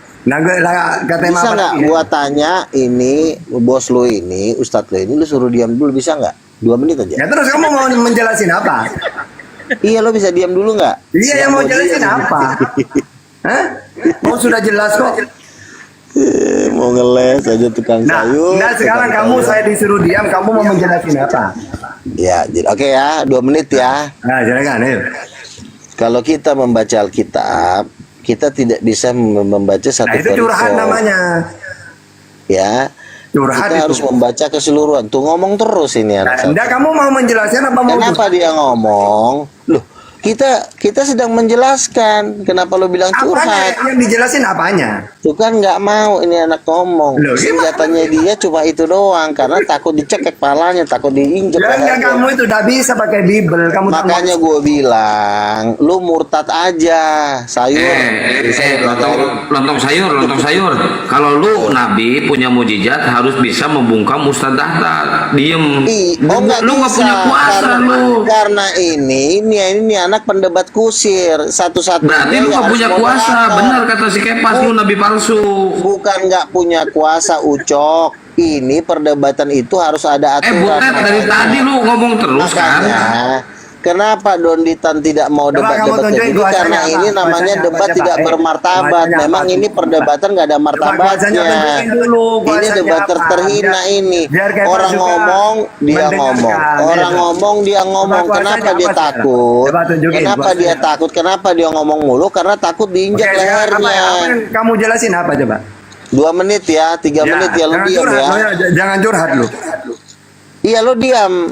Bukan, gua nggak suruh lo ngomong. Nah, kan gua udah bilang, Yesus itu kan berdoa kepada Bapa untuk membangkitkan Lazarus.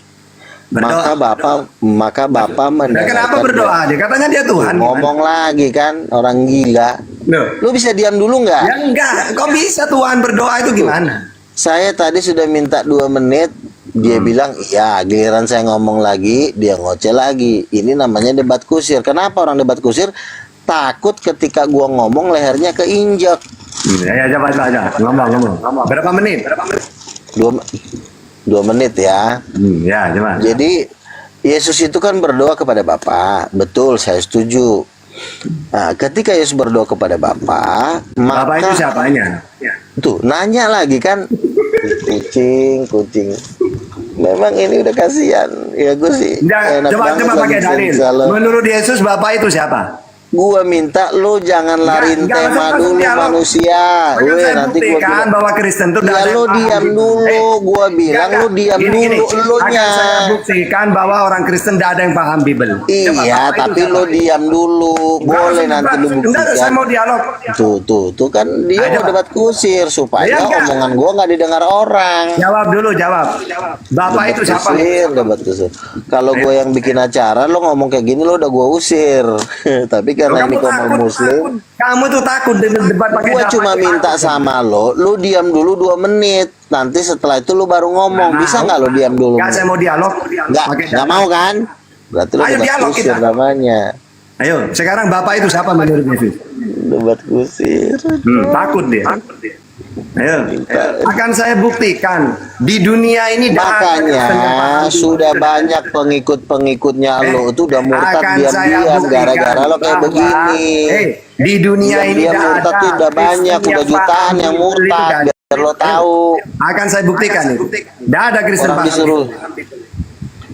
Yang hostnya mana berani suruh tata diam. Menurut Yesus siapa Bapak itu? Lu diam dulu, diminta 2 menit diam nggak mau. Takut. Bapak takut. Siapa Bapak itu? Debat kusir. Ya memang hanya. Nah kalau takut turun. Memang. Kalau takut turun panggil Kristen yang lain. Memang satu-satunya cara untuk selamat dari siksaan gua memang debat kusir doang. Yang lain suruh debat dengan kata. Ayo. Ya udah kita buka tema aja. Ini juga ada ini nih, ada yang kemarin dapat tolong mujizat. ganti yang lain aja.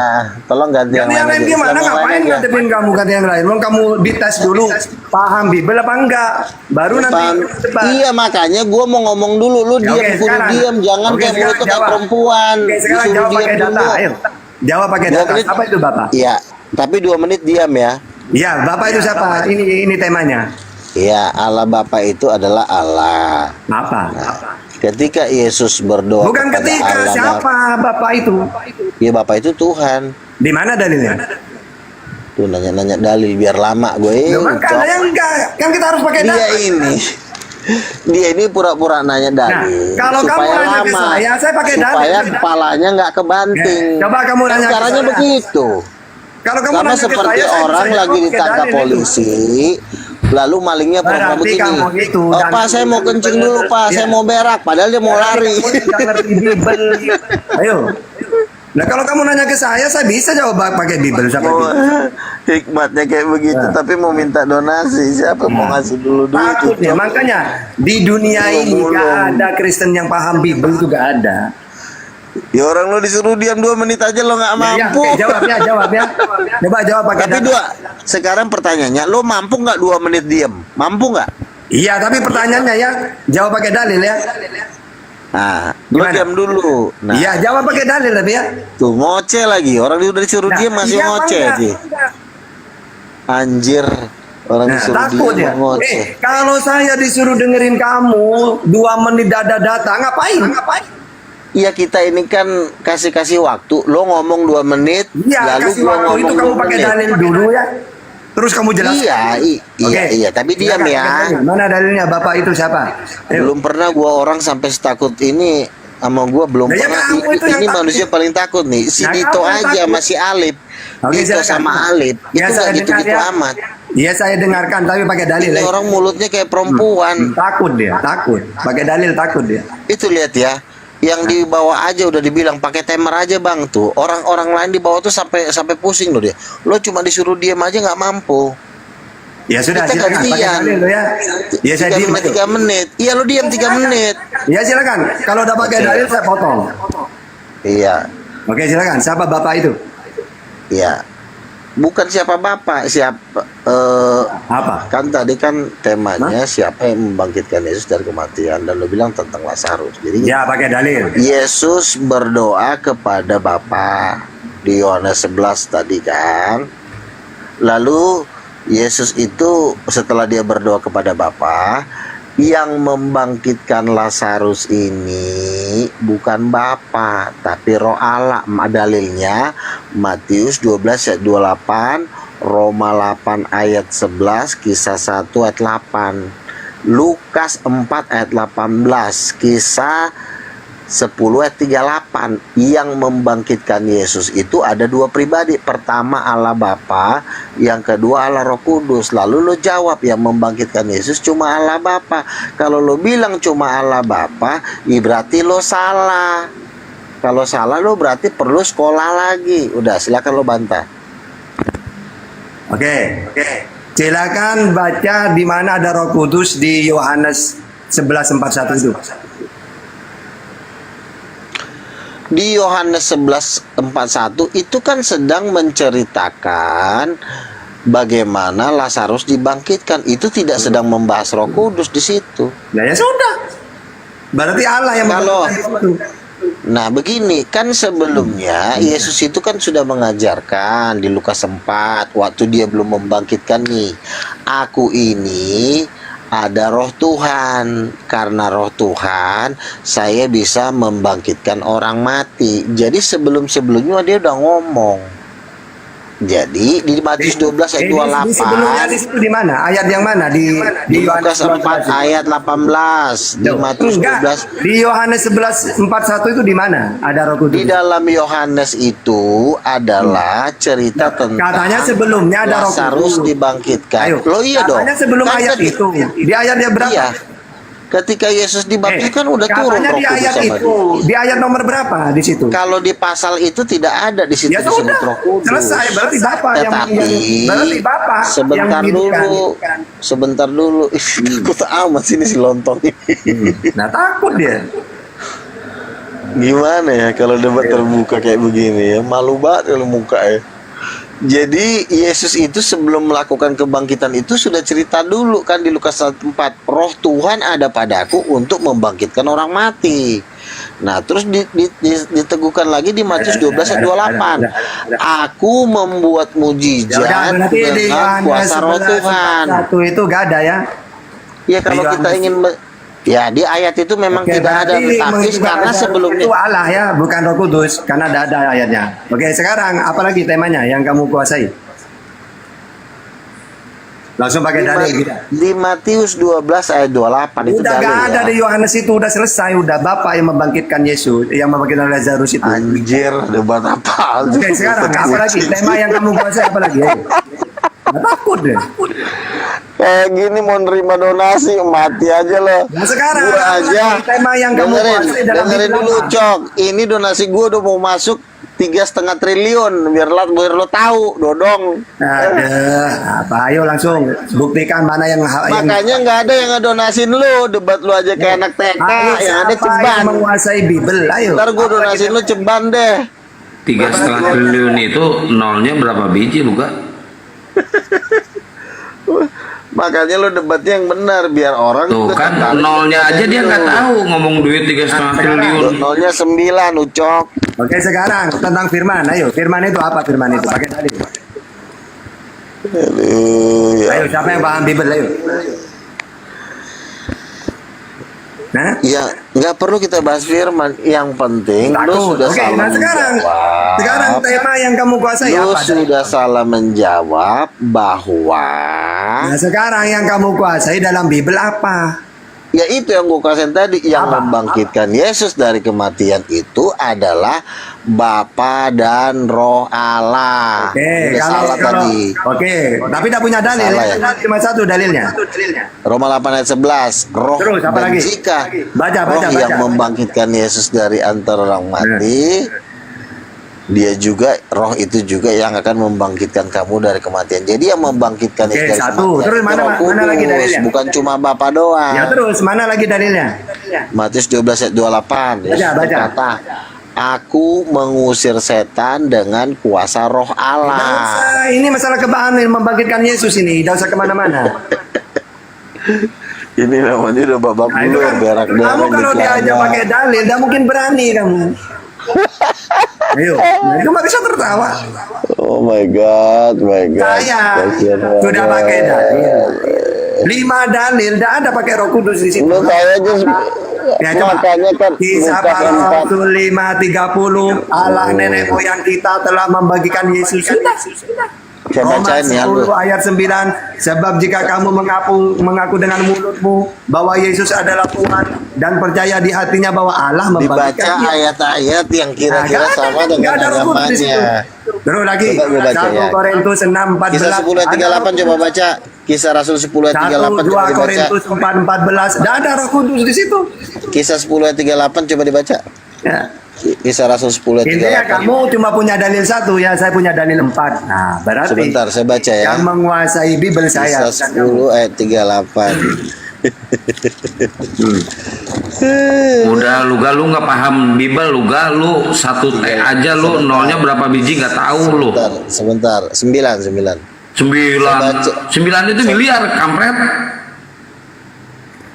9 miliar. Oh ya pinter lo ya. Dasar tuyul second. Gitu duit aja lu susah. Bener-bener tuyul second. Memang lo kadang-kadang pinter lo, gua akuin lo.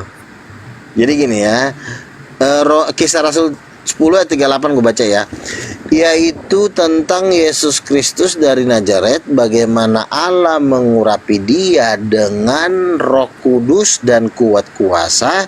Dia berjalan berkeliling sambil berbuat baik, menyembuhkan semua orang yang dikuasai iblis, sebab Allah menyertai dia. Jadi di sini yang memberikan Yesus mujizat itu adalah Allah dan Roh Kudus. Oke, dalilnya ada berapa? Ada cuma 1 dalilnya ya. Oh banyak Silakan, banget, silakan, hitung. ribuan. Oke, silakan satu-satu ayo. Udahlah, udah keok lo, kasihan gue. Takut kan? Meninggal pula lagi nih. Nah, sekarang ayo. Tema yang kamu kuasai dalam Bible apa? Nah, takut. Udah diturunkan sama moderator. Udahlah, sama Kristen lain aja yang naik. Itu moderator yang nurunin. Sekarang sasaran saya Kristen yang di bawah. Siapa yang berani dialog? Ayo, naik. Saya yakin tidak mungkin ada berani.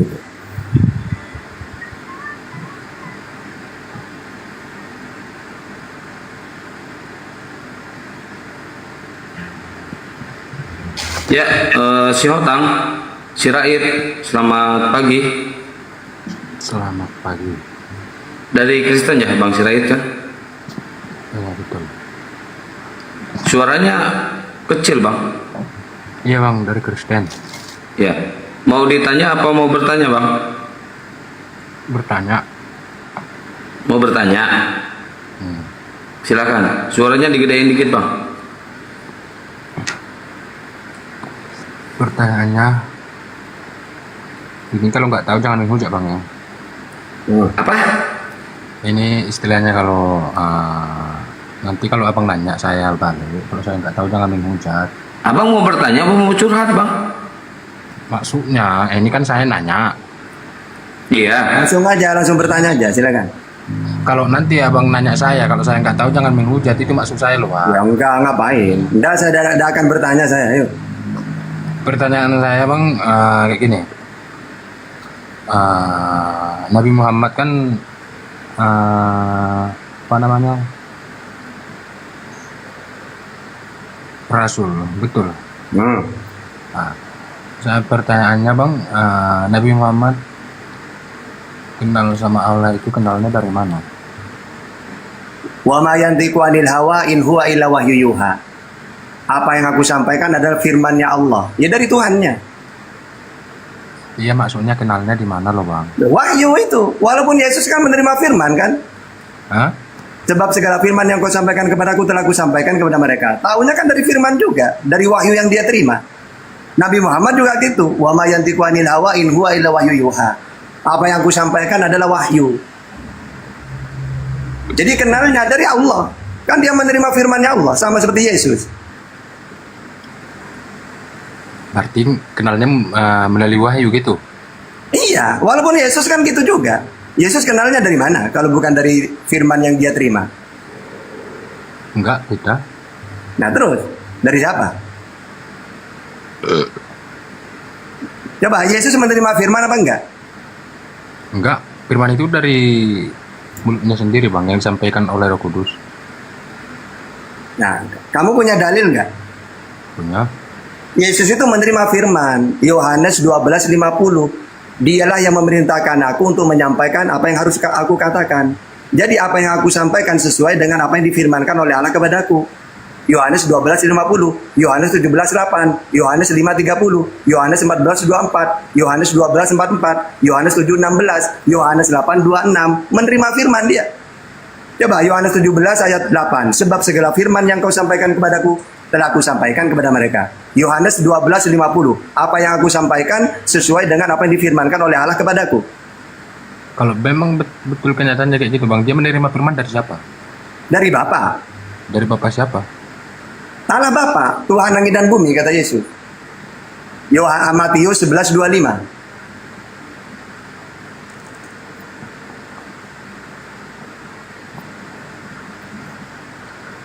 Ayo, apa lagi?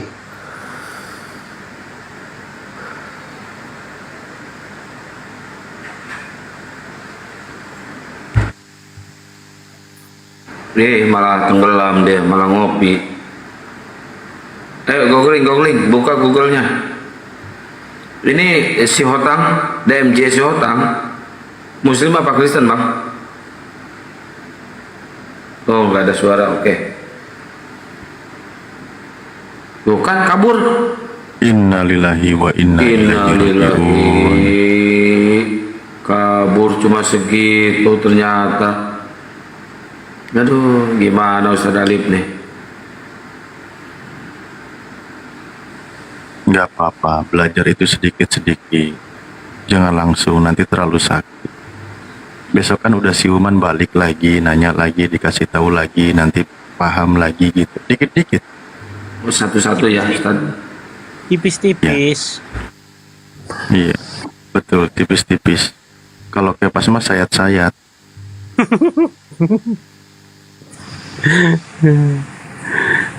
Tipis-tipis.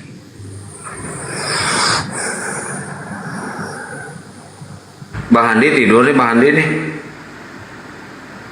Tidur dia tidur dia itu.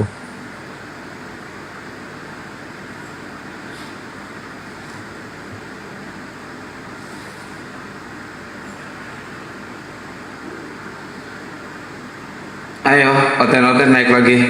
Si Kepas ini lawan si Luka tadi langsung jiper. Ini DMJ si Hotang ini Muslim apa Kristen, bro?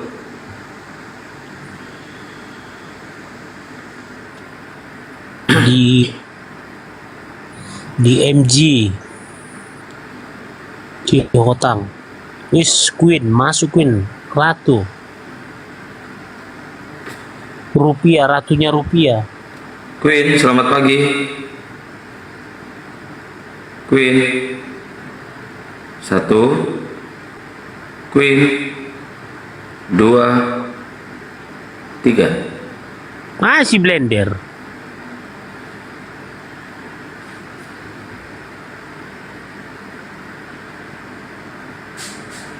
Apa Bang Kepas? Udah mulus pelontos melenang gitu masih aja minta di blender Kepas?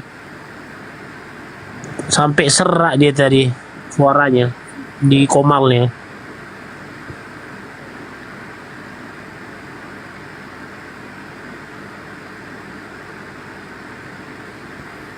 Kepas? Kenapa kau nggak suka sama nabimu tadi Luga? Udah ODJ itu. Ya jangan udah geje lah. Saya kan udah pernah, makanya tahu dia. Saya bilang, saya tahu kamu gereja mana, Tiberias. Iya, kan udah tahu saya orang-orang kayak gitu kan banyak di Tiberias. Ya jangan udah geje, terlalu lembut itu. 3 tahun saya di Tiberias gereja. Banyak yang seperti dia itu, hampir banyak.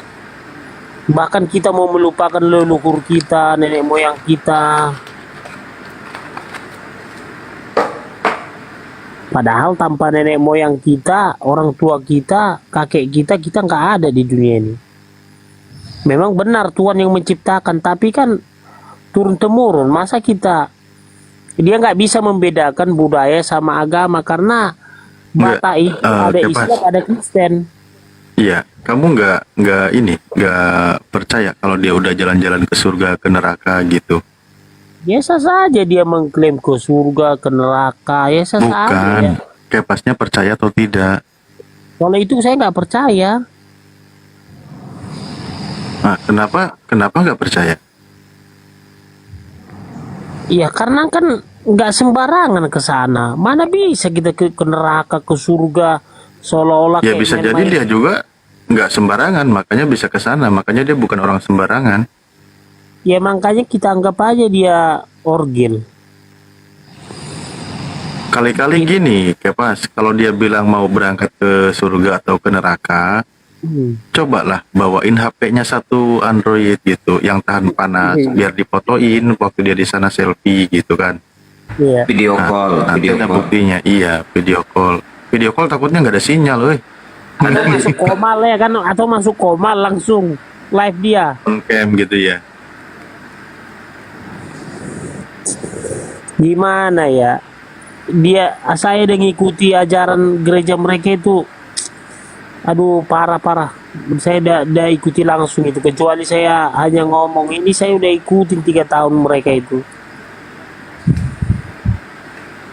Kata si Luga kemarin, Ustaz Alif, kata si Luga kemarin di surga juga katanya dia nemuin ini bandar togel, jadi bisa masang togel juga di sana. Main apa yang muter itu? Apa sih yang muter-muter gitu katanya main tuh? Yang ada bola-bolanya itu apa, main beliat apa? Main roulette. Ah, kayak gitu-gituan lah. Main karambol meren. Ya itu yang pakai duit itu. Slot, iya main slot, Kepas. Ya kalau saya di dunia ini ya main slot lah, main roulette, main apa, main semua judi apa. Itu di surga juga ada kata si Luga. Ya di surga mana ada lagi, di dunia ini yang kita main judi, main dam, main apa semua judi. Di dunia ini lah kita senang-senangkan. Ngapain lagi di neraka? Nggak ada lagi, di surga nggak ada lagi. Luga orang dia di surga mobilnya juga udah punya dia. Ada mobil dia di surga. Pas lagi jalan di sana dia pakai mobil dia yang di surga. Ya, namanya sih juga apa nggak dibilangin, banyak menghayal akhirnya jadi begitu. Jadi Ya enggak, bukan. Gini loh Kepas, sekali-kali pas kalau lagi dia cerita begitu, ajaklah kali aja Bang Kepas buka tambal ban di sana. Kalau pas bocor kan bisa tuh. Lai Luga, bannya bocor, aku tambalin bannya. Iya benaran loh, kalau di Jakarta jumpa saya ke Bali sama itu orang, gua kasih pelajaran juga tuh orang. Masalahnya kita nggak terima dia nabi. Kepas, kamu tahu nggak sejarahnya Luga ngaku nabi itu gimana? Ya sah saja lah, mau sejarah gimana pun. Enggak, tak ceritain sejarahnya ini gitu loh. Nah, coba Bang. Jadi Luga saya dulu Bang Handi, Habib Lopot namanya ya. Ada Habib dulu. Dia itu kan selalu tinggi terus omongannya. Akhirnya kami ini ibaratkan ngobrol. Ayo Luga itu jangan diajak debat. Dia itu orangnya senang dipuji, punya kelainan dia. Terus gimana Beb? Puji-puji saja terus dia. Caranya, Luga, di agamamu kan tidak apa-apa kan ada ngaku nabi. Gak apa-apa Beb. Nah, kenapa kamu udah ngaku nabi? Wong kamu bisa bermukjizat. Iya ya katanya. Akhirnya setiap nelpon Habib itu gini, halo Nabi Luga, digituin. Loh Beb, saya ini cocok nggak ngaku Nabi? Iya cocok, tapi ke agamamu sendiri gitu. Jangan ke Islam, kalau Islam nggak boleh. Iya saya mau ngaku Nabi di Kristen. Ya cocok gitu. Karena kamu bermujizat gitu. Tapi kamu sebarkan ke orang Kristen bahwa kamu ini Nabi. Mau dia. Ya aku gini. Ya iya ya caranya debat sama Luga, jangan diajak debat. Sanjung dia, nanti kita lihat. Musuh-musuhnya dia nanti Kristen sendiri, kita tinggal nonton aja gitu. Ya ini ya berhasil. Betul itu. Karena orangnya walaupun dia debat kalah, ngaku menang. Berarti kan pingin tinggi melulu. Ya sudah kita tinggian setinggi-tingginya. Tapi ketika itu sudah tersebar, saya mau mengangkat dia lagi, tidak berhasil. Luga, kalau kamu ngaku nabi, sudah ada saingannya, Paul Jang namanya. Terus gimana? Gini aja, gimana kalau kamu ngaku Tuhan aja? Loh, nanti saya dianggap gila, Tata. Loh, kamu ngaku nabi, lo dianggap gila. Mendingan ngaku Tuhan udah, ada apa-apa udah. Percuma kan ngaku nabi dianggap gila, mendingan ngaku Tuhan udah. Enggak mau. Mau dijadiin Tuhan, gak mau. Biar tambah gila kan gitu.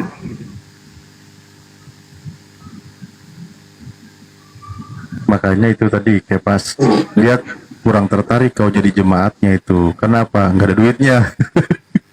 Bukan, dia bertentangan itu makan darah. Kalau saya kan masih makan darah saya.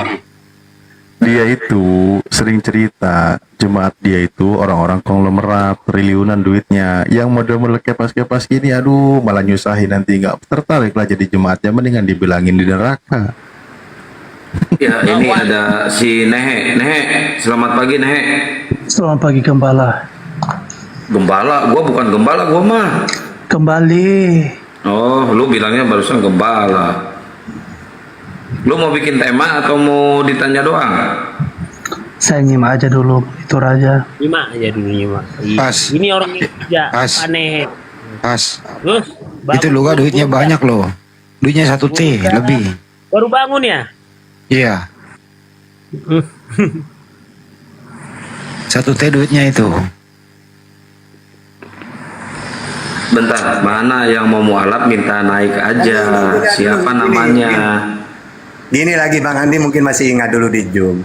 Luga ini pamer uang. Uang saya triliunan. Tiba-tiba sama Habib dikirim pulsa 100 ribu. Beb, terima kasih Beb. Oh, gembira banget. Iya, benar. Benar. Luga itu tuh. Bicara uang miliaran, wah, mudah saya gini. Akhirnya diuji, ya, dikirim pulsa 100 ribu. Apa kata Habib? Luga, saya kirim pulsa ke kamu. Wah, ini bagus ini Habib ini. Gini mah jadi muslim itu, wow, gembira. Akhirnya kamu itu barusan bicara uangnya triliunan, eman. Dikirim pulsa 100 ribu, bahagianya luar biasa. Ya namanya Terus orang. dia kan jual buku. Bukunya nggak laku-laku. Saya carikanlah donatur dari Kristen. Gua ketemulah Penatua Limbong yang ada di Bandung, teman saya. Saya bilang, Penatua, kasihan tuh Luga belum laku bukunya.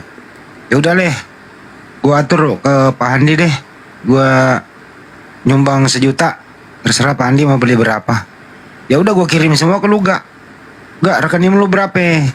Ini ada sumbangan. Tersenang banget dibeli bukunya. 1 juta. Oh, Itu dia jual buku di mana, Bang En? Wah, dulu belum pernah lihat bukunya ya. King of King. King of King, gambar Lucifer.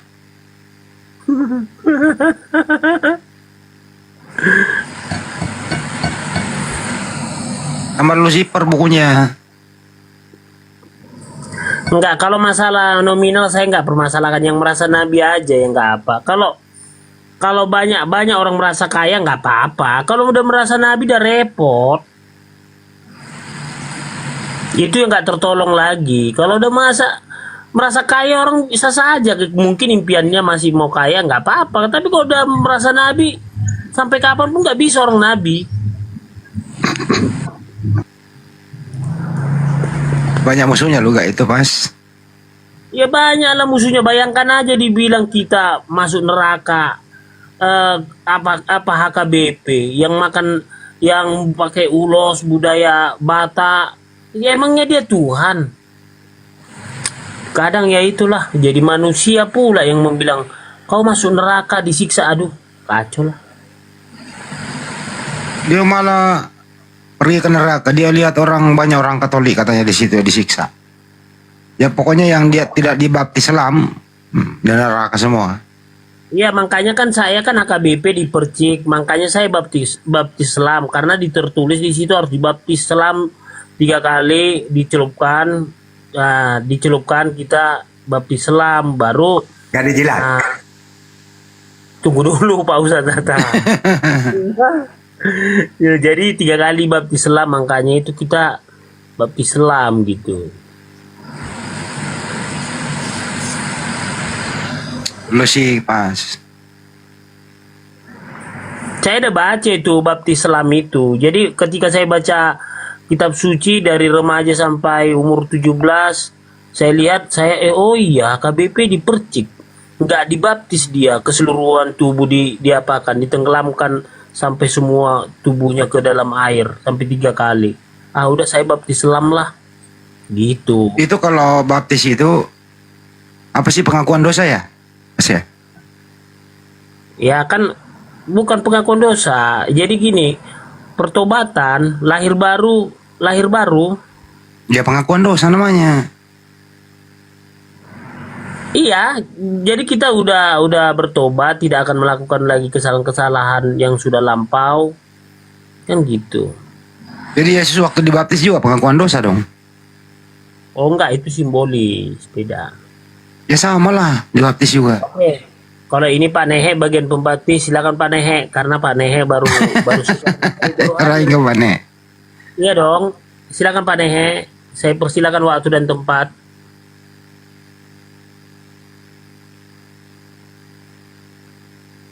Mana lo yang nanya tentang Islam aja deh, pas lo belajar Gi.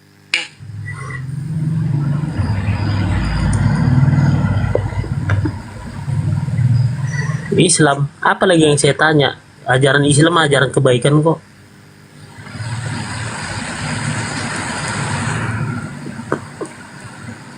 Pakai lo tanyain. Gua kalau jam segini gua ngantuk gitu, aduh. Mana dong? Ini coba Kepas. Kalau baptis api pernah nggak? Baptis api? Gimana baptis api?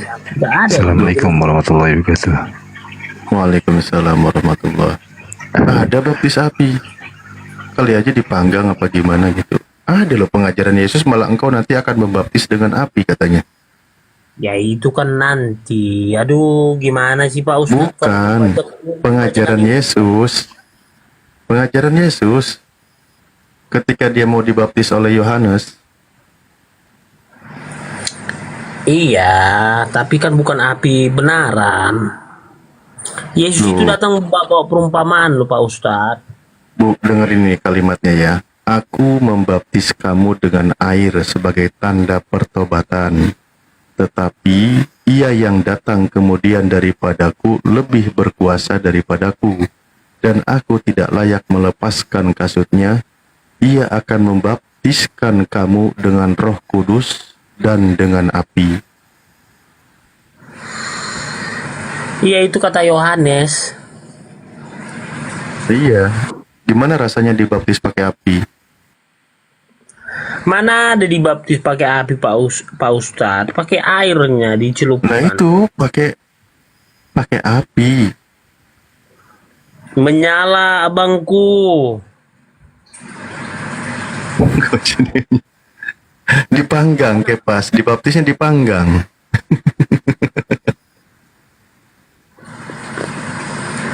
Itulah kan. Makanya aliran gereja juga waktu saya ke Katolik, Santa Maria Bunda Allah, terpujilah engkau wanita dan terpujilah buah tubuhmu Yesus Kristus. Santa Bunda Maria Bunda Allah, doakanlah kami, doakanlah kami. Makanya saya nggak, Katolik juga minta doa sama Bunda Maria, saya langsung sama Tuhan deh, pusing gua melalui manusia. Lah kau doanya sama siapa, Kepas? Ya Tuhan lah, Tuhan Yesus. Dah, malah kau sama anaknya daripada kalau Katolik sama ibunya, lah kau sendiri malah sama anaknya. Itu Maria itu hanya perantara, dia itu adalah wanita yang sangat beruntung di Yesus dunia. juga perantara, Kepas. Yesus juga perantara. Sama aja, ya berarti lebih tinggian Katolik lah, langsung sama ibunya yang mendidik dan membesarkan Yesus. Kau sama anaknya, ayo. Beda kan bisa. Malah kau salahkan orang yang berdoa sama ibunya. Saya lihat mereka sujud-sujud apa itu sama patung Bunda Maria. Saya lihat juga. Saya kan tiap sekolah di Katolik kan dulu, sekolah di Katolik. SMA saya sekolah di Metodis. Saya sedikit izin potong dulu ya. Yang di Komal Wanita Tangguh itu saya rasa kemarin juga sudah ketemu, ngobrol di sini, nangis juga di sini. Bahkan dari tim API juga udah ada yang pernah ke sana ditemui. Ya, kita sudah tahu mereka itu. Kalau memang mau menyampaikan pasti dia bilang lagi ke sini kok. Yang penting ini dunia sosial media ya, kita ini aja. Ya, lanjut ya, Pas. Iya, jadi intinya ya kalau saya sebenarnya beda-beda cara beribadah orang, dan dia mempertahankan imannya terhadap keyakinannya, yang dimana ada Hindu, Buddha, Kristen, Konghucu, Katolik, beda konsep cara menyembah Tuhannya. Hanya saja kan mereka kenapa masih bertahan, dia masih teguh terhadap imannya, keyakinannya, gitu. Buktinya saat mulai dari dulu banyak aja agama nggak pindah-pindah, malah tambah subur, beranak cucu semua.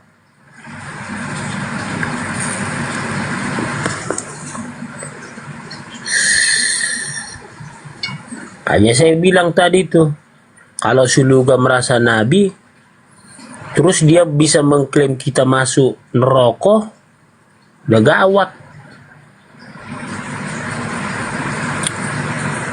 Jadi saya kembali lagi ingat 23 tahun yang lalu, 22 tahun yang lalu tentang hal-hal yang begitu, kayak Suluga.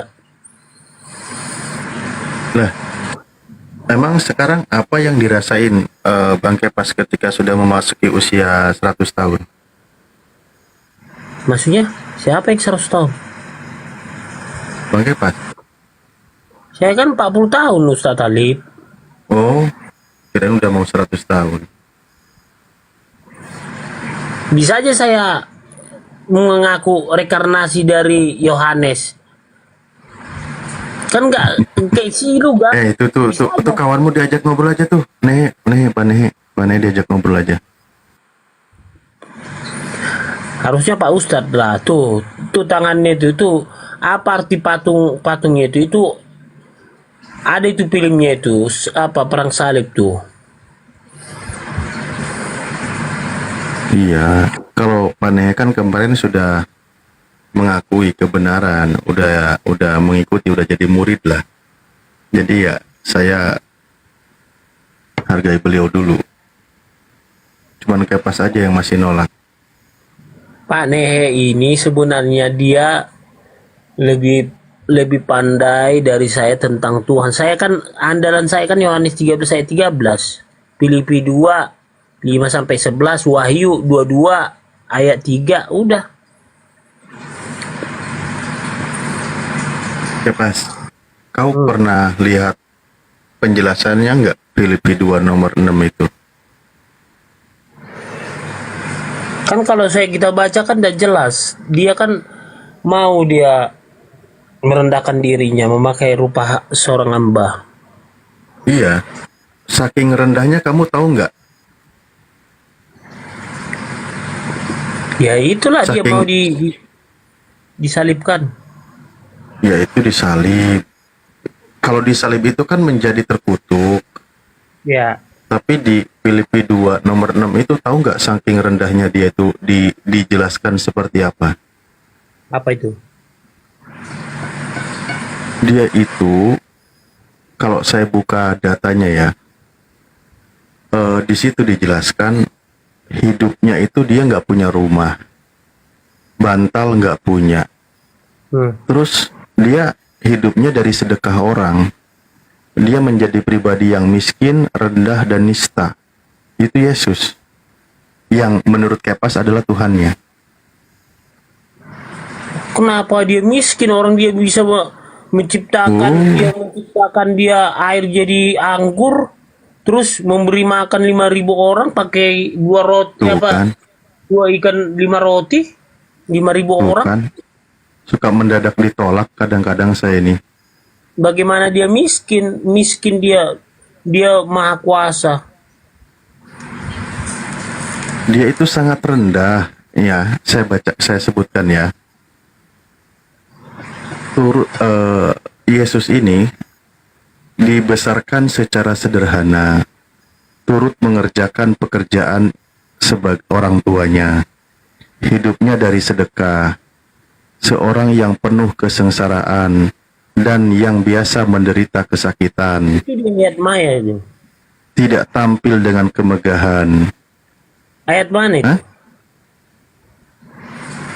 Di Filipi 2 nomor 6.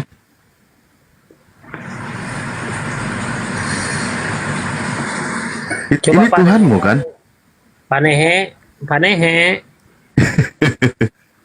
Ya, monitor. Ya, silakan Panehe. Katanya Yesus besar karena dapat apa? Sumbangan ya Pak Ustadz? Apa tadi? Iya. Kayak pas. Gimana Panehe? Silakan. Dia bantal aja nggak punya. Ini Tuhannya Kepas ini.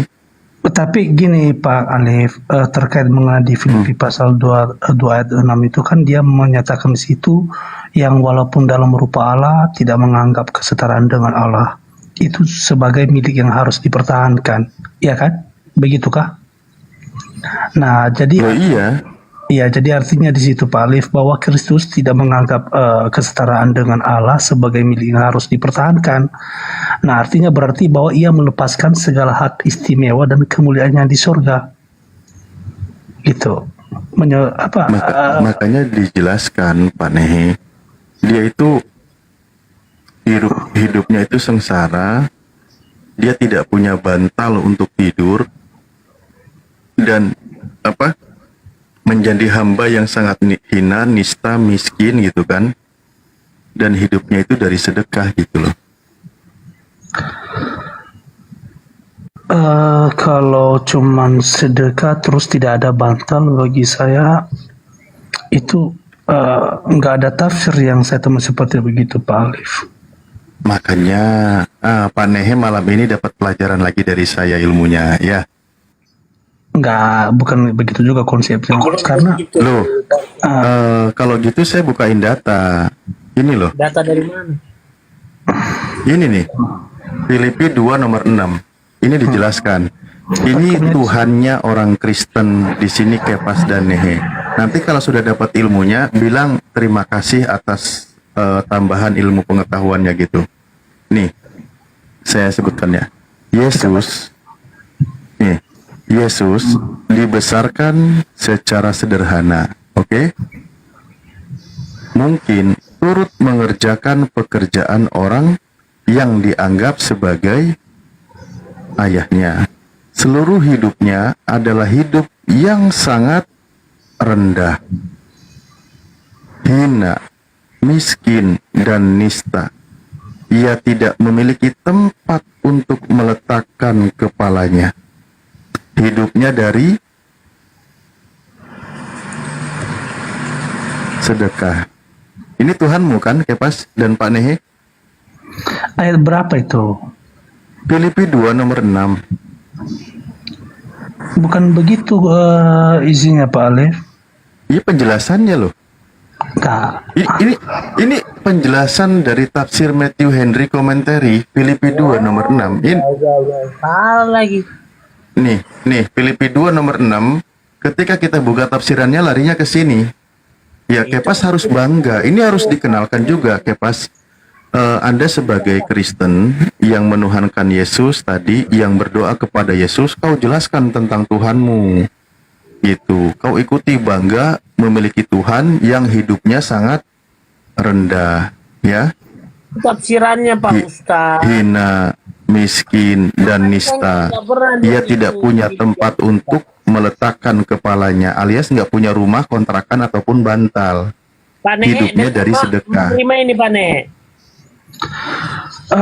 Ya betul juga, itu Henry itu ya memang tafsir Henry, tetapi di situ kalau kita amati Pak Alif, artinya di situ dia memberikan nasihat supaya kita merendahkan diri seperti dia gitu. Jadi kan manusia sekarang kan banyak yang songong gitu kan Pak Alif, ibaratnya udah kaya tapi sombong, tidak rendah hati itu, merendahkan diri. Iya, saya bilang adalah kenapa tadi ditolak.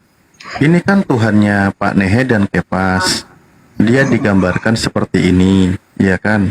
Ia harus bangga dan sampaikan juga kepada orang-orang Kristen lainnya. Dan semoga Kristen di sini yang menyimak tahu tentang Tuhannya gitu loh.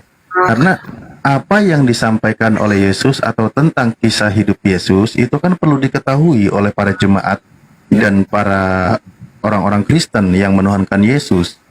Kalau bisa ini ditiru. Kenapa saya bilang ditiru? Karena Yesus turun ke dunia ini untuk mencontohkan, memberikan pengajaran kepada pengikutnya. Kalau memang Yesus demikian, Pak Nehe juga harus demikian gitu loh. Pak Nehe hidupnya harus seperti Yesus, karena Yesus mengajarkan. Henry itu, yang dibilang Henry itu nggak bisa saya terima sepenuhnya. Makanya kan Yesus pernah bilang Kepas, ketika ditanya oleh muridnya, karena Yesus tidak punya rumah, dia kan bilang, jualah seluruh hartamu, bagikan kepada si miskin, lalu ikutlah denganku. Lah itu perkataan Yesus kan begitu. Jadi mengajak orang yang ingin menjadi murid Yesus atau yang menjadi umatnya Yesus dan Yesus sebagai Tuhannya, ikuti polanya. Apa yang kau punya Kepas sekarang, topi, baju, apapun semua itu, cadangan-cadangan, lemari, kalau ada motor, mobil, jual semua, bagikan kepada yang miskin. Nanti kau ikuti ajaran Yesus keliling. Nah, ketika keliling nanti kau cari makannya dari sedekah gitu. Jadi boleh saya menanggapi Pak Alif? Silakan.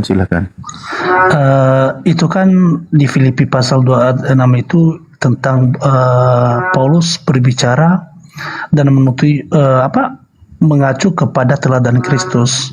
Ya, itu kan tafsiran si Henry tadi kan Pak.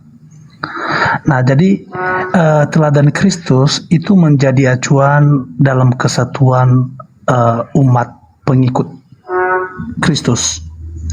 Nah, bahwa teladan itu adalah pengusungan dirinya. Nah, sebelum kita menelusuri nasihat Paulus, tentunya mari kita bayangkan apa konsekuensi yang harus Kristus tanggung ketika ia menjadi manusia. Nah, artinya ia mengosongkan diri. Mengapa disebut mengosongkan diri? Memang karena dalam sepanjang hidup dan masa pelayanannya selama 3,5 tahun, dia yang sekalipun adalah Allah yang sejati, tidak menganggap kesetaraan dengan Allah sebagai milik yang harus dipertahankan. Itu ayat 6.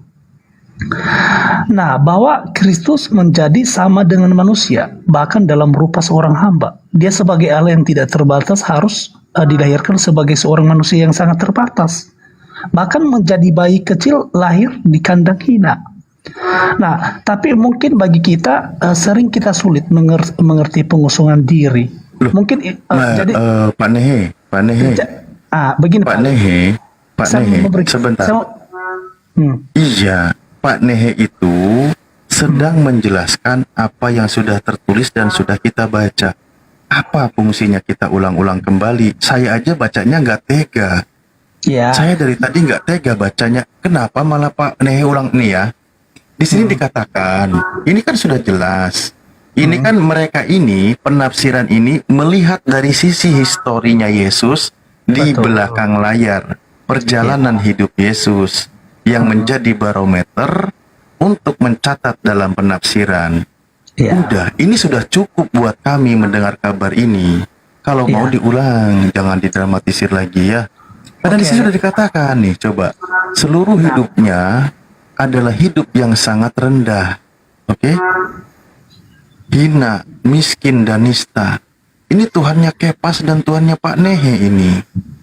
Nggak perlu kita poles-poles lagi dengan kalimat tambahan. Ini aja udah cukup. Iya. Jadi saya memberikan sebuah ilustrasi Pak Ustadz terkait mengenai tafsiran Henry itu di pasal 2 ayat 6. Bebas lari. Nggak tega lihat Tuhannya. Nah, jadi begini, ilustrasinya sedikit saya memberikan paparan. Jadi ketika orang dewasa berusaha berkomunikasi dengan anak kecil, ia harus pastikan mengosongkan dirinya berbicara dalam bahasa anak kecil tersebut. Artinya dia menanggalkan segala kemuliaan dia sebagai orang dewasa dan kebesaran dirinya sebagai orang dewasa dan sebagai orang yang menjadi lebih di atas anak kecil itu. Nah, jadi artinya dia mengabarkan pengosongan diri atas dirinya sebagai orang dewasa. Nah, begitu juga dengan Yesus Kristus. Nah, dia masuk Pak Nehe, boleh nggak kalau memang mau dijelaskan lagi, dijelaskan di sini. Bagaimana posisi Yesus itu yang Tuhannya Pak Nehe itu adalah manusia yang sangat rendah, hina, miskin dan nista, dan hidupnya dari sedekah. Maksudnya gimana ini? Artinya begitu, artinya begini Pak Ustadz, terkait mengenai yang dipaparkan oleh Henry tadi, hidup dalam sedekah begitu kan. Nah, pastinya kan segala berkat yang kita pakai atau kita gunakan itu pastinya kan sedekah dari Yang Maha Kuasa dasarnya kan Pak. Sedekah dari Yang Maha Kuasa gimana? Iya, maksud saya sumber dari sedekah itu kan dari Yang Maha Kuasa. Loh, hidupnya dari sedekah. Dia makan memang kalau setiap makan turun dari langit. Begini Pak, setiap hari kayak gitu. Gini Pak Alif, kan kami kan percaya Yesus itu adalah seorang sebagai pencipta. Dia yang masuk ke dunia. Bentar dulu, dia sebagai pencipta. Nah, jadi dia masuk di dalam dunia, artinya dia membatasi diri dengan menjadi manusia ciptaan. Nah, dan bukan hanya mengosongkan diri, ia lebih melangkah lebih rendah menjadi hamba dan mati menanggung penderitaan dan aib yang tak terperi. Iya. Betul itu, Pak Nehe sudah jelaskan tadi. Bahkan saking rendahnya di sini digambarkan begitu hina, miskin dan nista. Ia tidak memiliki tempat untuk meletakkan kepalanya. Buat tempat tidur aja dia nggak punya, bantal aja dia nggak punya gitu loh. Dan hidupnya dari sedekah. Makanya coba gini aja deh, nggak perlu dijelaskan panjang lebar, aku nggak tega dengernya. Saya pengen tanya aja Pak Nehe, yang hidupnya nista, rendah dan hina ini, hidupnya dari sedekah ini Tuhannya Pak Nehe atau bukan? Kan tadi saya memberikan sebuah ilustrasi Pak, ibaratnya. Iya, nggak perlu dijelaskan lagi, aku nggak tega dengernya. Ini dijawab aja Pak Nehe, ini Tuhannya Pak Nehe atau bukan? Iya, oke, iya, saya kan begini Pak Alif, kan tadi kan tadi saya memberikan ilustrasi, misalnya Pak Alif kan seorang yang dewasa kan, terus Pak Alif itu berusaha berkomunikasi dengan anak kecil. Pastinya kan Pak Alif kan mengosongkan kedewasaan Pak Alif untuk mengikuti berbicara dalam bahasa anak kecil tersebut kan, menanggalkan segala kedewasaan dan kebesaran kedewasaan Pak Alif. Pastinya kan mengikuti alur bahasa anak kecil tersebut kan, merendahkan diri gitu loh Pak. Iya betul. Betul. Saya maksudnya kan saya menjadi kekanak-kanakan kan gitu. Ya, itulah artinya mengosongkan diri. Iya kan? Iya, makanya di sini Yesus itu kenista-nistaan gitu kan, kemiskinan dan kehinaan gitu loh. Iya kan? Iya. Iya. Ya udah gitu. Makanya saya bilang saya nggak berani mau ngulang-ngulang terus. Sedih dengernya. Toh dia kan bilang di pasal lain itu kan di Matius, saya ingat tuh Matius 20 nomor 8 kalau nggak salah, atau Matius 8 nomor 20 ya. Yang dia Matius 8:20 yang saya ingat itu kan Yesus berkata kepada mereka itu yang dia katakan, serigala mempunyai liang dan burung mempunyai sarang, tetapi anak manusia tidak mempunyai tempat untuk meletakkan kepalanya. Kan gitu. Itu kan Yesus kan? Iya. Ya selama hidupnya dia itu kan nggak punya tempat tinggal. Dia nggak punya rumah, nggak punya tempat tinggal. Dia keliling terus.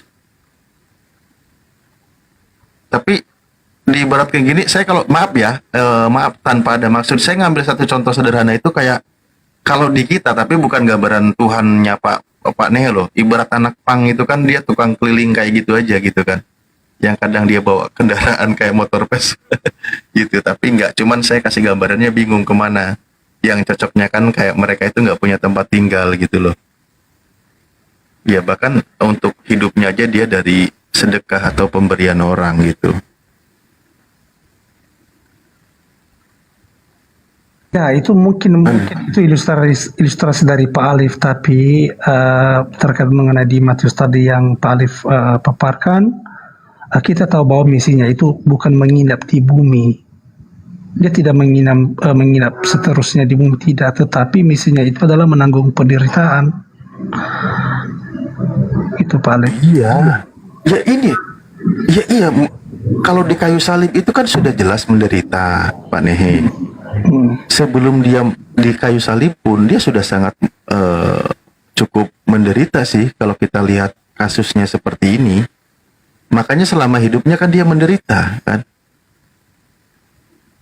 Bukan cuma di kayu salib aja ketika dia dibunuh dan ditumbak, bukan cuma itu aja. Tapi selama hidupnya dia ya begini gitu loh. Ini sebelum dia disalib. Kependeritaan keadaannya seperti ini, yang hina, miskin, dan nista ini, nanti digenapi dengan mati di kayu salib dengan terkutuk gitu. Kan gitu Pak Nehe. Kalau nanti di kayu salib, bukan hina nista lagi, tapi dikatakan sebagai manusia yang terkutuk. Yang ditulis oleh kitabnya Pak Nehe. Galatia 3 nomor 13. Kan gitu. Bener nggak? Ya. Iya. Jadi artinya dia datang ke bumi ini hanya melakukan menyerahkan nyawanya. Kalau bahasa negatifnya Pak ya, itu menyerahkan nyawanya di atas kayu salib dengan tujuan menjadi tebusan bagi banyak jiwa. Kalau negatifnya begitu ya, kalau kita ngolok gitu, dia menyerahkan nyawanya. Itulah memang misinya yang sudah ditetapkan. Iya itu maksudnya ini Tuhannya Pak Nehe gitu loh. Saya nggak mau dilarikan kemana-mana. Tuhannya Pak Nehe, beginilah histori kehidupannya gitu. Makanya kata Kepas itu tadi sering dia dapat pertanyaan, bagaimana masa depan Tuhanmu kan gitu. Bagaimana kabar Tuhanmu dan masa depan Tuhanmu? Ya inilah kisah perjalanan hidupnya Tuhannya Kristen atau Tuhannya Pak Nehe atau Tuhannya si Kepas tadi. Ya kan? Ya dinikmati begini. Mungkin masih kayaan kita, alhamdulillah gitu ya. Kita masih punya rumah buat tinggal gitu. Dia tidak sampai harus hina, miskin atau sampai nista. Nista ini kan tanda kutip ya, posisi yang sangat rendah loh. Dalam keadaan itu yang sangat rendah, nista. Kalau miskin, oke lah, kemiskinan itu kan katakanlah nasib ya. Yesus kan Tuhannya Pak Nehe dinasibkan untuk jadi orang miskin kan gitu. Tapi ini masih itu pilihan lah, mungkin takdir Tuhan lah Yesus jadi miskin. Tapi kalau sampai hina, nista, ini kan agak, saya nggak tega sebenarnya sih baca ini. Atau membuat sebuah penafsiran begini gitu. Dan ini kan untuk sesosok Tuhan gitu, yang diimani sebagai Tuhan oleh Kristen gitu.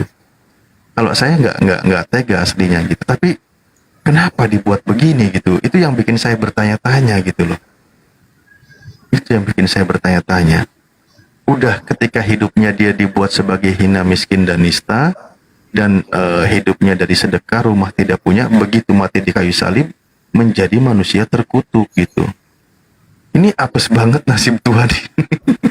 Nggak ada untungnya perasaan. Aduh. Ini berdasarkan kitabnya ya, saya tidak melebihkan kata-katanya. Ya.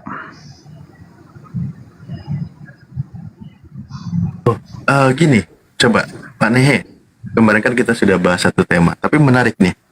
Pak Nehe pernah membaca, oh iya, kan dalam keyakinan Pak Nehe itu, Yesus itu kan mati di kayu salib. Dan ketika dia mati selama 3 hari, dia itu kan terjun ke dunia alam mati. Benar nggak? Ya. Nah, Yesus menginjili terjun ke dunia orang mati itu, kisah seperti itu apa ya saya bilang, ada kisah yang mirip gitu loh Pak Nehe. Ini kesannya mengadopsi kisah-kisah lain gitu. Gimana ya? Maksudnya Pak gimana Pak terkait mengenai ketika Jesus itu dalam keadaan mati dalam kehidupan siksa atau bagaimana ini Pak? Iya, gini loh. Ini saya baca kisah ya. Sebentar ya. Ini tadi saya baca. Ini nih. Kan ada sebuah histori mencatat ada beberapa kasus dewa yang mati dan bangkit kembali. Jadi ini di luar Yesus ya, di luar Yesus. Tapi kisah ini, peristiwa ini sudah beredar sebelum Yesus ada. Nah, karena di sini dijelaskan, kelompok dewa yang mati dan bangkit kembali juga dikenal sebagai dewa yang mati lalu bangkit. Atau dewa yang bangkit adalah konsepsi untuk mengklasifikasikan sejumlah Tuhan atau dewa dalam mitologi atau agama bumi yang mengalami kelahiran, mati dengan menderita, munculnya sebuah gerhana atau peristiwa serupa dalam kematiannya, melintasi alam gaib atau ke dunia orang mati ini kan. Setelah kematian dan setelah itu terlahir kembali dalam sensasi simbolik atau literal. Nah ini. Di sini dikatakan Tuhan dan dewa laki-laki di antara figur-figur tersebut di atas yang tadi kita sebutkan. Itu ada kisahnya, contoh ada dewa Osiris, Adonis, Tammuz, Zalmoxis, Phoenix, Bad, dan Mang Odin, dewa Odin.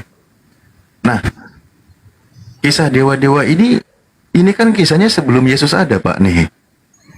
Iya. Bener nggak? Iya. Berarti kisah Yesus ini hanya meneruskan kisah-kisah tentang mitologi dewa-dewa sebelumnya ya? Enggak Pak. Jadi di situ kan memang seperti dewa-dewa Osiris ya Pak ya. Adonis, Zalmoxis, Phoenix, Bal dan Odin, iya kan Pak? Betul. Itu kan mitologi dewa-dewa yang lain loh Pak. Loh iya, dewa-dewa yang lain yang sudah pernah ada kisahnya sebelum Yesus ada. Kan gitu. Bener kan? Jadi Bapak sama ini gitu? Kalau dibilang saya samain enggak, cuma kisah tentang Tuhan turun ke bumi, lalu dia menderita dan mati, lalu ketika dia mati masuk ke alam gaib atau ke alam maut, lalu dia bangkit kembali, itu sudah ada kisahnya. Ini nggak sama ini beda. Saya bukan bilang sama. bukan bilang sama. Cuman sudah ada kisah ini sebelum kisah Yesus ada gitu loh. Kan iman Kristen itu kan Yesus itu lahir, tadi kan udah kita bahas, bahkan sampai hina, menderita, lalu dia mati, ketika dia mati masuk ke alam maut, menginjili, lalu dia bangkit, kan gitu. Kisah Yesus ini hanya sepercik dari sekian banyak kisah yang sudah beredar sebelumnya tentang dewa-dewa. Itu maksudnya Pak nih. Bener nggak? Ya. berat ya Allah. Ya, Loh, ya. Tapi memang gini loh Pak Nehe. Kita membahas kekristenan ya, konsep kekristenan, imannya Kristen itu tidak lepas dari kisah-kisah dari Yunani. Bener kan? Ya. Iya, cobalah. Kalau kita membahas tentang contoh bagaimana sejarahnya Trinitas aja, itu kan mengadopsi dari Platonis, itu mengadopsi dari Tertullianus itu. Tertullian, dia seorang penyembah berhala itu. Ya kan, cuman kan sedikit saja diadopsi gitu. Nggak terlalu plek banget disamain. Karena kalau disamain nanti ya nirunya kelihatan banget. Cuman kan dibikin mirip aja, istilahnya ATM, diamati, ditiru, dimodifikasi gitu, biar nggak terlalu sama persis gitu. Nah, kayak gitu Pak Nih. Makanya kan saya dari tadi juga ada memang nggak bisa dibantah ketika saya menyampaikan data dan dia ya begitu adanya. Ini kan tentang masalah kebangkitan Yesus masuk ke dunia alam mati, lalu dia bangkit, itu kan sudah ada kisahnya. Dan kisah tentang yang lain-lain pun juga sama. Contoh kan Pak Nehe mengimani Yesus itu Tuhan yang menjadi manusia atau memang manusia itu menjadi Tuhan? Coba konsep imannya Pak Nehe. Tuhan yang telah menjadi manusia. Nah kan, kalimat itu aja Pak Nehe itu sudah sama dengan konsep yang lain tadi Pak Nehe. Konsep Pak Nehe itu kan berbeda dengan konsep ini kan. Kalau kita buka, tadi kan kalau di Filipi sudah cukup ya. Saya tidak mau melanjutkan lagi baca tafsirannya karena terlalu menyedihkan. Ini kan mirip juga dengan kisah ini. Saya malam ini ngobrol mode santai ya, mohon maaf ya kalau bikin ngantuk. Tapi memang suka begini. Ada kan? Nah, ini KPR 14 ini kan ada ini. Nih, ada nggak yang kayak gini? Dewa-dewa telah turun ke tengah-tengah kita dalam rupa manusia. Gambarannya Dewa Zeus dan Dewa Hermes. Nah, jadi begini, tapi ada juga tanggapan orang mengatakan Yesus itu sama dengan dewa-dewa mitologi sebelumnya, tetapi diambil gitu, disalin gitu. Tetapi ada juga yang mengatakan bahwa Yesus itu sepertinya disalin dari Krishna. Tetapi satu hal yang kita telusuri di sana, apakah dewa-dewa sebelumnya itu juga dan Krishna itu memberikan rujukan bahwa dia disalib gitu kan? Tidak. Iya Pak Nehe, kan kita udah bahas. Cuman tadi kan konsep imannya Pak Nehe itu kan Tuhan turun ke bumi dalam rupa manusia. Itu kan konsep imannya Pak Nehe. Tapi kalau konsep mitologi Yunani, itu kalimatnya dewa telah turun ke tengah-tengah kita dalam rupa manusia. Ya kan? Makanya ini beda dengan konsep Kristen, nggak sama. Kalau konsep Kristen itu kan Tuhan turun ke bumi atau ke tengah-tengah kita dalam rupa manusia. Kan kalau konsep Kristen, tapi kalau konsep orang-orang Yunani, penyembah dewa, mereka itu bilangnya dewa telah turun ke dunia dalam rupa manusia gitu. Di sini berbeda, nggak sama ya, nggak sama. Yeah. Kecuali mereka orang-orang yang paham aja yang mengatakan sama, tapi kita katakan berbeda aja, biar tidak dikatakan bahwa menyamakan kan gitu, karena semuanya punya pemahaman sendiri. Tapi prinsipnya di sini kisah kedatangannya Tuhan ke bumi ini pun sudah ada kisahnya yang dijalani oleh para atau orang-orang Yunani, sudah beredar tentang model iman seperti itu, yaitu konsep dewa yang memang turun ke bumi dalam rupa manusia. Makanya bukan hal yang baru itu, dan lebih tepatnya ya mirip gitu aja, cuman nggak sama ya, kecuali memang orang-orang yang paham yang bilang sama gitu.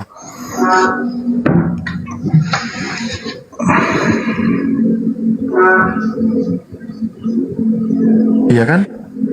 Bener nggak Pak Nih? Iya. Iya. Oke, makanya Kristen itu kadang kalau suka menolak dengan pembahasan konsep imannya sama dengan konsep dewa-dewa yang ada, yang pernah ada beredar kisahnya, itu kalau mereka menolak suka greget saya Pak Nih.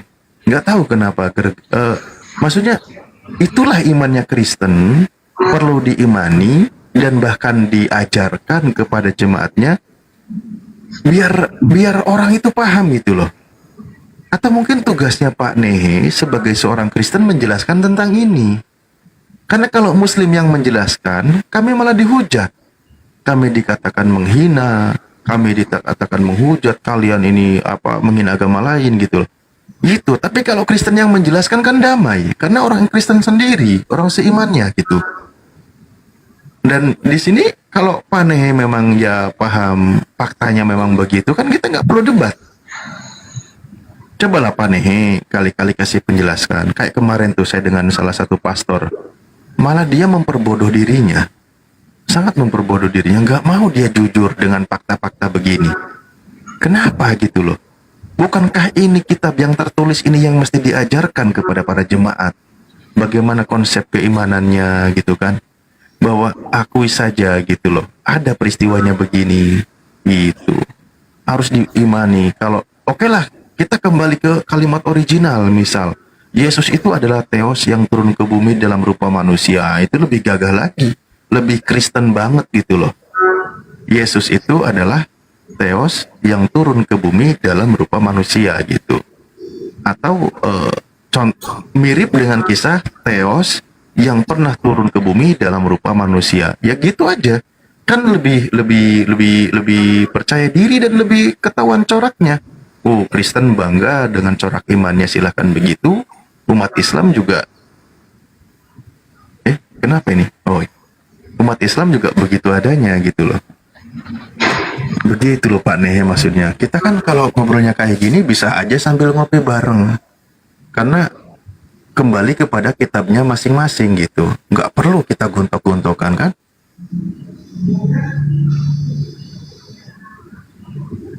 Iya nggak bro?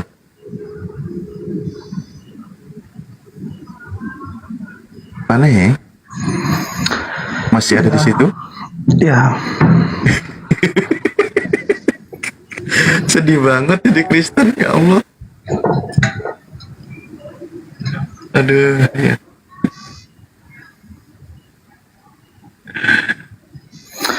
Tapi sebenarnya Pak Alif itu terkadang gimana ya, pernyataan terkait mengenai dewa-dewa mitos itu terkadang itu dilebih-lebihkan, bahkan diberikan tuduhan datang dari para teologi liberal. Gitu loh Pak. Loh, enggak, itu maksudnya kisah itu sudah sangat familiar di kalangan pagan Romawi gitu loh.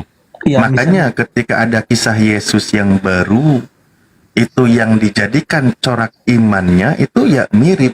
Nih ya, kalau saya buka ya, coba nih. Ini Pak ya pasti ini. Saya menarik ini. Ini kan yang bikin juga ini kan ini apa, orang dari orang Kristen, denomnya Advent, tapi dia sedang mengupas sejarah bagaimana corak atau doktrin iman kekristenan itu tidak lepas dari nuansa dewa-dewa Yunani. dari ini ya, kalau kita pelan-pelan ya baca ya. Baiklah kawan-kawan, kita coba membaca sedikit informasi yang cukup informatif. Alah, makin ngarang saya ngomong. Ini di bentar, HP saya ngecas terus. Oh, udah penuh. Pantesan panas. Aduh, nanti kumat lagi. Ini mumpung lagi baik hati, dari tadi kumat terus ini. Makanya kan nih contoh. Ini kan punya Kristen ya. Ini yang ini sumbernya dari www.trinityturceteh.org gitulah pokoknya ya tulisannya.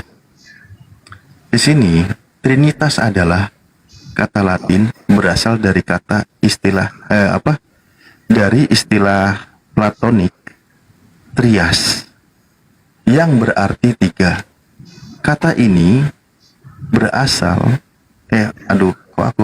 kata ini hanya berdasarkan filsafat manusia, bukan berdasarkan konsep Alkitab. Ini yang nulis orang Kristen ya. Benar ya Pak Nehe ya? Jadi ini bukan berdasarkan konsep Alkitab. Dari mana nih? Diperkenalkan oleh Tertullian di abad kedua. Jadi kan ini setelah Yesus terangkat ke langit.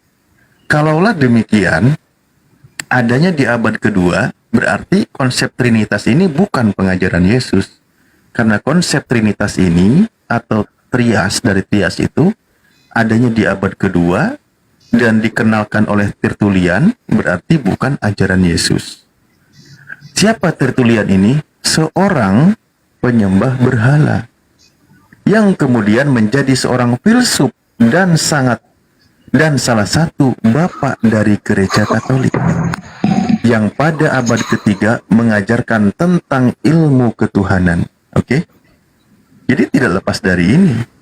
Trinitas ini tidak lepas dari pengajaran di abad kedua yang namanya Tertullianus, seorang penyembah berhala, kemudian menjadi seorang filsuf dan bapak gereja di abad mula-mula. Gitu. Gimana? Ini sejarah loh. Iya, Tertullian itu sebelumnya itu dia seorang penyembah berhala.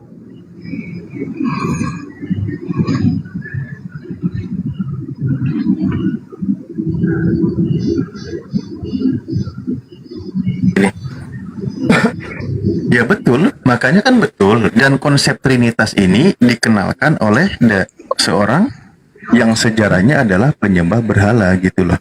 Kan itu faktanya.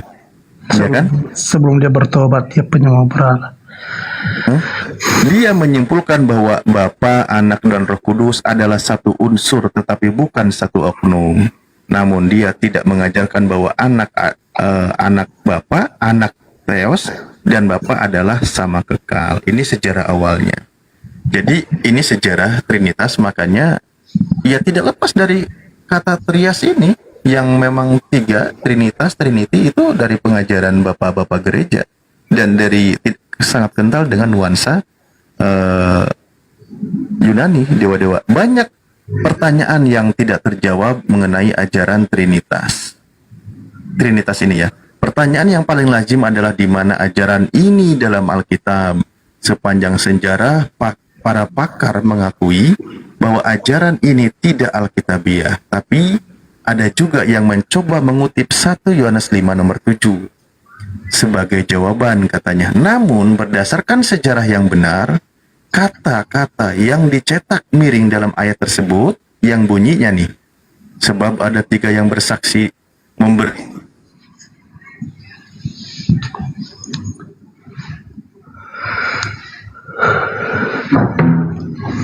Ustaz Alif, sinyalnya cek Ustaz Alif, sinyalnya apa namanya, terjeda itu sinyalnya tuh ya. Cek satu Ustaz Alif. Oh pasti kelempar nih Ustaz Alif. Cek. Nah jangan open cam Ustaz, itu sinyalnya. Aku lagi buka data seru ini. Coba jangan open cam dulu sebentar. Temanya nuansa bening ini ya, agak santai ini. Soalnya Pak Nehe kalau digebuk takutnya loncat ini. Tapi dia entah sadar atau tidak dari tadi jawabannya cuman iya aja gitu. Tapi itulah fakta, nggak bisa dibantah. Oke, saya sedikit sampaikan ya. Sejarah, jadi ada pengajaran yang mengatakan itu ada dalilnya di 1 Yohanes 5 nomor 7. Ternyata di situ itu hanyalah kata tambahan, bukan ayat asli, alias ayatnya palsu. Itu cuman dimasukkan sebagai ayat, makanya tidak bisa dipertanggungjawabkan. Jadi asal mula doktrin Trinitas, kalau saya baca, kira-kira 1 abad setelah Tertullian, para pengikut dan seterusnya, aduh panjang lah kalau baca sejarahnya, itulah pokoknya lah ya. Nanti banyak loh kalau sambil dibuka. Ini bisa 10 menit lebih kalau saya baca. Tapi intinya tahulah Pak Nehe, tidak lepas dari konsep dewa-dewa itu sendiri. Bahkan di sini dijelaskan, yang mirip-miripnya di sini dijelaskan bagaimana tentang Trinitas itu ya mengadopsi, tapi tidak dibikin plek gitu loh, cuman dimodifikasi atau diperhalus gitu. Makanya mereka mengutip ya. Perhatikan bagaimana kutipan-kutipan berikut mendokumentasikan kepercayaan kepada 3 Tuhan di berbagai bagian bumi dan setiap agama dunia sejak dahulu. Itu dijelaskan. Ada di Babylon, orang-orang Babylon kuno mengenali doktrin Trinitas. Ada 3 oknum di dalam Tuhan. Ada di India, di situ di mana ada Brahma, Wisnu dan Siva. Ada di Yunani tentang beberapa dewa. Ada di Mesir, ada di tempat-tempat lain, ada Zeus, Jupiter, semua banyak. Nah makanya itulah yang diadopsi masuk ke Kristenan gitu. Pak Alif, jadi makanya saya tadi mengatakan sebenarnya itu kan mitologi. Jadi memang ada pernyataan bahwa Yesus hanyalah mitos atau kisah yang dilebih-lebihkan merupakan, dan ini adalah sebenarnya ini sebuah tuduhan yang datang dari para teolog liberal sekitar abad ke-19 loh Pak Alif. Tapi sebenarnya misalnya siapa dewa yang lahir tanggal 25 yang dikatakan itu ya. Padahal itu kalau ditelusuri bukan tanggal 25 Desember, tetapi sebenarnya dia lahir di bulan November. Nah, makanya saya mengatakan tadi loh, begini, memang itu kan kepercayaan Kaisar Konstantin itu, Pak. Yang mana? Yang tentang penyembahan dewa matahari. Dia itu kan waktu itu kan dia menguasai kekaisaran, dia memimpin tentang dari konsili, dia memasukkan pahamnya juga itu. Makanya dia memasukkan dia itu kan penyembah dewa matahari itu, Pak. Bahkan dia memasukkan ibadahnya di hari Minggu itu.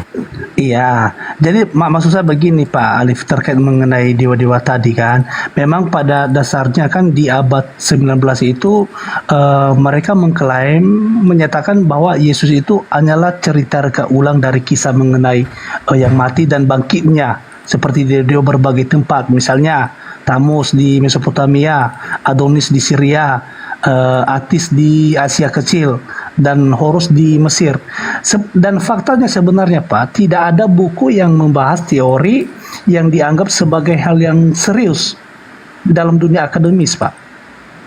Nah, jadi maksud saya bahwa pernyataan bahwa Yesus hanyalah cerita reka ulang dari Tamus, misalnya ditelaah oleh para pakar dan gimana ya, saya mengatakan ini ya.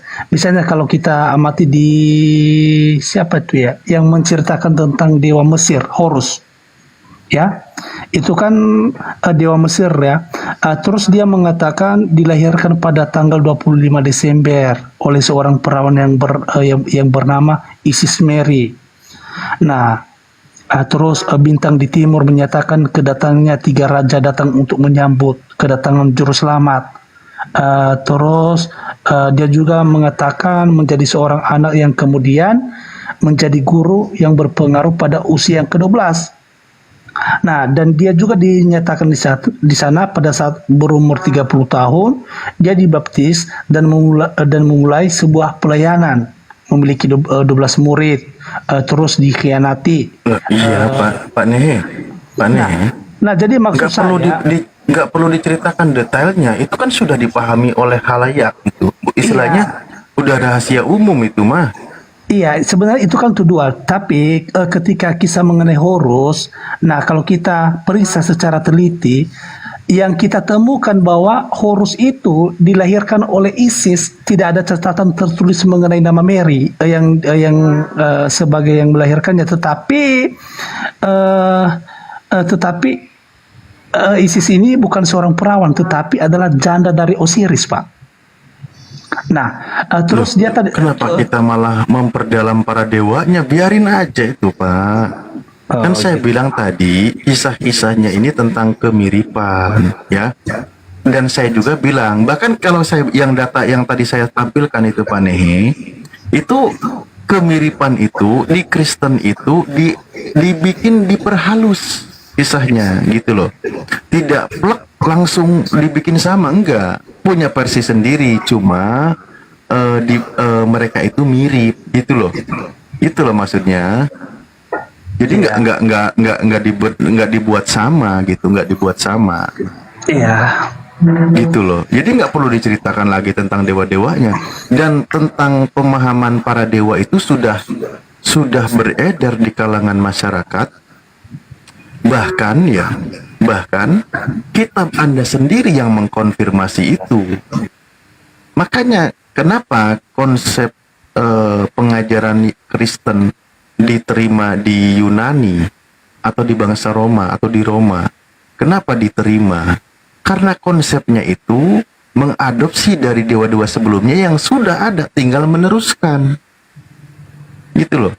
Kan konsep imannya Kristen itu kan sedikit memoles kisah para dewa terdahulu. Kan begitu, karena sudah ada kisahnya begitu. Makanya kan kalau di Israel itu nggak bisa bertumbuh kembang. Kristen nggak bisa, karena apa? Kalangan Bani Israel itu udah paham tentang ketuhanan. Mereka itu udah finish diajarkan oleh para nabi. Makanya Kristen di Israel ditawarkan konsep ketuhanannya tentang Trinitas, tentang Tuhan turun ke bumi jadi manusia. Mereka nggak mau kayak gitu karena sudah paten diajarkan oleh Nabi Musa dan para nabi yang lain. Makanya Kristen itu tidak bisa tumbuh kembang di Israel. Makanya ditawarkan ke luar Israel, laku keras. Karena apa? Karena konsepnya mirip dengan pemahaman dewa-dewa Yunani. Gitu, Pak Nehe.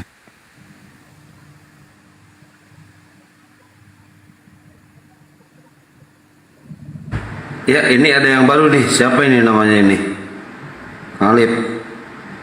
Namanya Ada yang bisa membaca nggak? Ada yang bisa membaca nggak itu?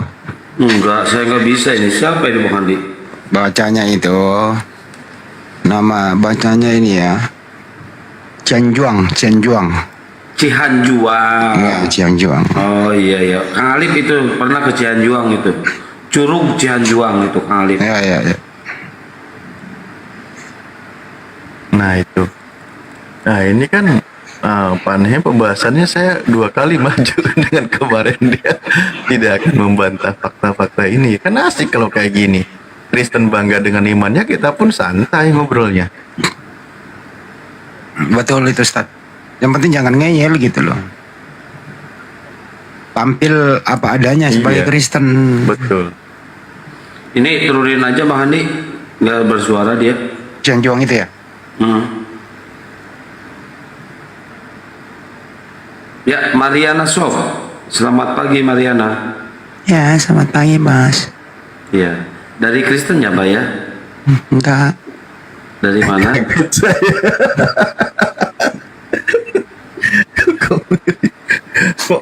Kenapa? Yang jawab kok yang keluar gambar bicaranya Bang Handi, tapi kok perempuan.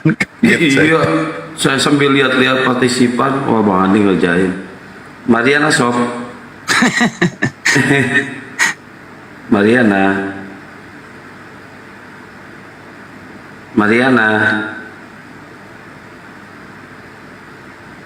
Kok nggak ada suara Mbak? Udah tidur.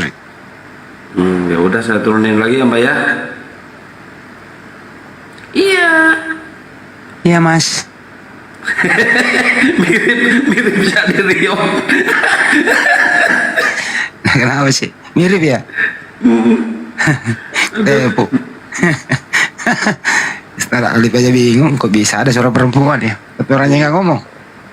Ini si Nehe jadi gaya perlawanan gini kali, kenapa ya? Dan ya fakta yang kita paparkan mau dilawan gimana? Iya kan? Bukan Kitabnya begitu, sejarahnya begitu. Begini Pak, bukannya saya membantah tidak, tetapi yang Bapak ceritakan terkait mengenai dewa-dewa mitologi itu memang itu kan mitologi Pak. Kan? Ada kan? Itu kan mitologi. Betul. Nah, tetapi cerita-cerita mitologi itu terus kadang dianggap bahwa mitologi itu lebih duluan ada gitu, tetapi sebenarnya cerita-cerita itu dikaitkan di abad 19 itu kan para pakar teologi liberal. Ini di abad Pak Nehe, izin. Saya tidak mau kita membahas menyelewengkan fakta ya.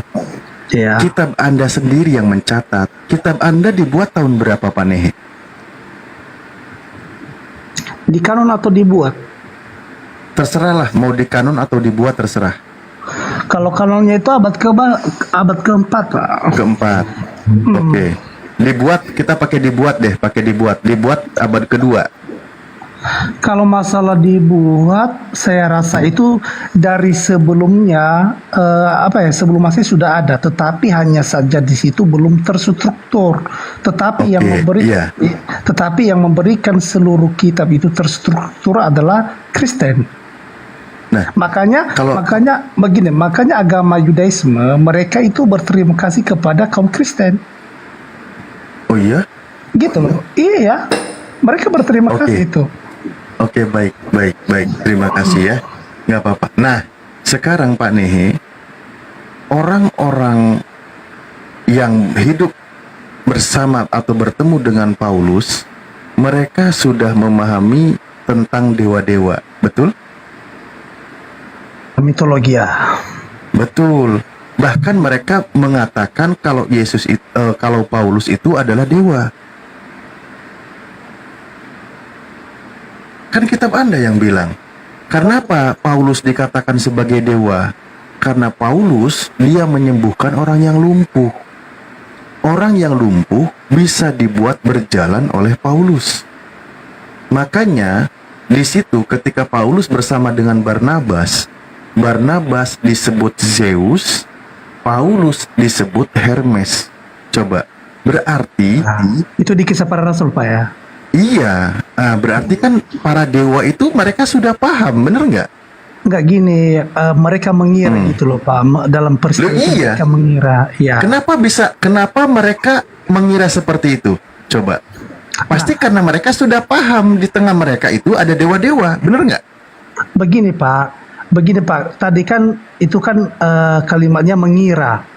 Kan tidak ada fakta yang mengungkapkan bahwa dia berucap sebenarnya saya Paulus, saya berucap saya Zeus, kan begitu. Makanya bukan Paulusnya, betul, bukan Paulusnya, orang-orangnya. Iya, jadi maksud anggapan gitu kan, mereka mengira kan Pak. Jadi betul. Kenapa dia mengira begitu?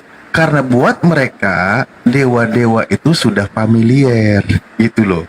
Konsep dewa-dewa itu sudah ada di mereka. Kalau kita itu misal kisah apa ya, hikayat atau apa ya di kita itu ya, istilahnya cerita-cerita orang dulu sudah ada peristiwanya gitu loh. Jadi sudah contoh kisah maling kundang atau siapa gitu kan.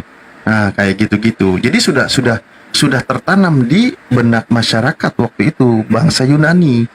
Makanya ketika di situ mereka berkata kepada Barnabas dan Paulus disebut sebagai dewa Zeus dan kisah legenda dan Hermes sebagai Paulus sebagai Hermes. Karena apa? Karena mereka itu sudah paham ketika ada dewa yang pernah turun ke bumi menjadi manusia, yaitu dewa Zeus dan Hermes gitu. Makanya mereka bilang dewa telah turun ke tengah kita dalam rupa manusia. Begitu. Nah, itu kan sudah dipahami oleh orang-orang Yunani itu kan tentang keyakinannya kepada dewa-dewa bahwa Tuhan telah turun ke dunia dalam rupa manusia. Itu sudah beredar kayak gitu. Itu sudah jadi imannya mereka orang-orang Yunani. Makanya ketika ada Kristen datang mengadopsi kisahnya yang baru, Tuhan juga turun ke dunia dalam rupa manusia, namanya Yesus. Itu cuma versinya lain. Kalau yang sudah beredar waktu itu dewa-dewa yang lain, dewa Zeus dan dewa Hermes gitu loh. Gitu Pak Nehe. Di Kisah Rasul 14 ya Pak ya? Nah, betul.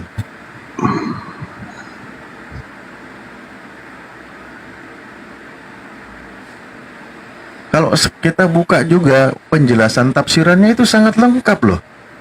Bahwa mereka itu bagaimana orang-orang Yunani itu kan yang dibahas di situ kan orang-orang Yunani bagaimana mereka itu adalah memiliki kepercayaan kepada dewa-dewa gitu kan.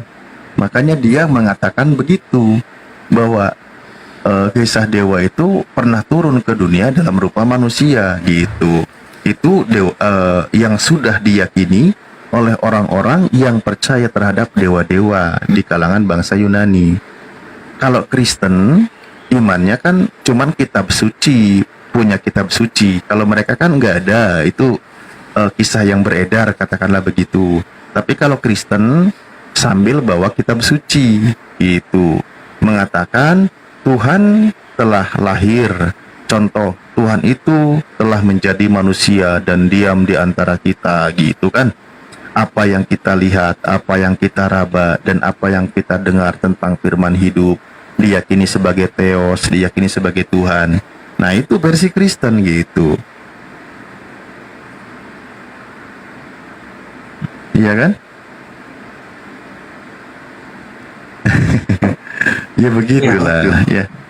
Ya, betul itu Pak. Mereka betul. Ya, tapi sudah ada, ibarat sudah ada tekanan ya, sudah mereka serap bahwa dewa Hermes itu Merkurius sudah ada di benak mereka gitu. Tetapi kalau kita teliti Pak, memang tidak ada sejarahnya bahwa itu membuktikan fakta bahwa Hermes itu benar-benar ada gitu.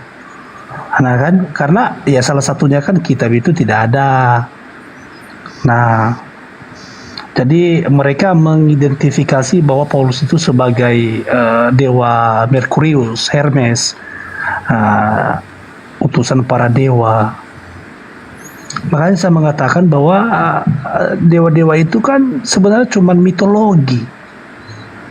Mitologi, belum ada penyataan yang pasti.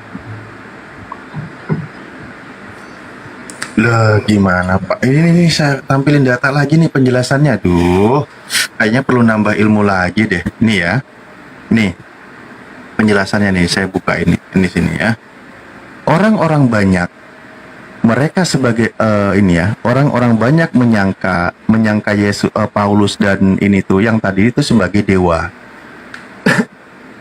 Mereka itu berseru kegirangan dalam bahasa mereka sendiri. Ya, sebab rakyat biasalah yang berseru dalam bahasa Likonia, sebuah dialek bahasa Yunani, dengan kalimat, Dewa telah turun ke tengah-tengah kita dalam rupa manusia.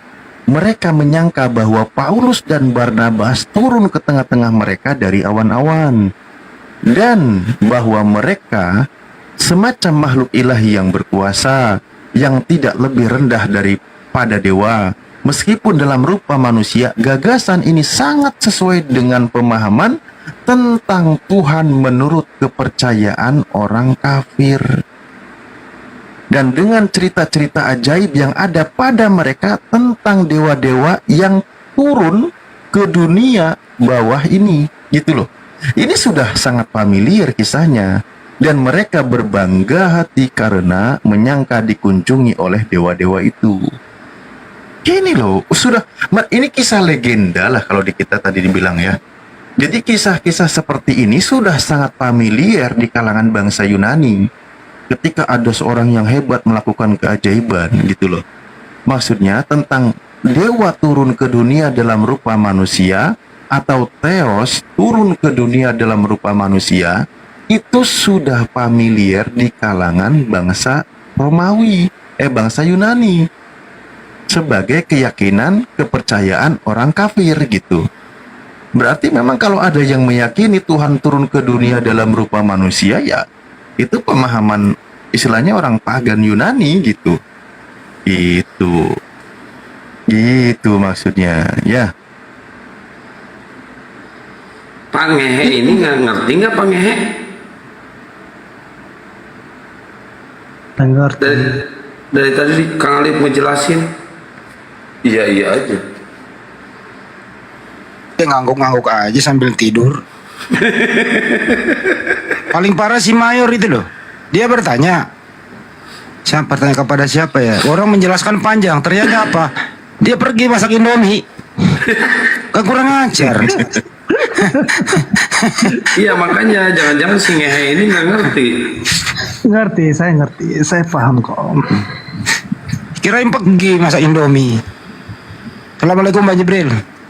Waalaikumsalam warahmatullahi wabarakatuh. Assalamualaikum warahmatullahi wabarakatuh semua. Waalaikumsalam warahmatullahi. Waduh, kalau diperdalam lagi ini makin ngeri. Ya udah lah, nggak apa-apa lah. Biar Mbak Jibril nggak tidur ya. Mbak Jibril. Ini hari Senin, Ustadku. Waduh. Masya Allah, Senin. Pasukan subuh mulai pada muncul, weh. Assalamualaikum warahmatullahi wabarakatuh. Waalaikumsalam. Itu banyak yang naik, tapi nggak tahu Muslim, nggak tahu Kristen itu ngejajar itu banyak. Aku cek. Ada ini Bang Jibril tadi itu. Itu sebenarnya Bible itu pertama nongol di abad keberapa? Salinan lengkapnya kan di abad keempat. Terus sebelumnya dari mana? Sebelumnya wallahu alam Bang, cuma Tuhan sama bapak-bapak gereja aja yang tahu. Tiba-tiba nongol di abad keempat, ya kan Yesus hidup di abad pertama. Betul. Nah tiga abad loh itu hilang. Kemana itu? Nah itu dia, makanya dari segi kalau dilihat dari ininya, ini hipotesa berdasarkan fakta aja ya. Di abad 1, 2, 3 itu ada yang namanya Arianus. Arianus ini tidak menuhankan Yesus. Dia menabikan Yesus. Habis itu ada yang namanya lagi Ebionites. Dia tidak menuhankan Yesus juga. Dia menabikan Yesus. Jadi Arianus itu justru malah mayoritas Kristen waktu itu. Tapi begitu Nikea, tiba-tiba Yesus ada keilahian dari Konstantinopel. Nah, tiba-tiba jadi Tuhan di abad keempat itu. Nah, makanya saya pertanyakan mana Biblos abad 1, abad 2, abad 3. Kenapa? Karena Arianus ini tidak menuhankan Yesus. Bibelnya mana? Pasti nggak mungkin dong Bibelnya sama. Pasti. Setelah Nikea. Ya. Bang Jibril jangan asumsi pakai data. Oh, itu faktanya Bang. Sekarang kalau kita tanya salinan lengkap Biblos abad 1, abad 2, abad 3 nya mana? Nggak ada. Nggak ada, gelap. Nah gitu Ngehe denger tuh. Gelap. Hampir sama dengan Hawarium gitu ya? Iya, yang kita imani Hawariun. Tapi cerita kita dari Hawariun pun sanatnya sanat Israelite. Kalau sanat Israelite kan kita nggak bisa imani. Kalau Arianus mungkin yang pakai sekarang yang masih nyeleneh juga sih Unitarian ya. Tapi masih nyeleneh juga. Arianus ini saksi Yehova. Saksi Yehova itu saksi Yehova itu disebut Neo Arianus. Jadi Arianus baru. Tapi masih percaya Yesus mati di tiang salib. Dia menabikan Bang. Ya tapi tetap ada penebusan dosa Yesus mati di tiang salib. Tetap ada penyaliban, tetap ada. Arianus nggak ada. Makanya ada Neo Arianus itu ada aja lah, pusing gua. Kalau yang Arianus itu Bang,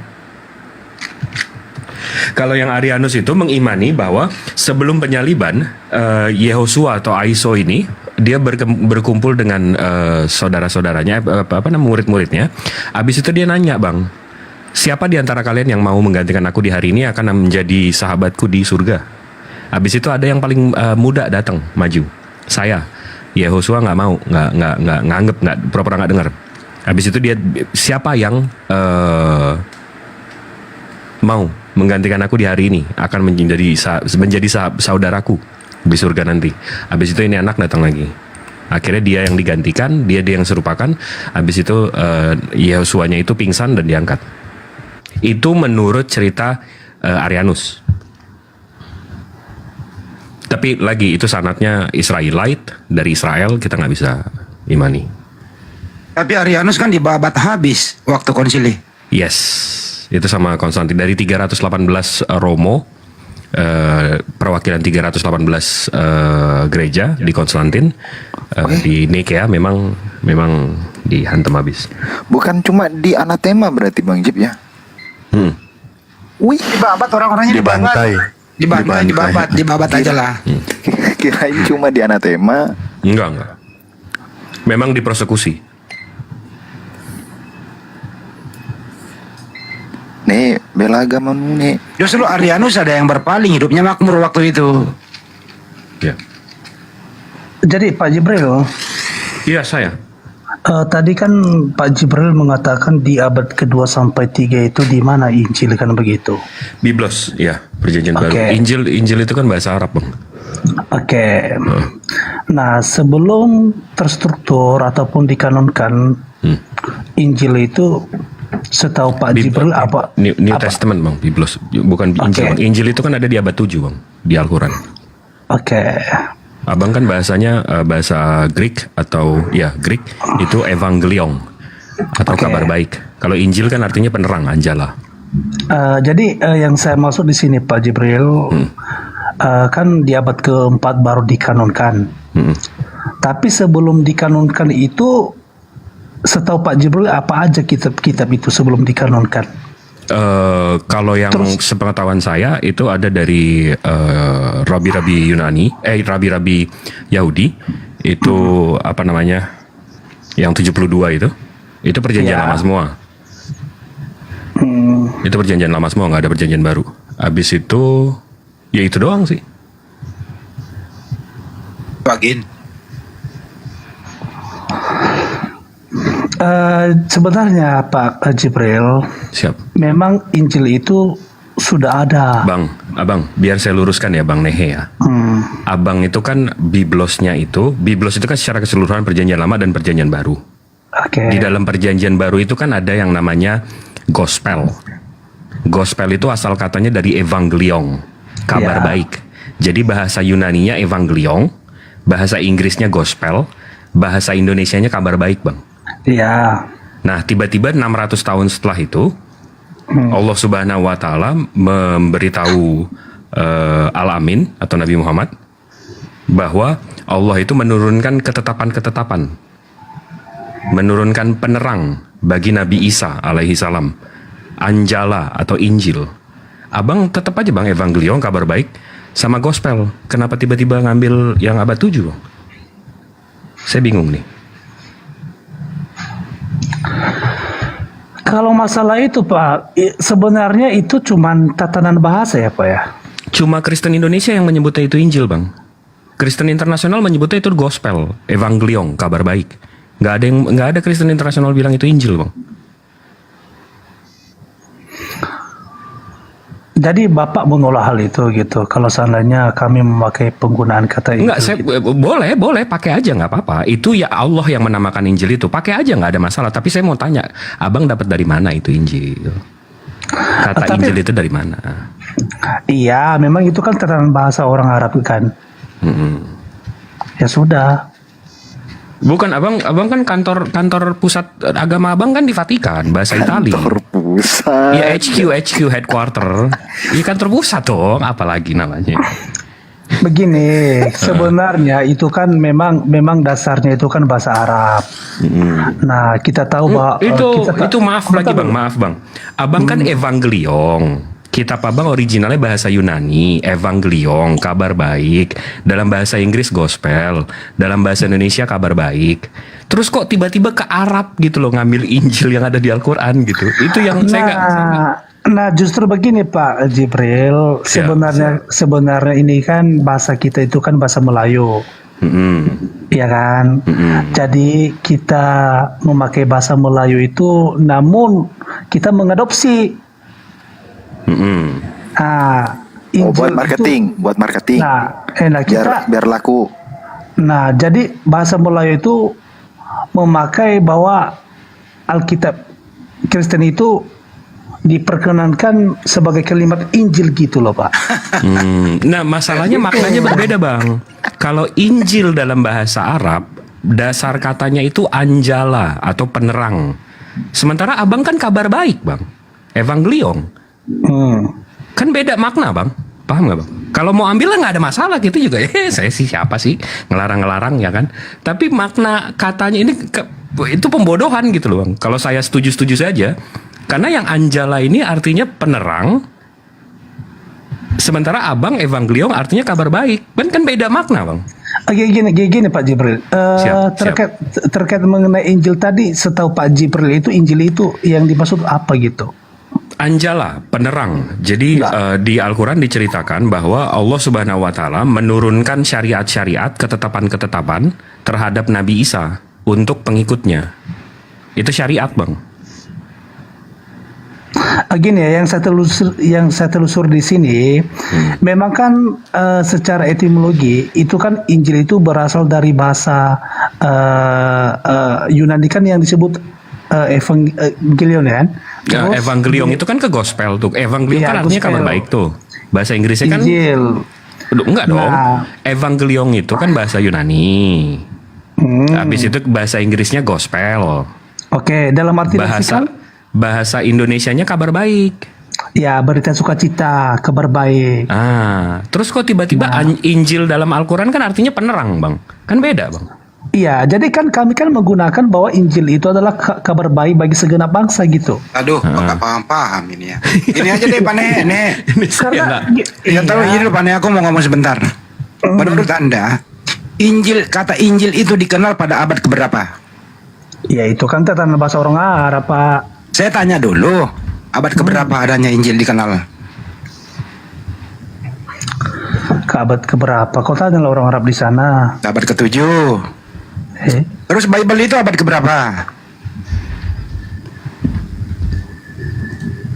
Nah, abad keberapa? 17. Enggak, abad keempat lah. Enggak, harusnya. Kok bisa abad keempat ya meniru abad ke-7, kok bisa? Enggak, gini, sebenarnya nggak paham ya Pak Jibril, pusing gua. Jawab aja marketing gitulah nih, biar begini Pak Andi, harusnya tadi kan Pak Andi mengatakan abad keberapa ada muncul itu bahasa Injil itu kan begitu. Seharusnya yang kamu pertanyakan itu Injil itu mengandung artinya apa?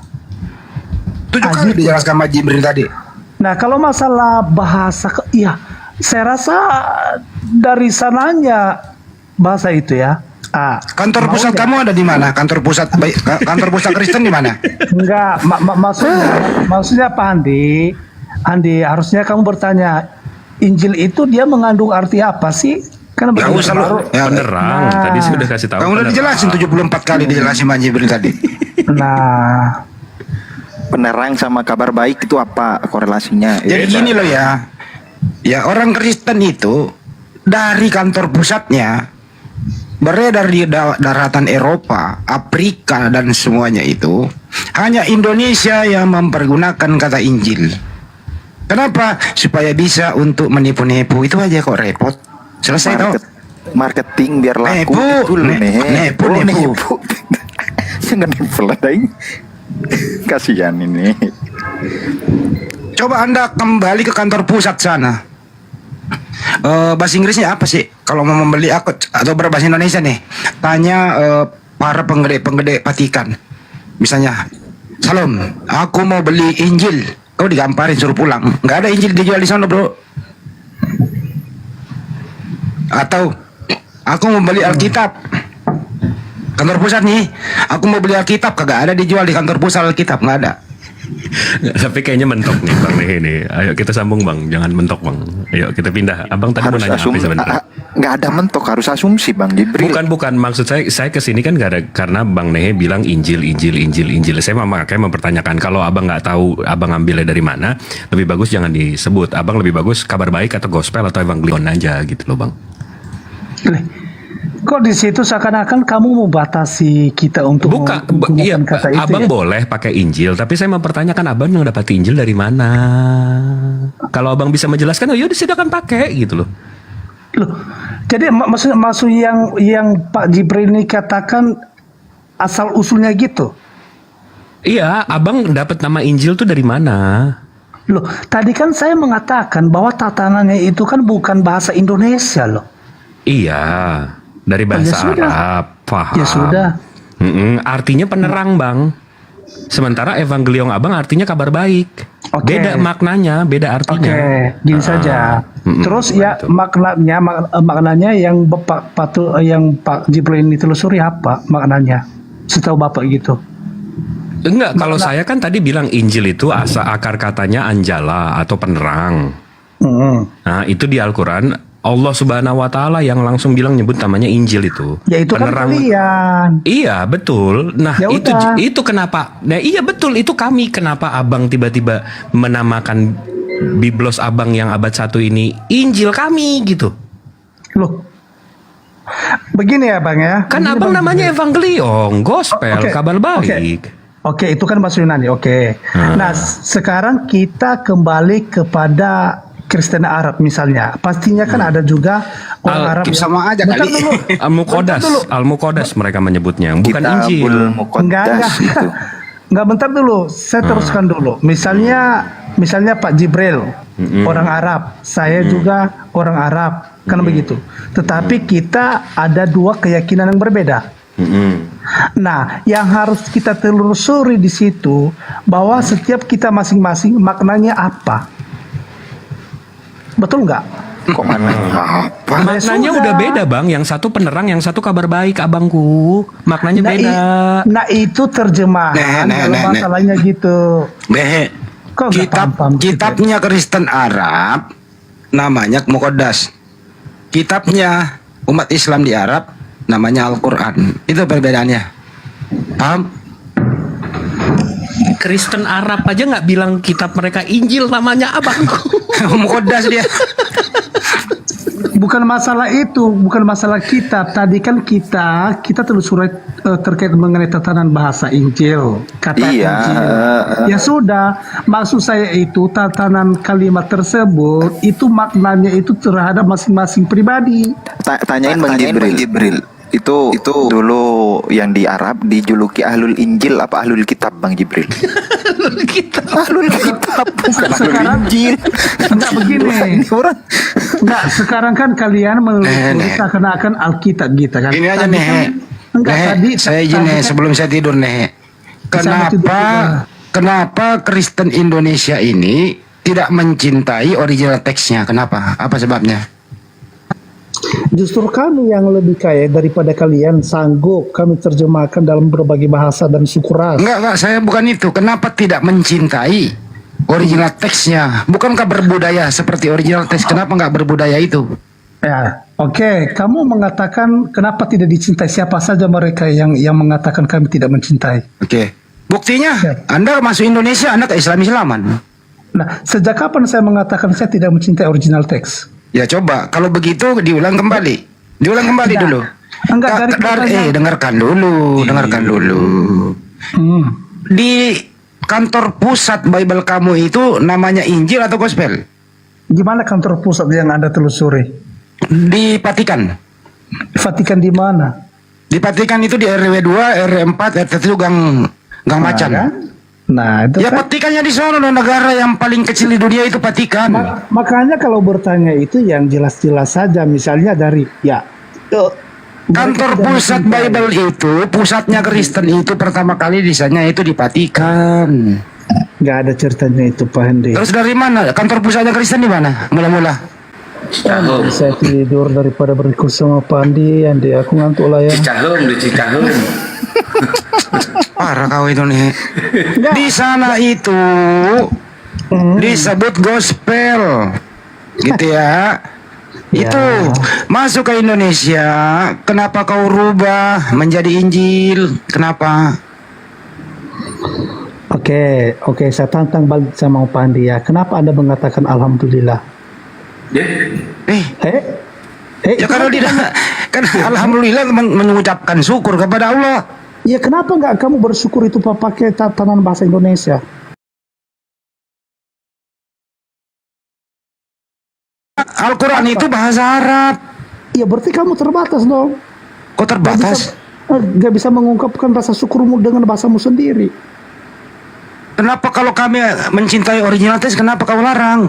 Ya harusnya kan kamu pakai bahasamu, bukan bahasa orang itu. Kami serap itu. Kami serap, Bang. Serapan enggak apa-apa, serapan enggak apa-apa. Kami serap, Bang.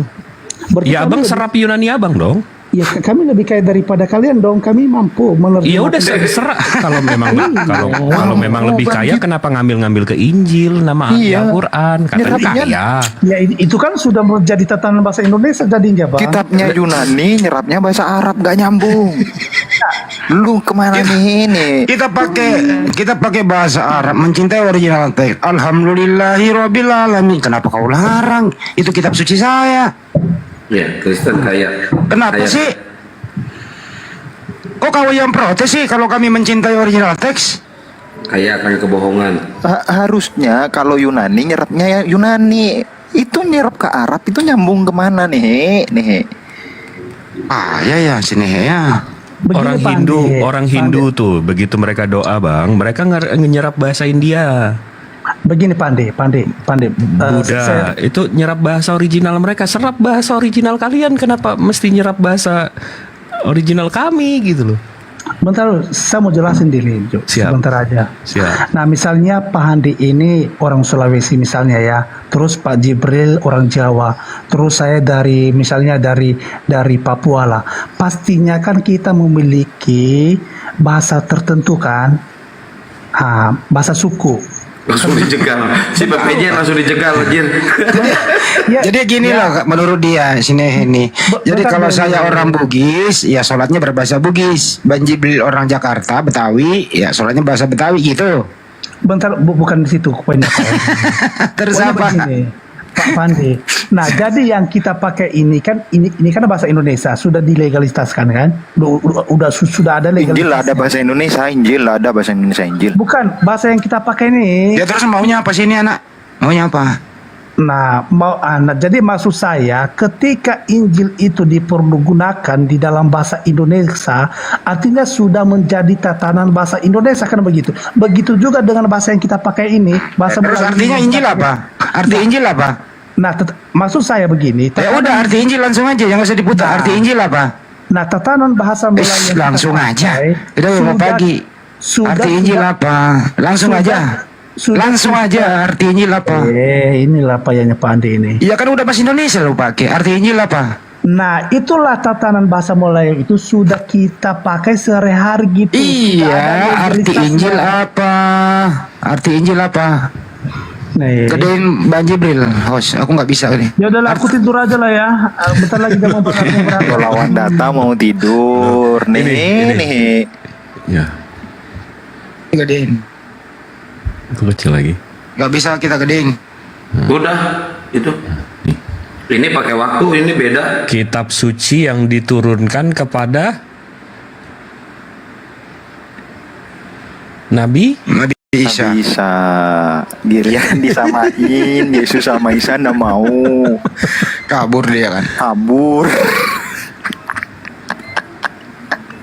Allah Karim. Ada aja alasannya yang muter-muter ya. Ada aja alasannya. Harus ada asumsi. Pendeta aja asumsi deh, apalagi jemaat. Coba Kristen Indonesia ini ya, jalan-jalan ke kantor pusatnya di sono di Vatikan. Itu nggak dikenal loh dia itu. Kamu siapa lu? Aneh-aneh aja kau. Membawa istilah-istilah Islam kemari. Gitu loh. Misalnya dia nggak mau bawa LAI ke sana kan? Di sana, aku mau pinjam Alkitab dong.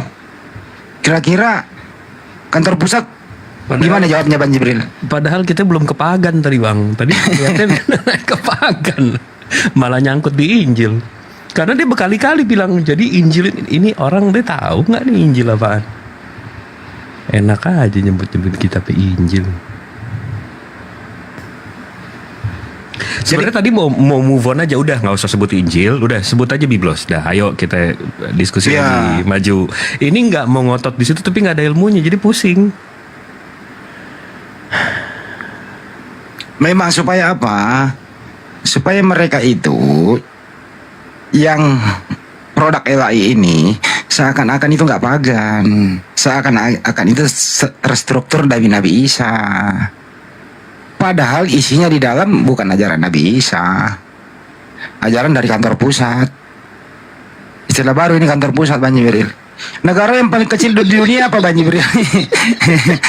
Istilah baru. Kantor pusat dia kan di sana. Iya. Kalau ada masalah di sini ya revertnya ke kantor pusat. Apa itu kantor pusat? Kan gitu. Kantor pusatnya di mana? Di Vatikan, Itali, Roma. Tapi negara loh itu, Vatikan negara paling kecil di dunia. Iya, perlu paspor sendiri. Orang Italinya aja nggak bisa masuk ke Vatikan, Bang. Kalau nggak punya paspor. Kalau nggak punya paspor nggak di ini. Jadi negara paling kecil di dunia itu Vatikan, teman-teman.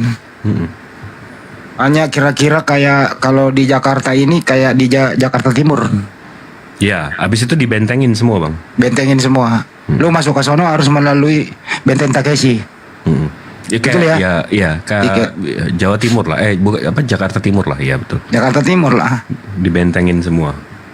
Di luarnya itu bukan negaranya dia lagi, soal Itali. Iya, betul. Tapi dia masuk wilayah Itali, tapi dia bikin negara sendiri, Vatikan. Nah, itu kantor pusat.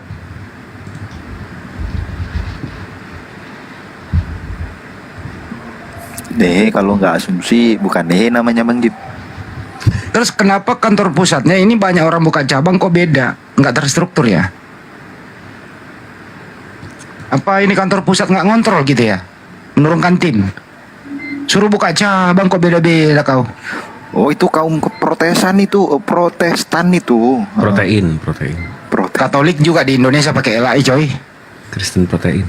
Oh iya. Emang Katolik nggak pakai LAI, enak aja. Iya pakai sih.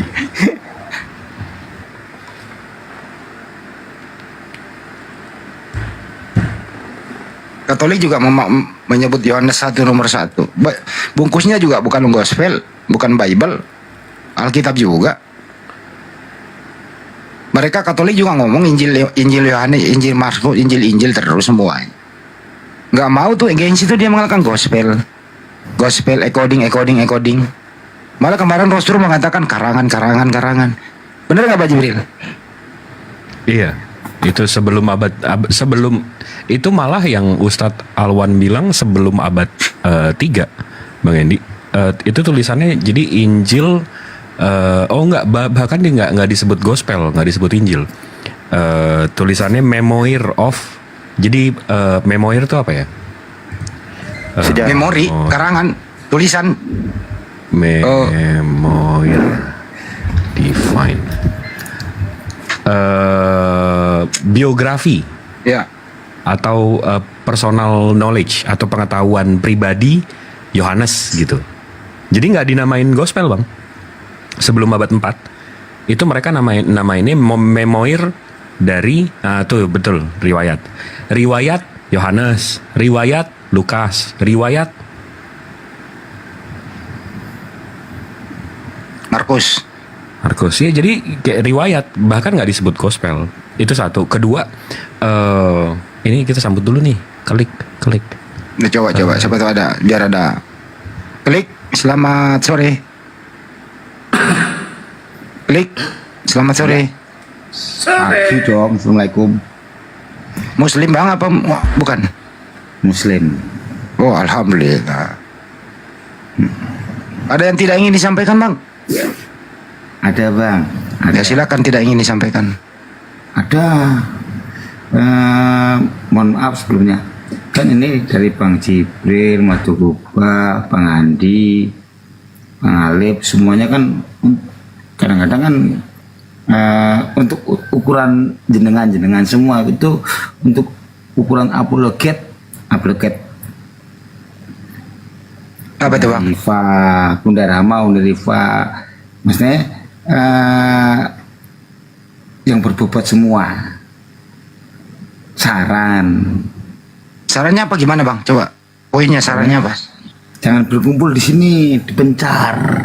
Kita sama-sama Muslim dipencar. Nggak ada Kalau orang misalnya, Bang. Nggak ada room. Kan tadi udah berpencar kita Bang. Ini kan kalau udah mau di sini di Burundi ini udah mau sore.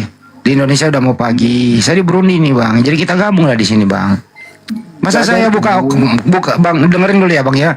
Mbak Jibril buka komal sendiri, ngomong sendiri. Saya buka komal ngomong sendiri, semua ngomong sendiri-sendiri. Ya orang gila gue Bang ngomong sendiri. Habis itu Enggak, dan kami mengawasi Bang. Ada Unirifa, ada Mudarah, Bang Gelik, kami mengawasi. Sekarang di depan saya itu kelihatan Api Riau live, Akalogika live, Alfi live, habis itu yang Api Internasional Bonita live. Dan saya mantau nih sekarang di Api Riau nggak ada non muslimnya, muslim semua di situ. Habis itu di Akalogika kami pantau Bang, kami pantau. Gitu kami dibutuhkan ada salah satu dari kami akan ke sana. Betul. Kita Kami terus kok. Alhamdulillah kami punya device lumayan banyak Bang. Ya, makasih. Berarti cuma saran. Sekarang seperti setengah jam yang lalu apa 1 jam yang lalu ada siapa? Bom. Oh, kalau ruangan mereka kami nggak mau nambahin viewers mereka Bang. Nah, apa sih Abang ini?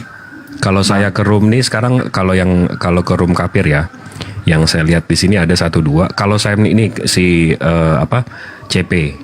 Ini sekarang viewersnya 150, 200. Kalau saya masuk ke sana, itu bisa 800 ke 1000-an Bang. Buat Nambah Bang. Gue kalau masuk ke sono pengikut gue pada ikut. Nambah dia Bang. 800 nanti 800 dan 1000, dan begitu saya di sana dihina-hina nabi saya Bang. Saya ngerinya azab diturunin di situ Bang. Saya lagi di situ, tiba-tiba azab turun di situ. Saya paling takut Saya kayak gitu. sebagai Muslim juga nggak terima aja kok bom mengajak-ajak. Udah Bang, nggak usah diomongin lagi tuh Bang, cukup ya. Biarin. Tinggal di report. Nah itu gitu aja Bang caranya. Report skip. Jangan nambah viewer mereka Bang. Oke. Ya, oke, makasih. Makasih ya Bang girohnya. Ya. Makasih Saran aja. supportnya. Iya, paham kok. Coba. Kedua kami juga ini kan kerjaan kami itu bukan untuk mantau gitu loh. Kita ini nggak digaji loh Bang. Masa setiap orang buka komal kerjaan kita ini mau kita di sini, kita di sini, kita di sini gitu loh. Lagian buka komal itu harus bertanggung jawab atas komalnya. Dia punya tangan kanan, dia punya tangan besi.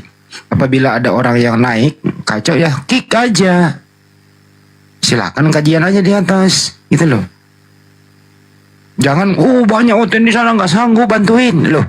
Terus emang nggak bisa diturunin itu? Yang hostnya kan gitu bertanggung jawab. Itu ya Bang ya. Makanya saya nggak pernah buka komal Bang. Nggak sanggup saya menjaganya komal itu. Karena saya orangnya suka jalan-jalan kemana-mana. Sekarang kita ke kantor pusat deh. Kantor pusat. Istilah baru Bang Jibril ada aja istilahnya. Iya bener dong. Kalau kita kan kantor pusatnya Mekah, ya kan, Madinah, itu jelas kan. Ya juga ya. Bahasanya bahasa Arab. Kenapa dia melarang saya mengucapkan alhamdulillah ya? Disuruh haleluya gitu. Nenek lu kiper lah. Memang Kristen Indonesia ini aneh-aneh loh. Beda sama Kristen pada umumnya. Nama Tuhannya aja Bang Jibril. Pernah nggak ketemu itu? Nama Yesus itu di berbagai negara beda-beda loh. Tuh ada yang nanya tuh Bang. Mau tanya Bang Jibril kalau suami istri menjadi mualaf terus harus menikah lagi secara nggak? Jadi gini Bang, saya ini apologet. Kalau itu soal fikih, tanya ke Ustadz. Saya baru Bang, bukan ulama. Jadi itu soal fikih. Karena kemarin ada Bang ini lagi ngobrol-ngobrol gini, lagi mau debat, tiba-tiba nanya apa namanya, orang tuanya meninggal, bagi warisnya gimana? Dia perempuan, laki-laki. Bilang waduh, kita perbandingan agama coy, kok jadi ngurusin warisan orang? Ini agak lain. Ya kalau kayak gitu kan udah dijelasin Ustaz Abdul Somad. Sering kita dengar ceramahnya, yang nggak perlu nikah lagi lah. Kan pikir itu mah. Kita membahas lintas agama, tiba-tiba datang membawa fikih, waduh, belok topiknya, kantor pusat hilang. Nggak, tapi untuk ngejawab setahu saya lebih bagus nikah lagi aja biar sah. Apa salahnya sih? Nggak ada. Iya nikah lagi aja. Nikah lagi aja ke KUA kok. tinggal lapor Ijab saya kabul mau. aja, ijab kabul lagi aja udah. Biar dapat buku nikah yang baru nggak apa-apa. Biar nggak ragu gitu kan. Kan Nabi Muhammad bilang kalau dalam keraguan-raguan tinggal. Kan udah suami istri juga, cuma beda agama, salam lagi. Nggak ada masalah. Kecuali kalau mau ganti bini, pindah agama ganti bini. Nah, itu buka kantor cabang.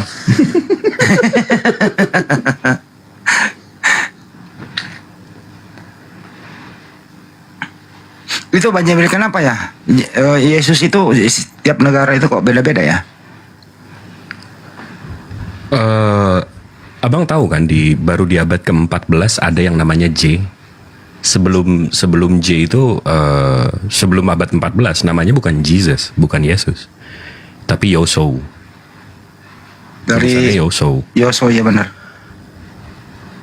Nah, jadi jangankan geografi secara tempat, secara waktu aja nama Tuhannya beda-beda, Bang. Jadi Tuhan sebelum abad 14, Yoso nama Tuhannya.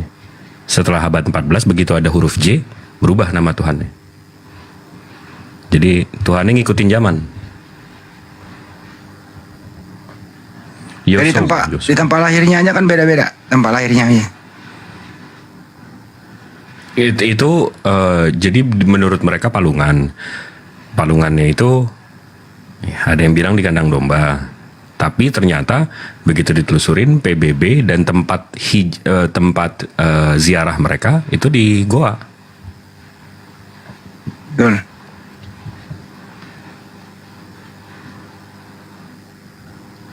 Aku pernah dapat itu nama Yesus di berbagai negara loh.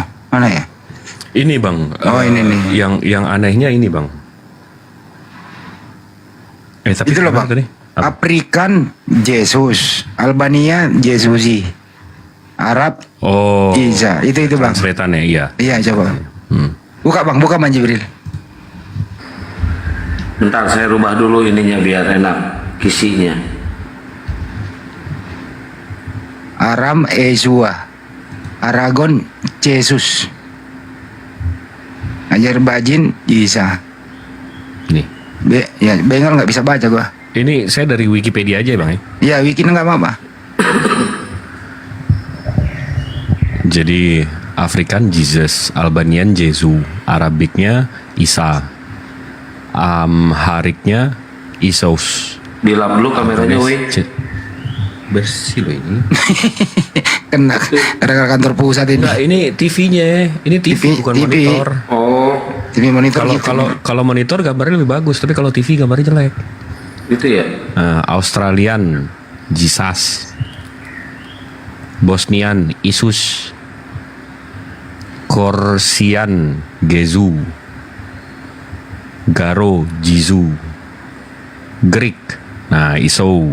Ini Yosu, ini tadi saya bilang Isou. Nih, Wangdao, Yasus, Irish, Iosa, Italian Gesu, Kisi, Yeso. Nah, ini Lombard, Gesu, Yesu, Ihu. Ihu itu apa Ihu itu? Mana? Negara mana ya? Ihu Maori. Oh Maori. Itu di Tahiti. Itu penamaan yang berbeda ya. Kalau yang paling bawah itu Wales. Isis. Jadi Wales. Yang Wales paling bawah. Nomor dari bawah Wales. Nih Lesu. Kok ada Zaisus. Nah ini jadi Zaisus. Bukan lesu itu, bukan lesu. Iya Jesuh. Enggak, kok ada Isis itu. Ujus. Ujesus. Itu loh lesu loh, nomor 25 loh lesu. Lesu. Lemah lah Lesu. Nah ini jadi Chua Gesu. Ada cuanya nih, Chua Gesu. Oh ya Chua Gesu. Vietnamis. Ini Pira Yesu. Ini Iso. Ada Cisi. Ada jadi Cisi. Jadi keju. Uzbek paling bagus tuh Iso. Namanya Uzbek. Ukraina Icis. Ini jadi keju. Iya, Cise. Iya, Cise ya. Iya. Keju cahi gitu. Bang Jibril. Kenapa datang ke Indonesia jadi Allah? Nah, tuh. Itu cuma Tuhan sama dewa-dewa yang tahu, Bang. Kok bisa ya nama Tuhan mereka di berbagai negara beda-beda penyebutan ya? Kalau kita Allah di mana-mana Allah. Ya sampai ke ujung dunia Allah. Ya aja orang ajan nggak pernah berhenti dalam 1 detik pun ajan berkumandang seluruh dunia. Iya, mata rantai. Dari Indonesia balik lagi ke Indonesia. Double malah waktunya. Enggak, Ajannya sama. Tapi abang-abang di sini standnya gimana sih? Menurut abang-abang di sini Yesus sama Isa sama nggak? Yesus sama Isa. Kalau saya beda. Beda. Bang Wadu? Aku ikut rumah aja. Enggak, sama enggak? Aku sih cenderung ke Isa sih. Yesus aku nggak kenal Bang Cip. Enggak, Ya beda lah. enggak nih orangnya. Beda aja lah. Aku Enggak, bedain. karena kalau abang samakan, abis itu abang nanti narasinya agak miring, abang menghina Nabi sendiri, paham? Ya, enggak sama lah. Yesus. Oke. Ya, kalau menurut saya Bang dari semenjak lahir sampai nggak adanya beda. Kalau menurut saya beda, itu semua beda itu. Jadi beda ya? Beda Hal dong. yang beda itu. Oke. Karena kalau saya mau nyebutnya Justus, mau nyebutnya Yesus, mau nyebutnya ini itu saya nggak peduli. Kenapa? Karena yang di kepala saya, dari pandangan saya, Yesus atau Justus ini karakter fiksi yang dibuat oleh gereja di abad keempat. Gak ada hubungannya sama Nabi Isa. Bukan Nabi Isa yang kita imani. Bukan, beda. Kalau menurut saya beda itu. Saya dari kecil itu buang itu dalam kepala dan hati saya, iman saya, bahwa Nabi Isa alaihissalam tetap Nabi Isa adalah Nabi yang kami imani. Di luar daripada itu bukan dia. Bahkan si Yesus ini Bang, yang kalau di kepala saya dari perspektifnya, Yesus yang mereka ceritakan ini bukan Yehosua di abad pertama dari Yahudi. Bukan. Iya, itu dia. Kan dari dewa itu Zeus. Itu dah beda kita. Nah, sama. Gimana sih? Kalau saya boleh ya? Pandangannya. Saya saudara sibuk ya, gimana Ustaz? Aku lagi makan. Kalau saya ngelihatnya gini, dari lahir sampai penyaliban, sosok sama kisahnya beda. Dari penyaliban sampai kebangkitan, sosoknya beda, kisahnya apalagi? Ya kesimpulannya beda itu namanya. Beda itu mulai dari proses penyaliban. Tapi dari kelahiran juga udah beda loh Ustaz. Udah beda Bang. Iya, makanya kalau dari kelahiran saya melihatnya sosoknya sama, hanya kisahnya yang berbeda, gitu. Ya, sosoknya juga beda Ustaz. Aduh, maaf. Yang satu di Bethlehem, yang satu timur Yerusalem. Timur Yerusalem kan bukan Bethlehem. Iya, itu tentang kisahnya aja. Di antara keduanya mana yang dipertanggungjawabkan keakuratannya kan gitu. Kalau pertanyaannya kalau pertanyaannya gini, apakah anaknya Maria sama anaknya Siti Maryam sama? Gue jawab sama.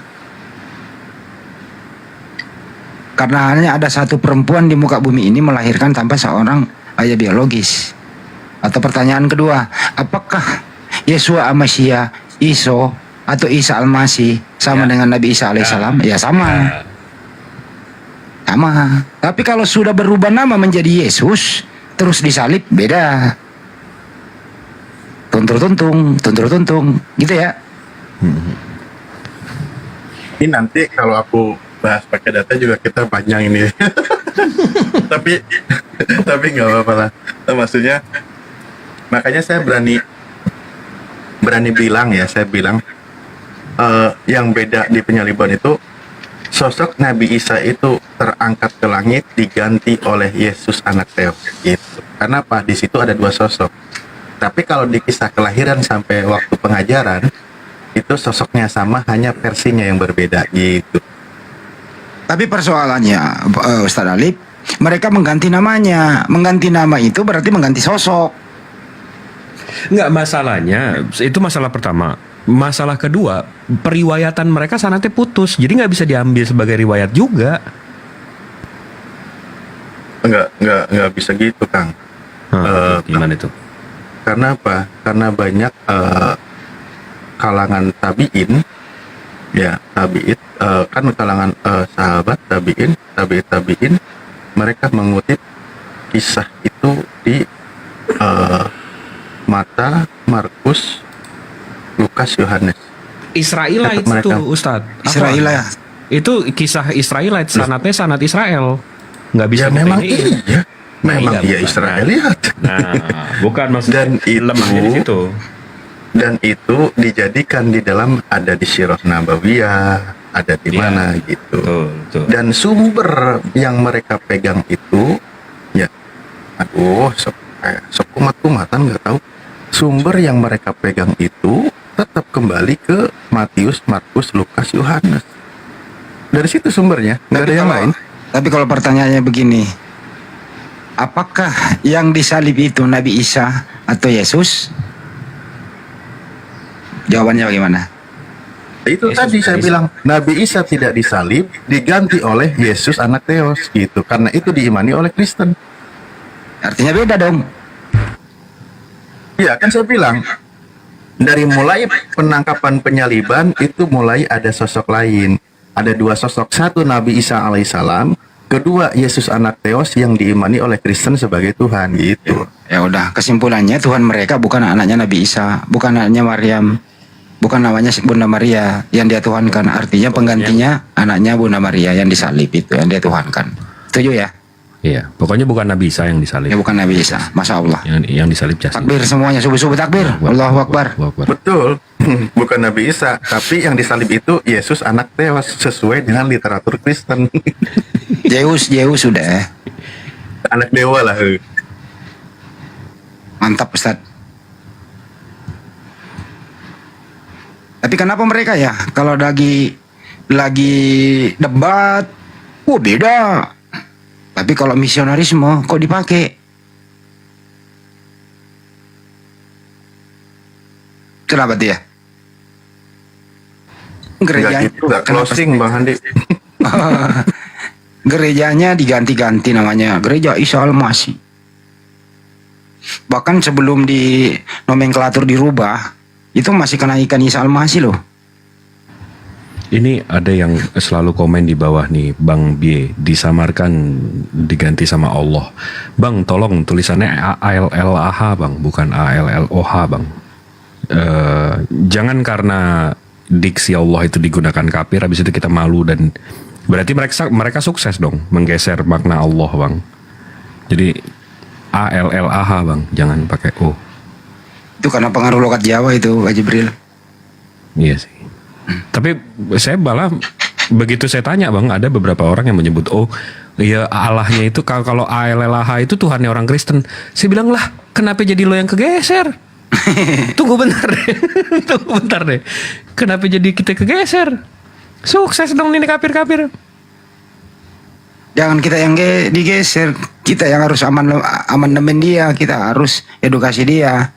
Kalau ada yang toleran masih ya bagus-bagus. Dulu segala-galanya Bu Darni itu mau lo terima. Oh iya ya, gue terima deh.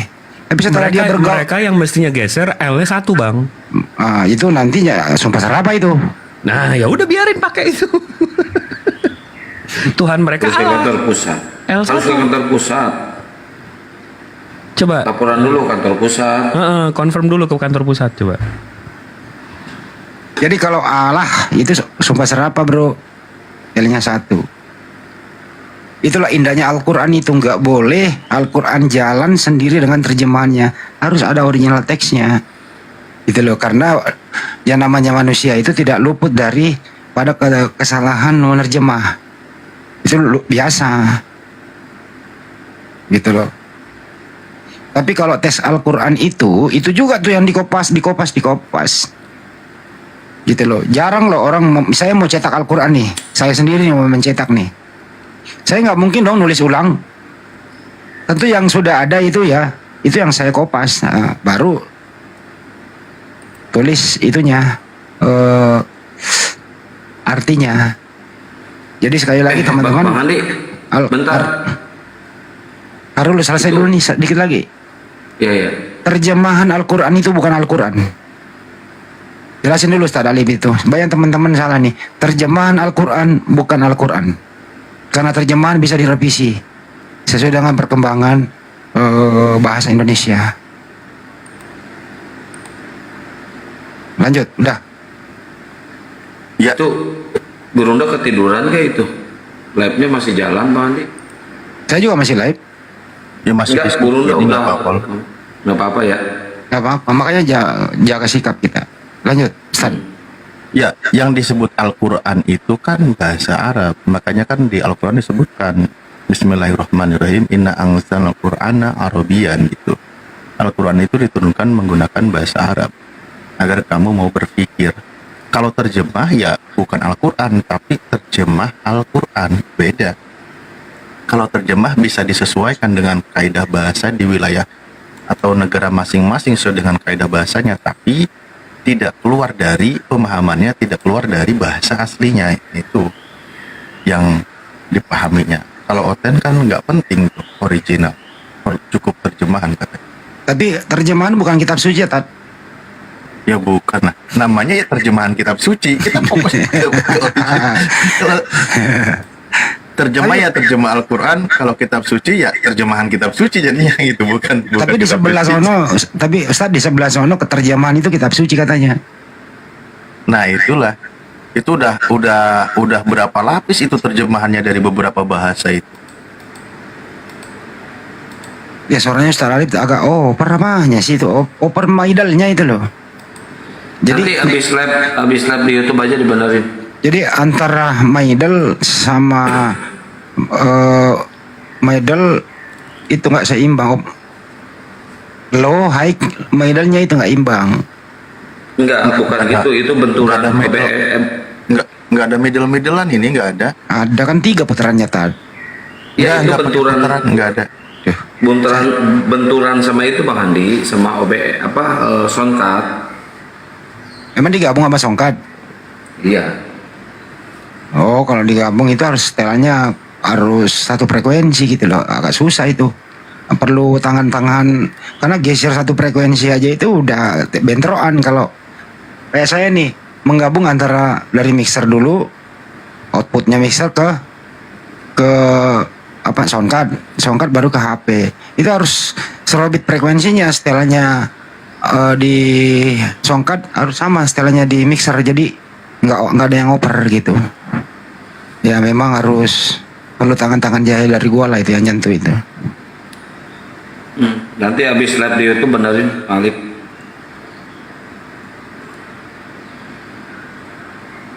Dari tadi udah bolak-balik ngebenerin terus. Udahlah yang penting. Tadi katanya udah aman. Jangan capek. Udah aman. Itu kayaknya masalahnya dari kabel kalau menurut saya. Berubah-ubah.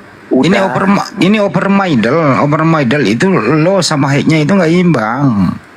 Middle atau gennya yang ketinggian. Kalau gen yang ketinggian itu suara kencang putus. Nah memang harus, kalau kayak gini harus pakai limiter. Susah sih ya. Jadi perlu keseimbangan memang. Jadi muter itu satu geser aja dikit udah berubah itu. Jadi perlu keseimbangan saja sih. Jadi low, middle, high, terus gennya yang paling atas tuh. Nah itu perlu. Kalau terlalu over kan disentak putus. Itu namanya putus karena terkat dia.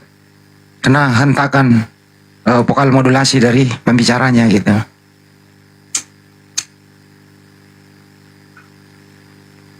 Aku kan teknisinya kalau mau manggung dulu ya.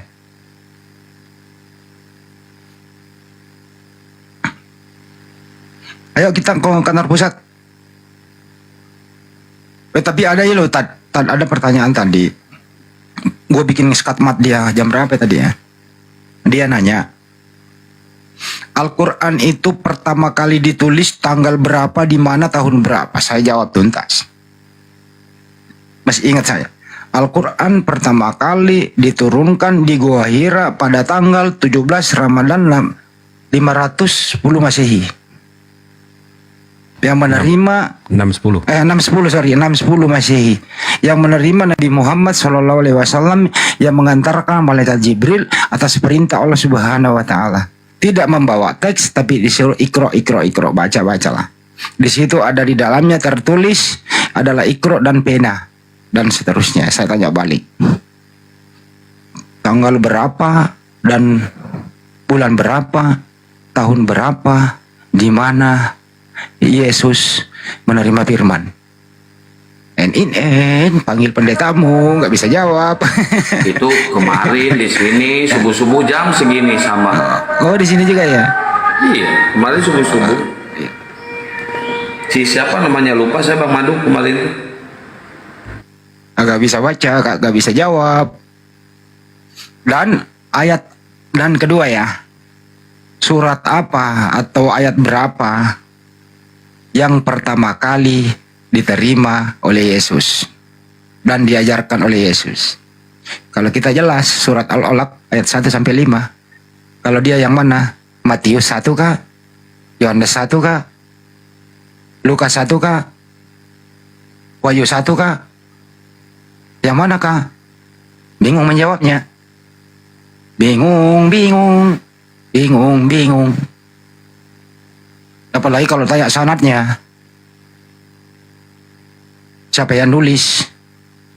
Apalagi kalau Bang Jibril udah nanya, atau Bang Ardiansa, ini Markus Matius yang keempat kanon ini, apakah Yesus memberi legitimasi? Tentu tidak. Yesus sudah nggak ada di muka bumi. Gimana itu Bang Jibril? Nggak, gini Bang, ada yang selalu bilang, itu saya kalau lagi di bawah, lagi nyimak, agak ngeganggu. Katanya Al-Quran itu diturun abad ke-6. Enggak. Nah, Al-Quran itu turun abad 7, bukan 6, 7. Karena turunnya tahun 610. Tapi yang perlu digarisbawahi lagi, sebelum Injil diturunkan di abad 1, kita berasumsi Injil diturunkan di umur 30 Nabi Isa ya. Berarti tahun 30. Ada yang tahu nggak di sini selisih antara Nabi Isa ke kitab sebelumnya? Kitab paling dekat sama Nabi Isa itu Musa, Taurat. Malaki. Oh, Malaki ya? Malaki. Tahu nggak jaraknya berapa? 200. 500. 500-an. Nggak bisa ditawar ya? 500 ke 600. Nggak bisa. Pas ya. Nah ini Bang, di sini ininya. Kitab sebelum Nabi Isa itu kitab Maleaki itu 500-an, 500 lebih. Dari Nabi Isa ke Nabi Muhammad nerimain 610, kurang umur Yesus 30. 610 kurang 30? 570? Ya. 580. Nah, jadi memang kayak gitu, memang 500 tahun sebelum Yesus, 500 tahun setelahnya Yesus. Atau enggak, bukan Yesus. 500 tahun sebelum Nabi Isa dan 500 tahun setelah Nabi Isa. Memang kitab-kitab besar ini jaraknya segitu. Ya, betul. Ajaran, kalau gue mau nanya nih, semua di netizen juga biar nggak ngantuk. Ajaran apa para nabi itu berkesinambungan yang tidak bisa terpatahkan? Ya, konsepnya mulai dari Nabi Adam sampai Nabi Muhammad SAW. Tauhid. Jangan dijawab dulu, netizen dulu. Oh, oke. Dan nggak ngantuk. Saya ngerasa netizen. Ya itu bro, tauhid semuanya. Mantap nih netizen nih. Wish, netizen ternyata menyimak banyak. Masya Allah, ini namanya interaktif. Gak ada yang mundur nemenin kita. Masya Allah. Masya Allah. Ini yang gue maksud nih, netizen kita nih. Nemenin kita nih. Nah, Ustaz Alif kerja dulu sebelum kita sholat subuh ya Ustaz. Kan ada namanya masa pater Ustaz. Nabi Isa alaihissalam sampai Nabi Muhammad jaraknya berapa tahun sih? Kira-kira ada 500-an nggak ya? 580. Ya, itu tadi 600-an itu. Ya. Nah, dari Nabi Isa alaihissalam sampai Nabi Muhammad, kan Nabi Isa tuh ada 600 tahun nggak ada penabian tuh. Itu kan masa pater, kekosongan Tad. Ya, gimana? Apa yang diikuti orang-orang di sekitar itu, termasuk di Mekah, termasuk keluarganya Nabi kita? Oh, kalau masa patroh, kalau di dalam Al-Quran itu kan disebutkan wa makana mu'addibina hatta nab'asa rasulah gitu. Jadi Allah itu tidak mengadab, menyiksa suatu kaum sehingga diutus orang Rasul. Jadi masa fatroh, kekosongan. Jadi tidak ada hukum syariat ketentuan yang berlaku. Tapi dalam masa fatroh itu justru ajaran-ajaran para nabi yang terpelihara itu malah di kalangan bangsa Arab. Tentang ketuhanan itu mereka sudah tahu. Tauhid ya? Betul. Aku baru selesai makan ini Bang Andi, agak apa ya? Maaf. Netizen pada pintar semua ini Mila Ibrahim. Tauhidnya benar. Jadi syariatnya itu ya seperti syariatnya Nabi Isa. Jadi kalau ya ketua bata Ustaz Alif ya nggak dihukum orang yang belum turun aturan kan gitu. Ya kalau sekarang udah turun aturan ya siapa yang melanggar ya beri imbalan yang setimpal. Makasih Ustaz. Kultum kita. Kultum kuliah subuh kita nih. Sama-sama. Ya malu Ustaz.